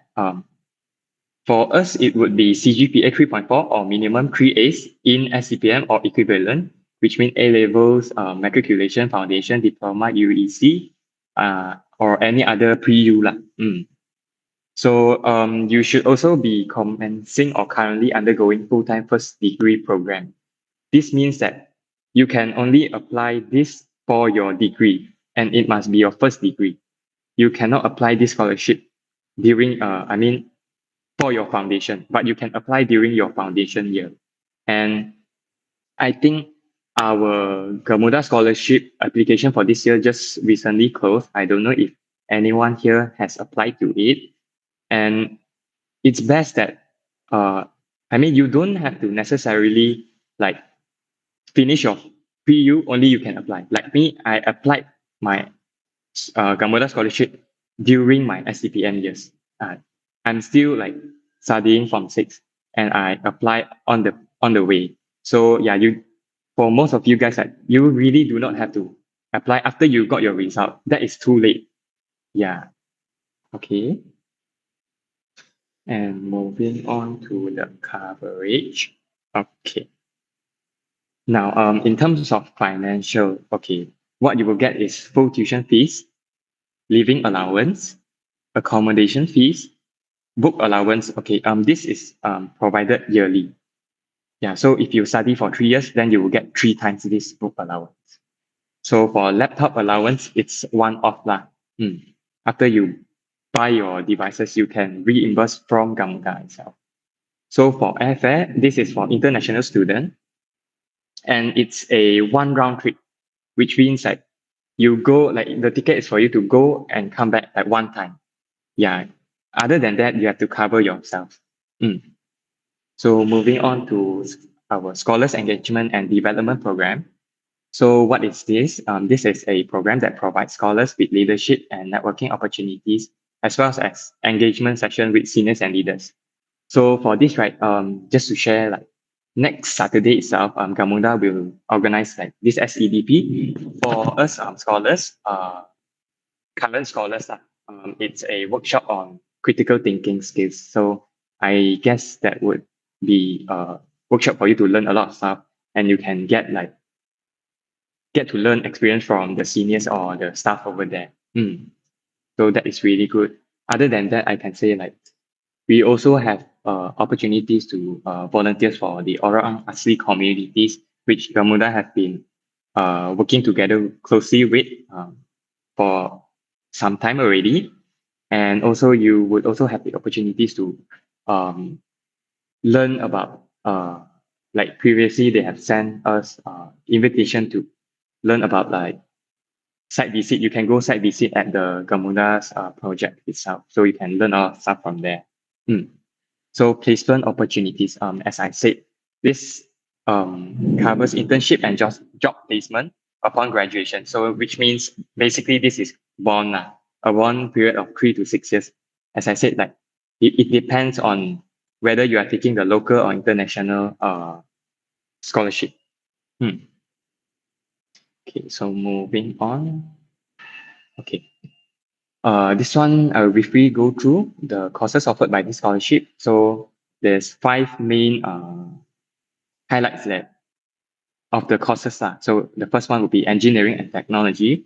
So we'll need a lot of engineers working in Gamuda because, as I said, Gamuda is a construction and infrastructure company. So it is really a good opportunity for those future engineer students out there.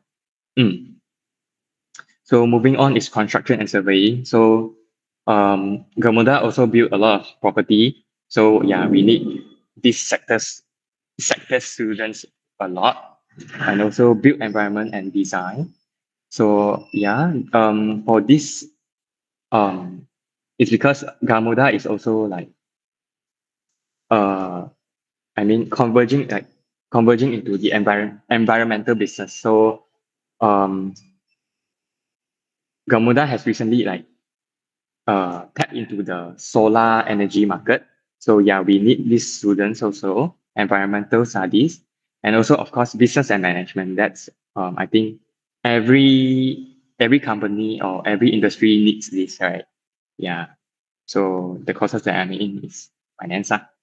Mm.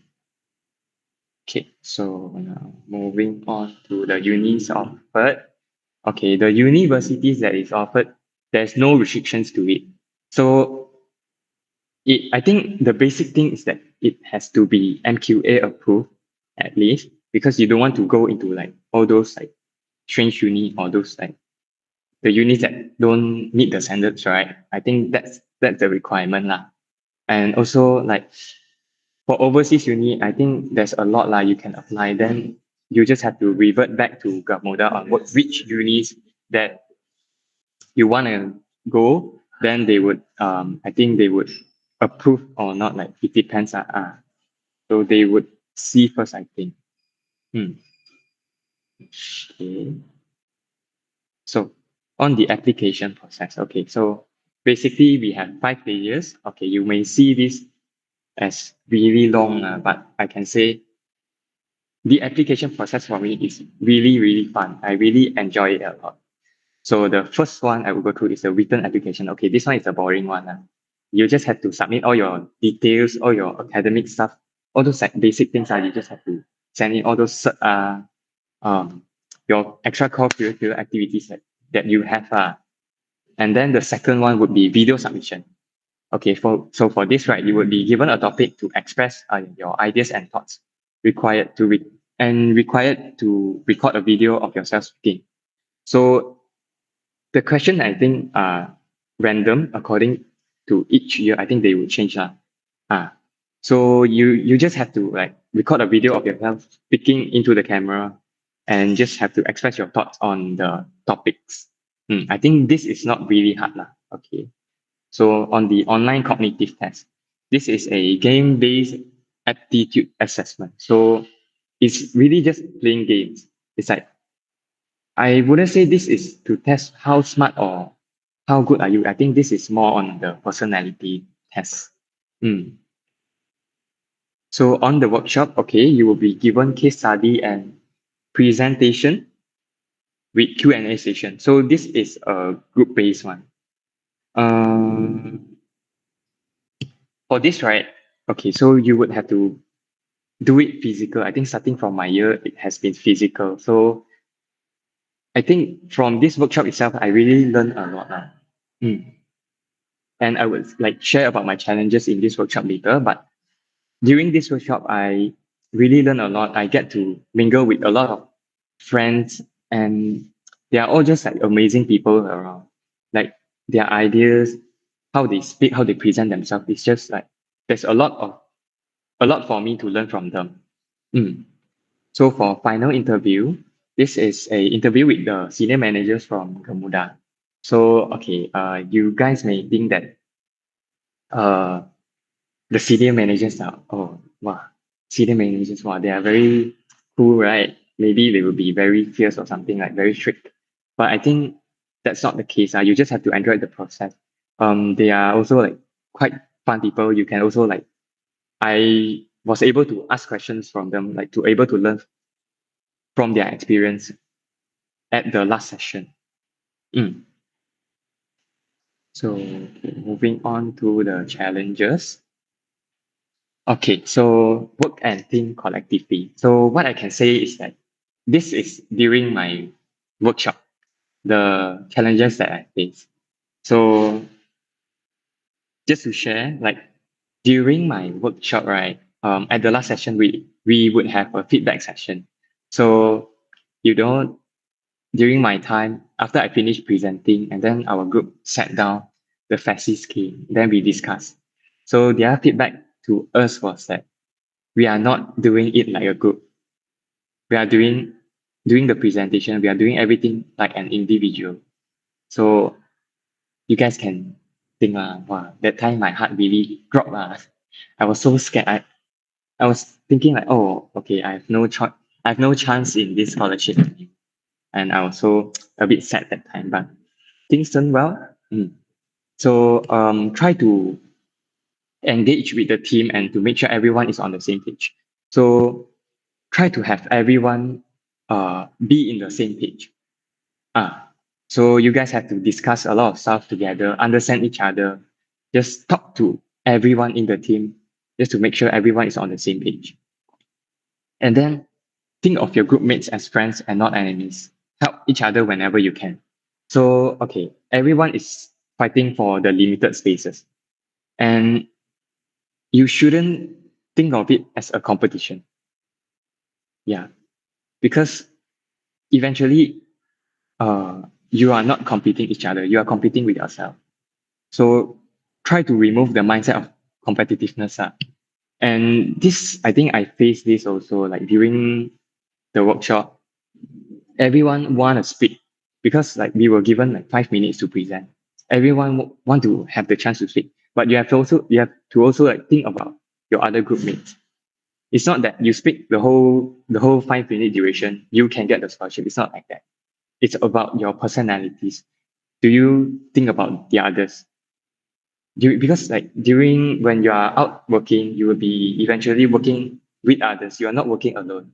So you have to be mindful of others. Try not to be competitive. Help each other. Another thing is that you have to remain calm. So I think being calm is everyone's challenges, I think, because everyone would get nervous, right? In such a serious condition, you really wanted to get the scholarship, and everyone there is so good. But the thing that I learned from the scholarship workshop is that I had to learn to remain calm, try to position myself in a way that I can speak clearly. Then only then I can articulate my thoughts really well. So what you can do to improve your anxiety or stuff like that, you can just like really put yourself up in the same kind of environment.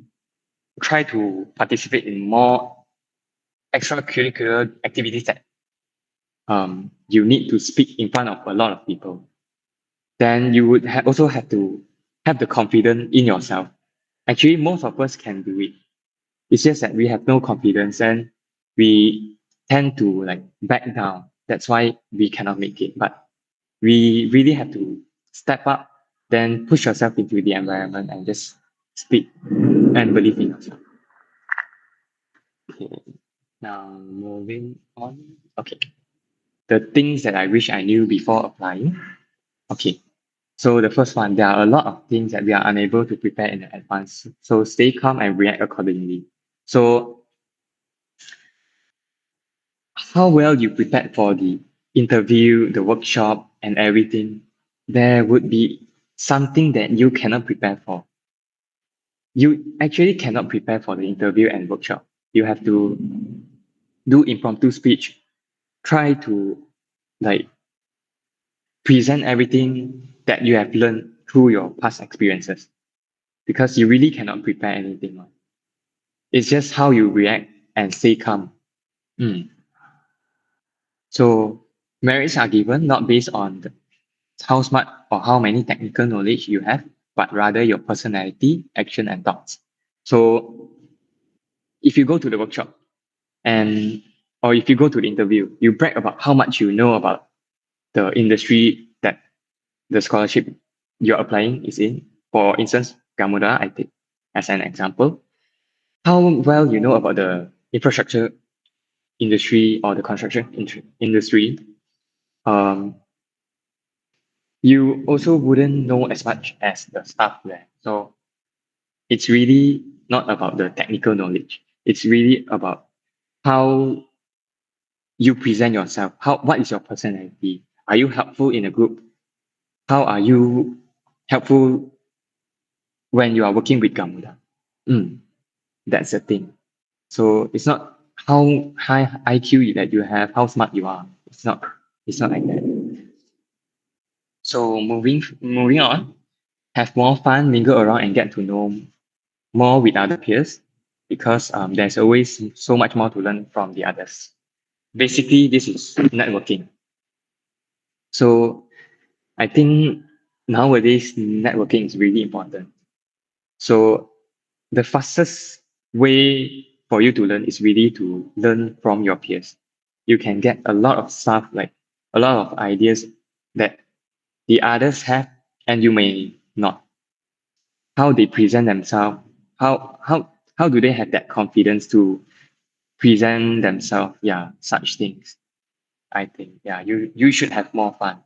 Try not to stress yourself out, because I think I really enjoyed, and I really wanted to go back to the workshop, even though it's stressful. But I think the day during the workshop is really fun because I get to mingle with a lot of other people. Okay, so moving on, you should never be afraid to speak. So I notice a lot of people that cannot make it into the scholarship is because they are afraid to speak. So you cannot be afraid to speak. If you are afraid to speak, the interviewees, they won't know what is your thoughts. How are you personally? So they cannot judge, right? And they cannot gauge, right? Are you suitable to be with us in the future? So they really have no ideas on who you are, what's your thought. So you should speak more.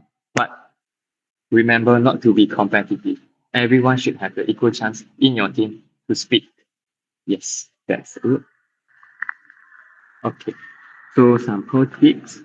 You should not just apply for one scholarship. Like for me, okay, I applied I think around 10 scholarships and only 2 revert back to me, which is Gamuda and the other one I don't think I should mention. But not everyone will appreciate the way others would. So sometimes this company, they may see your shining point. Maybe for them, you are good. Then for other companies, you may not be good for them. So try to apply more than one. Don't just apply for one, because a very high chances that you would not get that scholarship. So always have a backup plan and be the one who chooses. So be the one who chooses. This means that, okay, if you apply for more than one, and eventually, if you don't get, you lose nothing. But if you get, then you can decide, like the decision is yours, it's not them. So you can choose like which one suits me more. So you should be the one who make the decision. Try to be the one who make the decision. Okay. Moving on. Okay. So always plan things ahead. So like for my peers, a lot of them, like they do stuff last minute, and then the quality is just that, if you do stuff last minute, the product that came out at the last, it wouldn't be as good. You should also do your research, try to know more about the general stuff that you should know in applying scholarship, for instance, like the possible questions. But I think 99% of the time that question won't come up, but you can take it as a practice. Just practice speaking. Yeah. So 99% the question won't be the same. So your research should also include maybe like, okay, basic stuff that what the industry is in, like you should know about the basic info of the scholarship that you are applying. I think that's all from me. Thank you.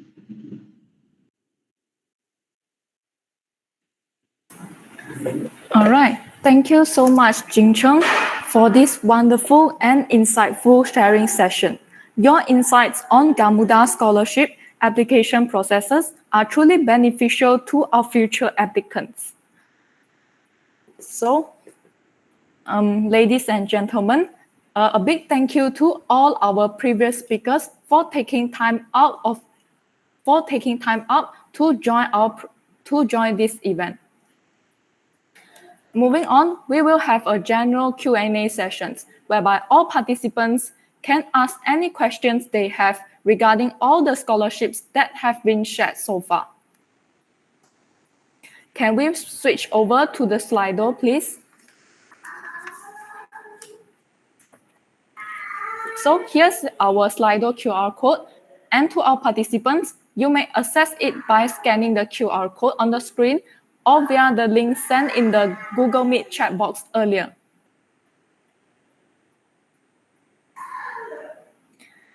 I'll just give a few moments for the participants to scan the QR code and drop in any questions they have.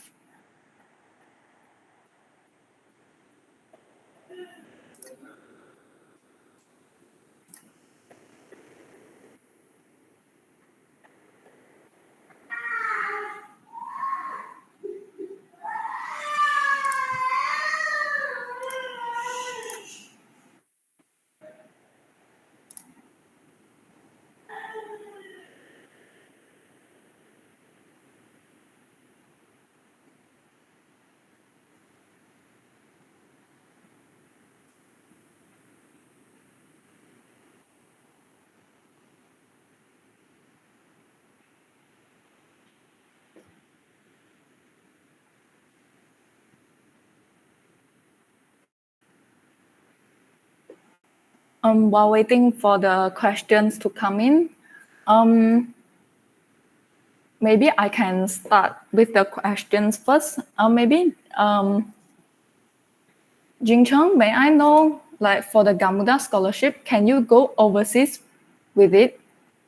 Yeah, you can go overseas, but just that the bond would take longer lah. So for me, local is 3 years, as I mentioned. Then for international students, it will be more than 3 years. So I think it will be 4, 5, or 6. It depends on your contract.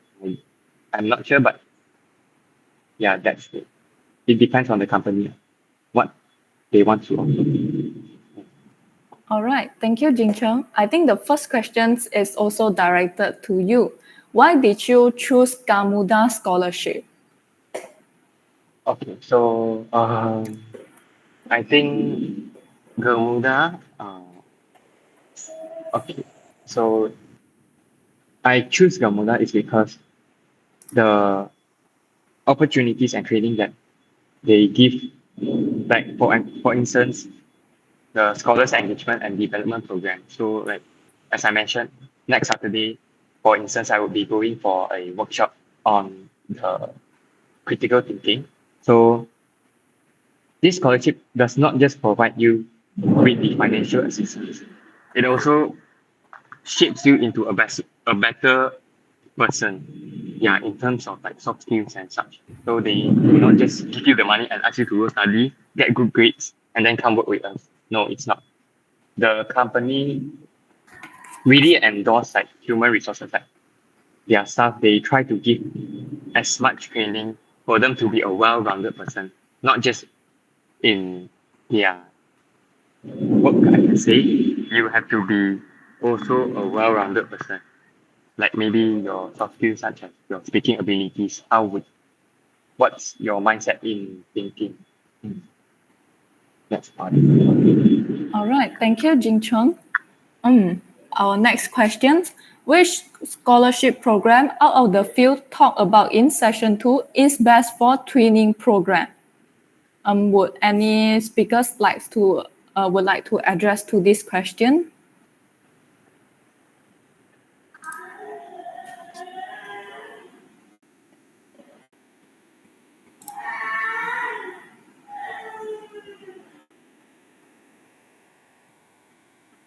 Maybe does any of the scholarships allow you to pursue a twinning program?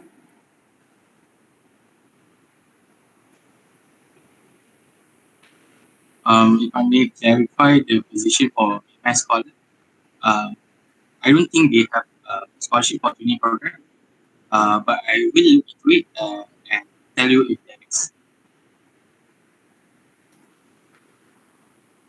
All right, thank you, Zubli.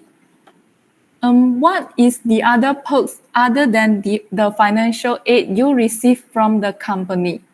Would any speakers like to answer these questions?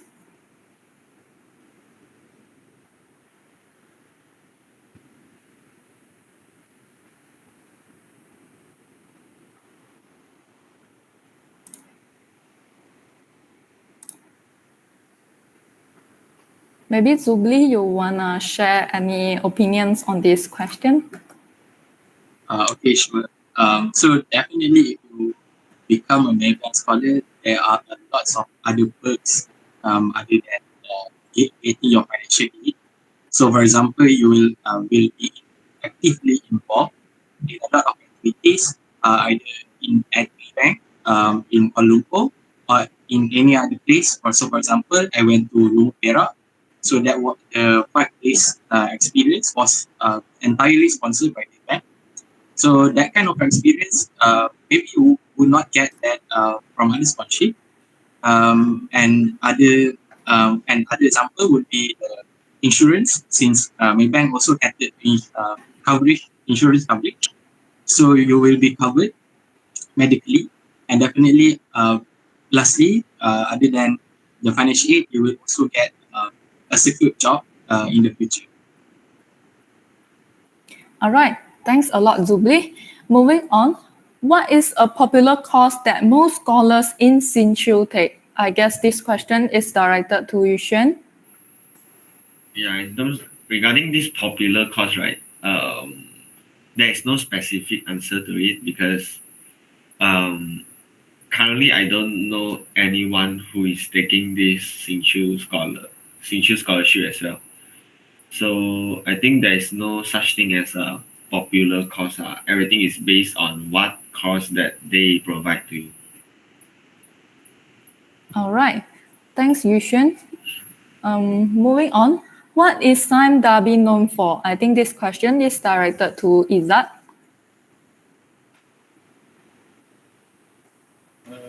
I'm sorry, but some that been known for.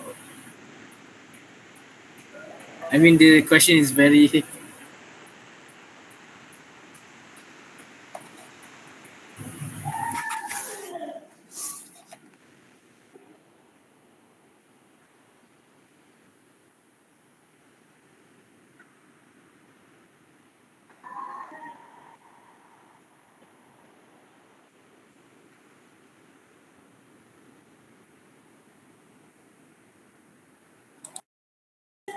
I'm sorry, Izzat, I think you are muted. No. I'm still waiting for the latest one. What is some that been known for?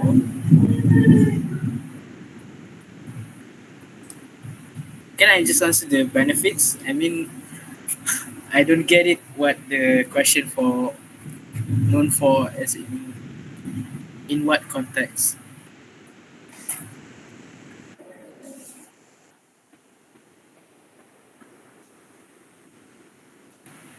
I think for the benefits part is when you started working with them, because firstly you need to have your internship with Darby for I think 3 months, which is I will be undergoing this October. And then when you started working with them, the benefits is quite the same as their worker, as in when you buying property from them under Darby property, you can get a discount. When you're applying for when you're buying a car from Darby automobile, you can get a discount. And when you know there's a clubhouse under Darby property, when you purchasing a membership, you also can get a discount. I guess that's what you meant by benefits, because I already talked about the allowance, the claims, and whatnot. Is it answering your question about the benefits? Yeah, I think it's answering. Okay. All right. Thank you so much. Oh. Oh, sorry. Thank you so much, Izzat. You want me to answer the latest one, the grade? Can also. That depends on your because they will put it in your contract. But for me, you need to maintain above 3.3 every semester. Not every semester, sorry. It's your CGPA. So let's say I got 4 flat in this semester, but then the next semester I got 3, so will be brought down my CGPA to 3.5, then it still will be fine. But they will require you to submit your result every semester. I guess that's from. I just answering the question. All right, thanks, Izzat. So moving on, is Sinchu and Star similar scholarships? So I guess this is directed to Yushen.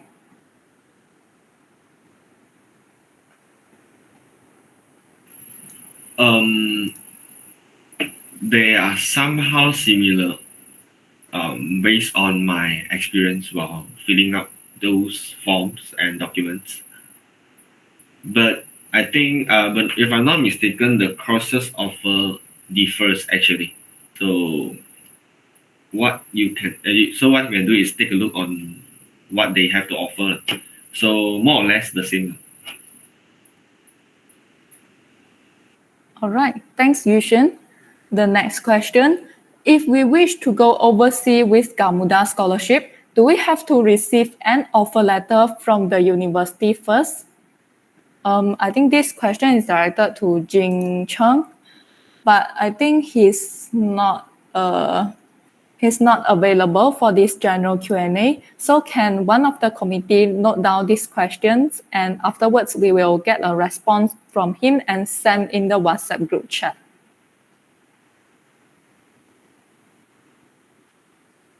Okay, this benefits question already answered by Izzat.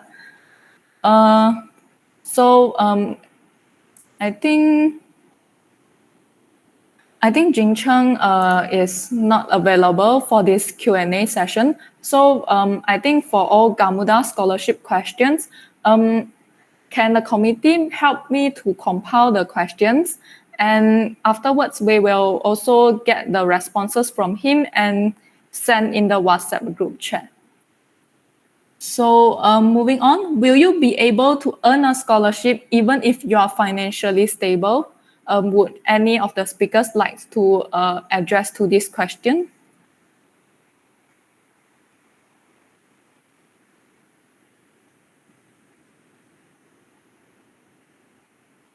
Yeah, I think I answered this lah. I don't think you don't need. I don't think you. Wait, let me rephrase it. I don't think financially stable or unstable is the main point, but I think they will focus more on the B40 or the M40.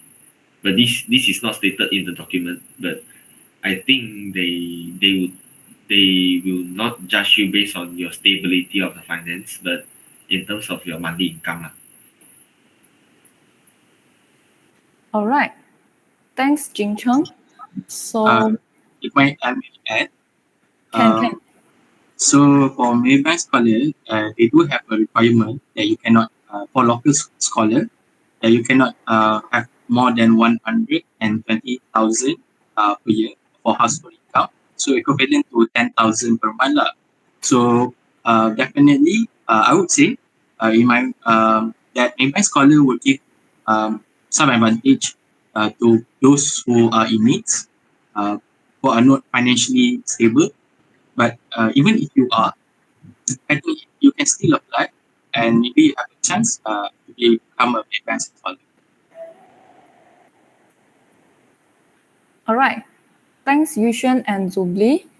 Moving on, our next question. Should I still apply for scholarships that don't offer the course that I want to study? Would any speakers like to give opinions on this question?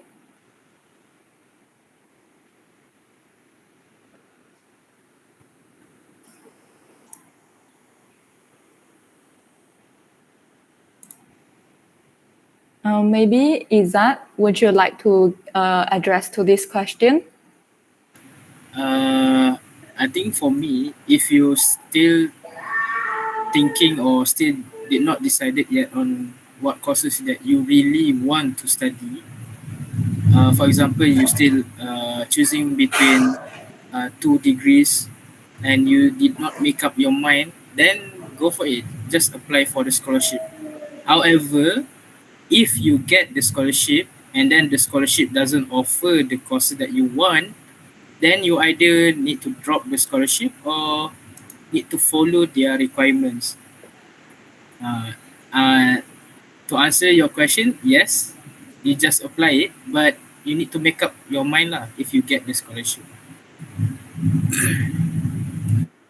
All right, thanks, Izzat. I think the benefits from Sime W scholarship already answered by Izzat also.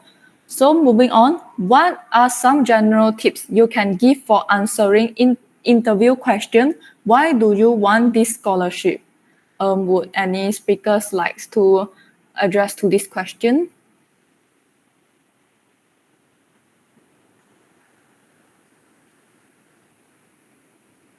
Maybe Zubli and Yushen, maybe you guys have any tips for answering this question as well? Okay, I think I will answer it first. Okay. So the question is why do you want this scholarship? If you ask me, you have to be completely honest. In my case, because I took PTN before I got my scholarship, so I just told them that I have my PTN, but it's not a lot. It could not sustain me for a semester because I would say that taking law is quite costly because the books are very expensive. So I just tell them straightforward. But on top of that, you have to follow up with more reason why you want that scholarship. So in my case, because I want a secure future because of the bond, and I am looking forward to go for a big company in the future. So going to Maybank is in line with my principle. So that's why I'm taking that. I'm taking the scholarship. All right, thanks, Zubli. Yushen, do you have any opinions that you wish to share as well? Regarding on this question, I got a different approach from Zubli because Singju Education Fund is already a need-based scholarship, so they already got all the documents beforehand. So how I answer this question is that I try to know, I try to do some research, like try to get to know FMU more as a event-based university. I would say so. I would say I just said okay. So MMU got a lot of events, and they need students who have the leadership skills. So I as so I so me myself as a person can provide this kind of value to your university. So that's how I tackle this kind of question. So it's like providing value, but you have to know what type of students the university wants first. Thank you. All right, thanks, Yushen and Zubli. So I think the two questions is directed to Zubli as well. Do Maybank scholars have a lot of social events? Yes. So I don't know if I can share the link because it is there is one group called Maybank Hangout group, but I think it is internal WhatsApp. But if you follow Maybank, or you can follow this one IG called My Roaring Carriers. So in that social media, you can find a lot of social events held by Maybank. So I think like almost every month there will be an event held at Menara Maybank in Lumpur. So for example, I think last 2 months, there is an event to promote natural art done by our local artists in Malaysia. So, and the other program last month was for the handicapped people. So they call them to raise awareness about how people who are not incapable as us could support the economy right now. For example, they call the people who are have problem with their eyesight, and they promote Braille and how Braille works, and they also give freebies, which is they type the Braille your name using Braille Braille typewriter, and then you can use it or keep it as your personal item. And the second question, not to do with scholarship, but is studying law. Okay. So I think Tutors In Action must do another program lah for me to explain about law. But to answer your question, is studying law hard? I would say yes. And the benchmark for any person to study law is just, do you have the passion to take law? If you do, you will succeed, because it takes a lot of determination to push yourself. So if you don't have the motivation to study law, it would be a little bit difficult. But honestly, what I would say, even though you don't have the passion to study law, but you could pass. You could pass and get a degree. But if you want to get a first class degree lah, kan? So you need passion from your inside of yourself, so that studying law will not be something like tedious.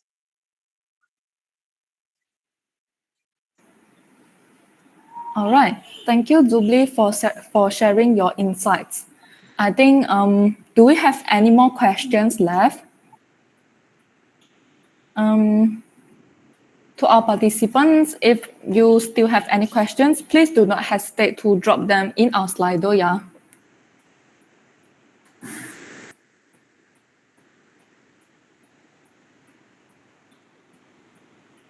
If not, then that marks the end of our Q&A session for session 2 of Choices Ahead 2.0. So can we have the slides back, please? Yeah, thank you. So I think that concludes our second day for Choices Ahead 2.0 Q&A session. So many thanks to our amazing speakers for your dedication to this event. Your experiences and knowledge really provide some useful guidance in scholarship applications for our future, for our participants. Next, we would like to hear about your experience in our workshop. So to all participants, please fill in our feedback form, which will only take a few minutes to complete. You will only be eligible to receive an e-certificate of participation after submitting the feedback form. So I'll just give like 1 to 2 minutes for the participants to scan the QR code and fill in the feedback form.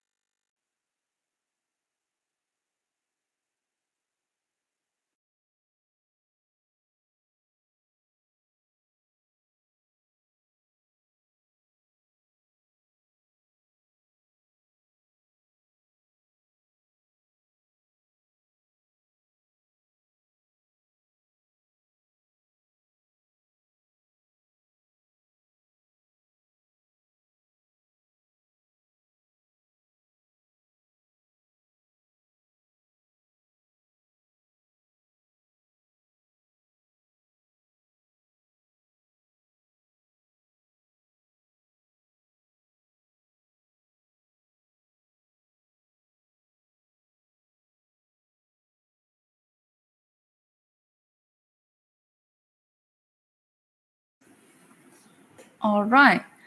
Thank you for filling up the feedback form, as your feedback is invaluable for us to improve on our future events.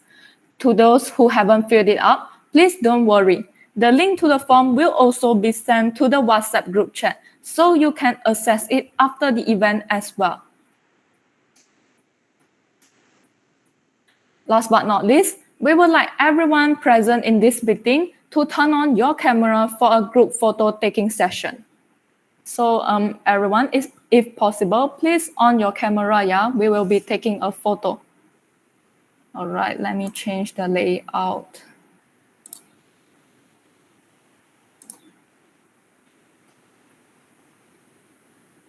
Can we end the presentation so that the picture taken will, yeah, thank you so much. All right, so I'll be taking the picture. Everyone ready? Okay, 3, 2, 1, yay.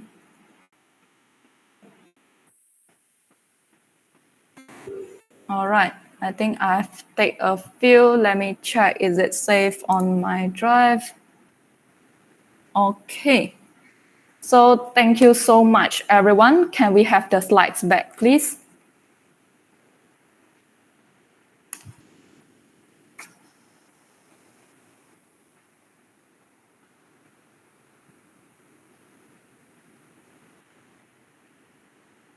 All right, thank you. So our event has nearly come to a close. Before we leave this meeting, I would like to invite our co-project director, Lim Sian Long, to deliver a closing speech. Sian Long, the floor is yours now. All right. Sorry. Thank you to all the attendees for participating in today's Scholarship Sharing Experience workshop. It means a lot. I hope you guys found this information and tips shared to be valuable. And remember that applying for scholarships can be a competitive and also a daunting process.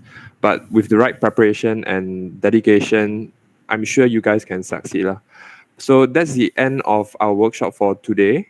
But don't leave us just yet, as tomorrow we'll still have another workshop at 10 a.m., which will be continue to bring you guys more content on need-based and also local-based scholars from different backgrounds to share on their scholarship experiences. But that's not just it. We will also be inviting merit-based scholars like from JPA, Kijang, Shell, and also many more to share with you tips and also tricks on how to ace your interview. So do stay tuned tomorrow, as we'll be also making a special announcement on a scholarship application program, which will be hosted by TIA soon to boost and also help you with your application process. I won't be divulging much information on that now, so just stay tuned tomorrow and join us tomorrow. So that's all from me. Thank you once again for being part of this workshop, and I wish you all the best in your studies and your future. Thank you, and see you guys tomorrow. Bye. All right, thank you very much, Sian Long. So to all participants, I hope all of you have a better understanding about the scholarship opportunities you have for your future. On behalf of Tutors in Action Malaysia, I would like to express our deep gratitude for our inspiring speakers and everyone who joined us today. We will be having our next workshop for Choices Ahead 2.0 on 12 May 2024, which is literally tomorrow, focusing more on local scholarships and soft skills preparation. For more details, please follow our Instagram, Tutors in Action, and we hope to see you there. Do check out our other social media accounts as well, which is LinkedIn and our YouTube channel. With that, I hope you had a wonderful time and have a good day ahead. Thank you and see you tomorrow. Goodbye.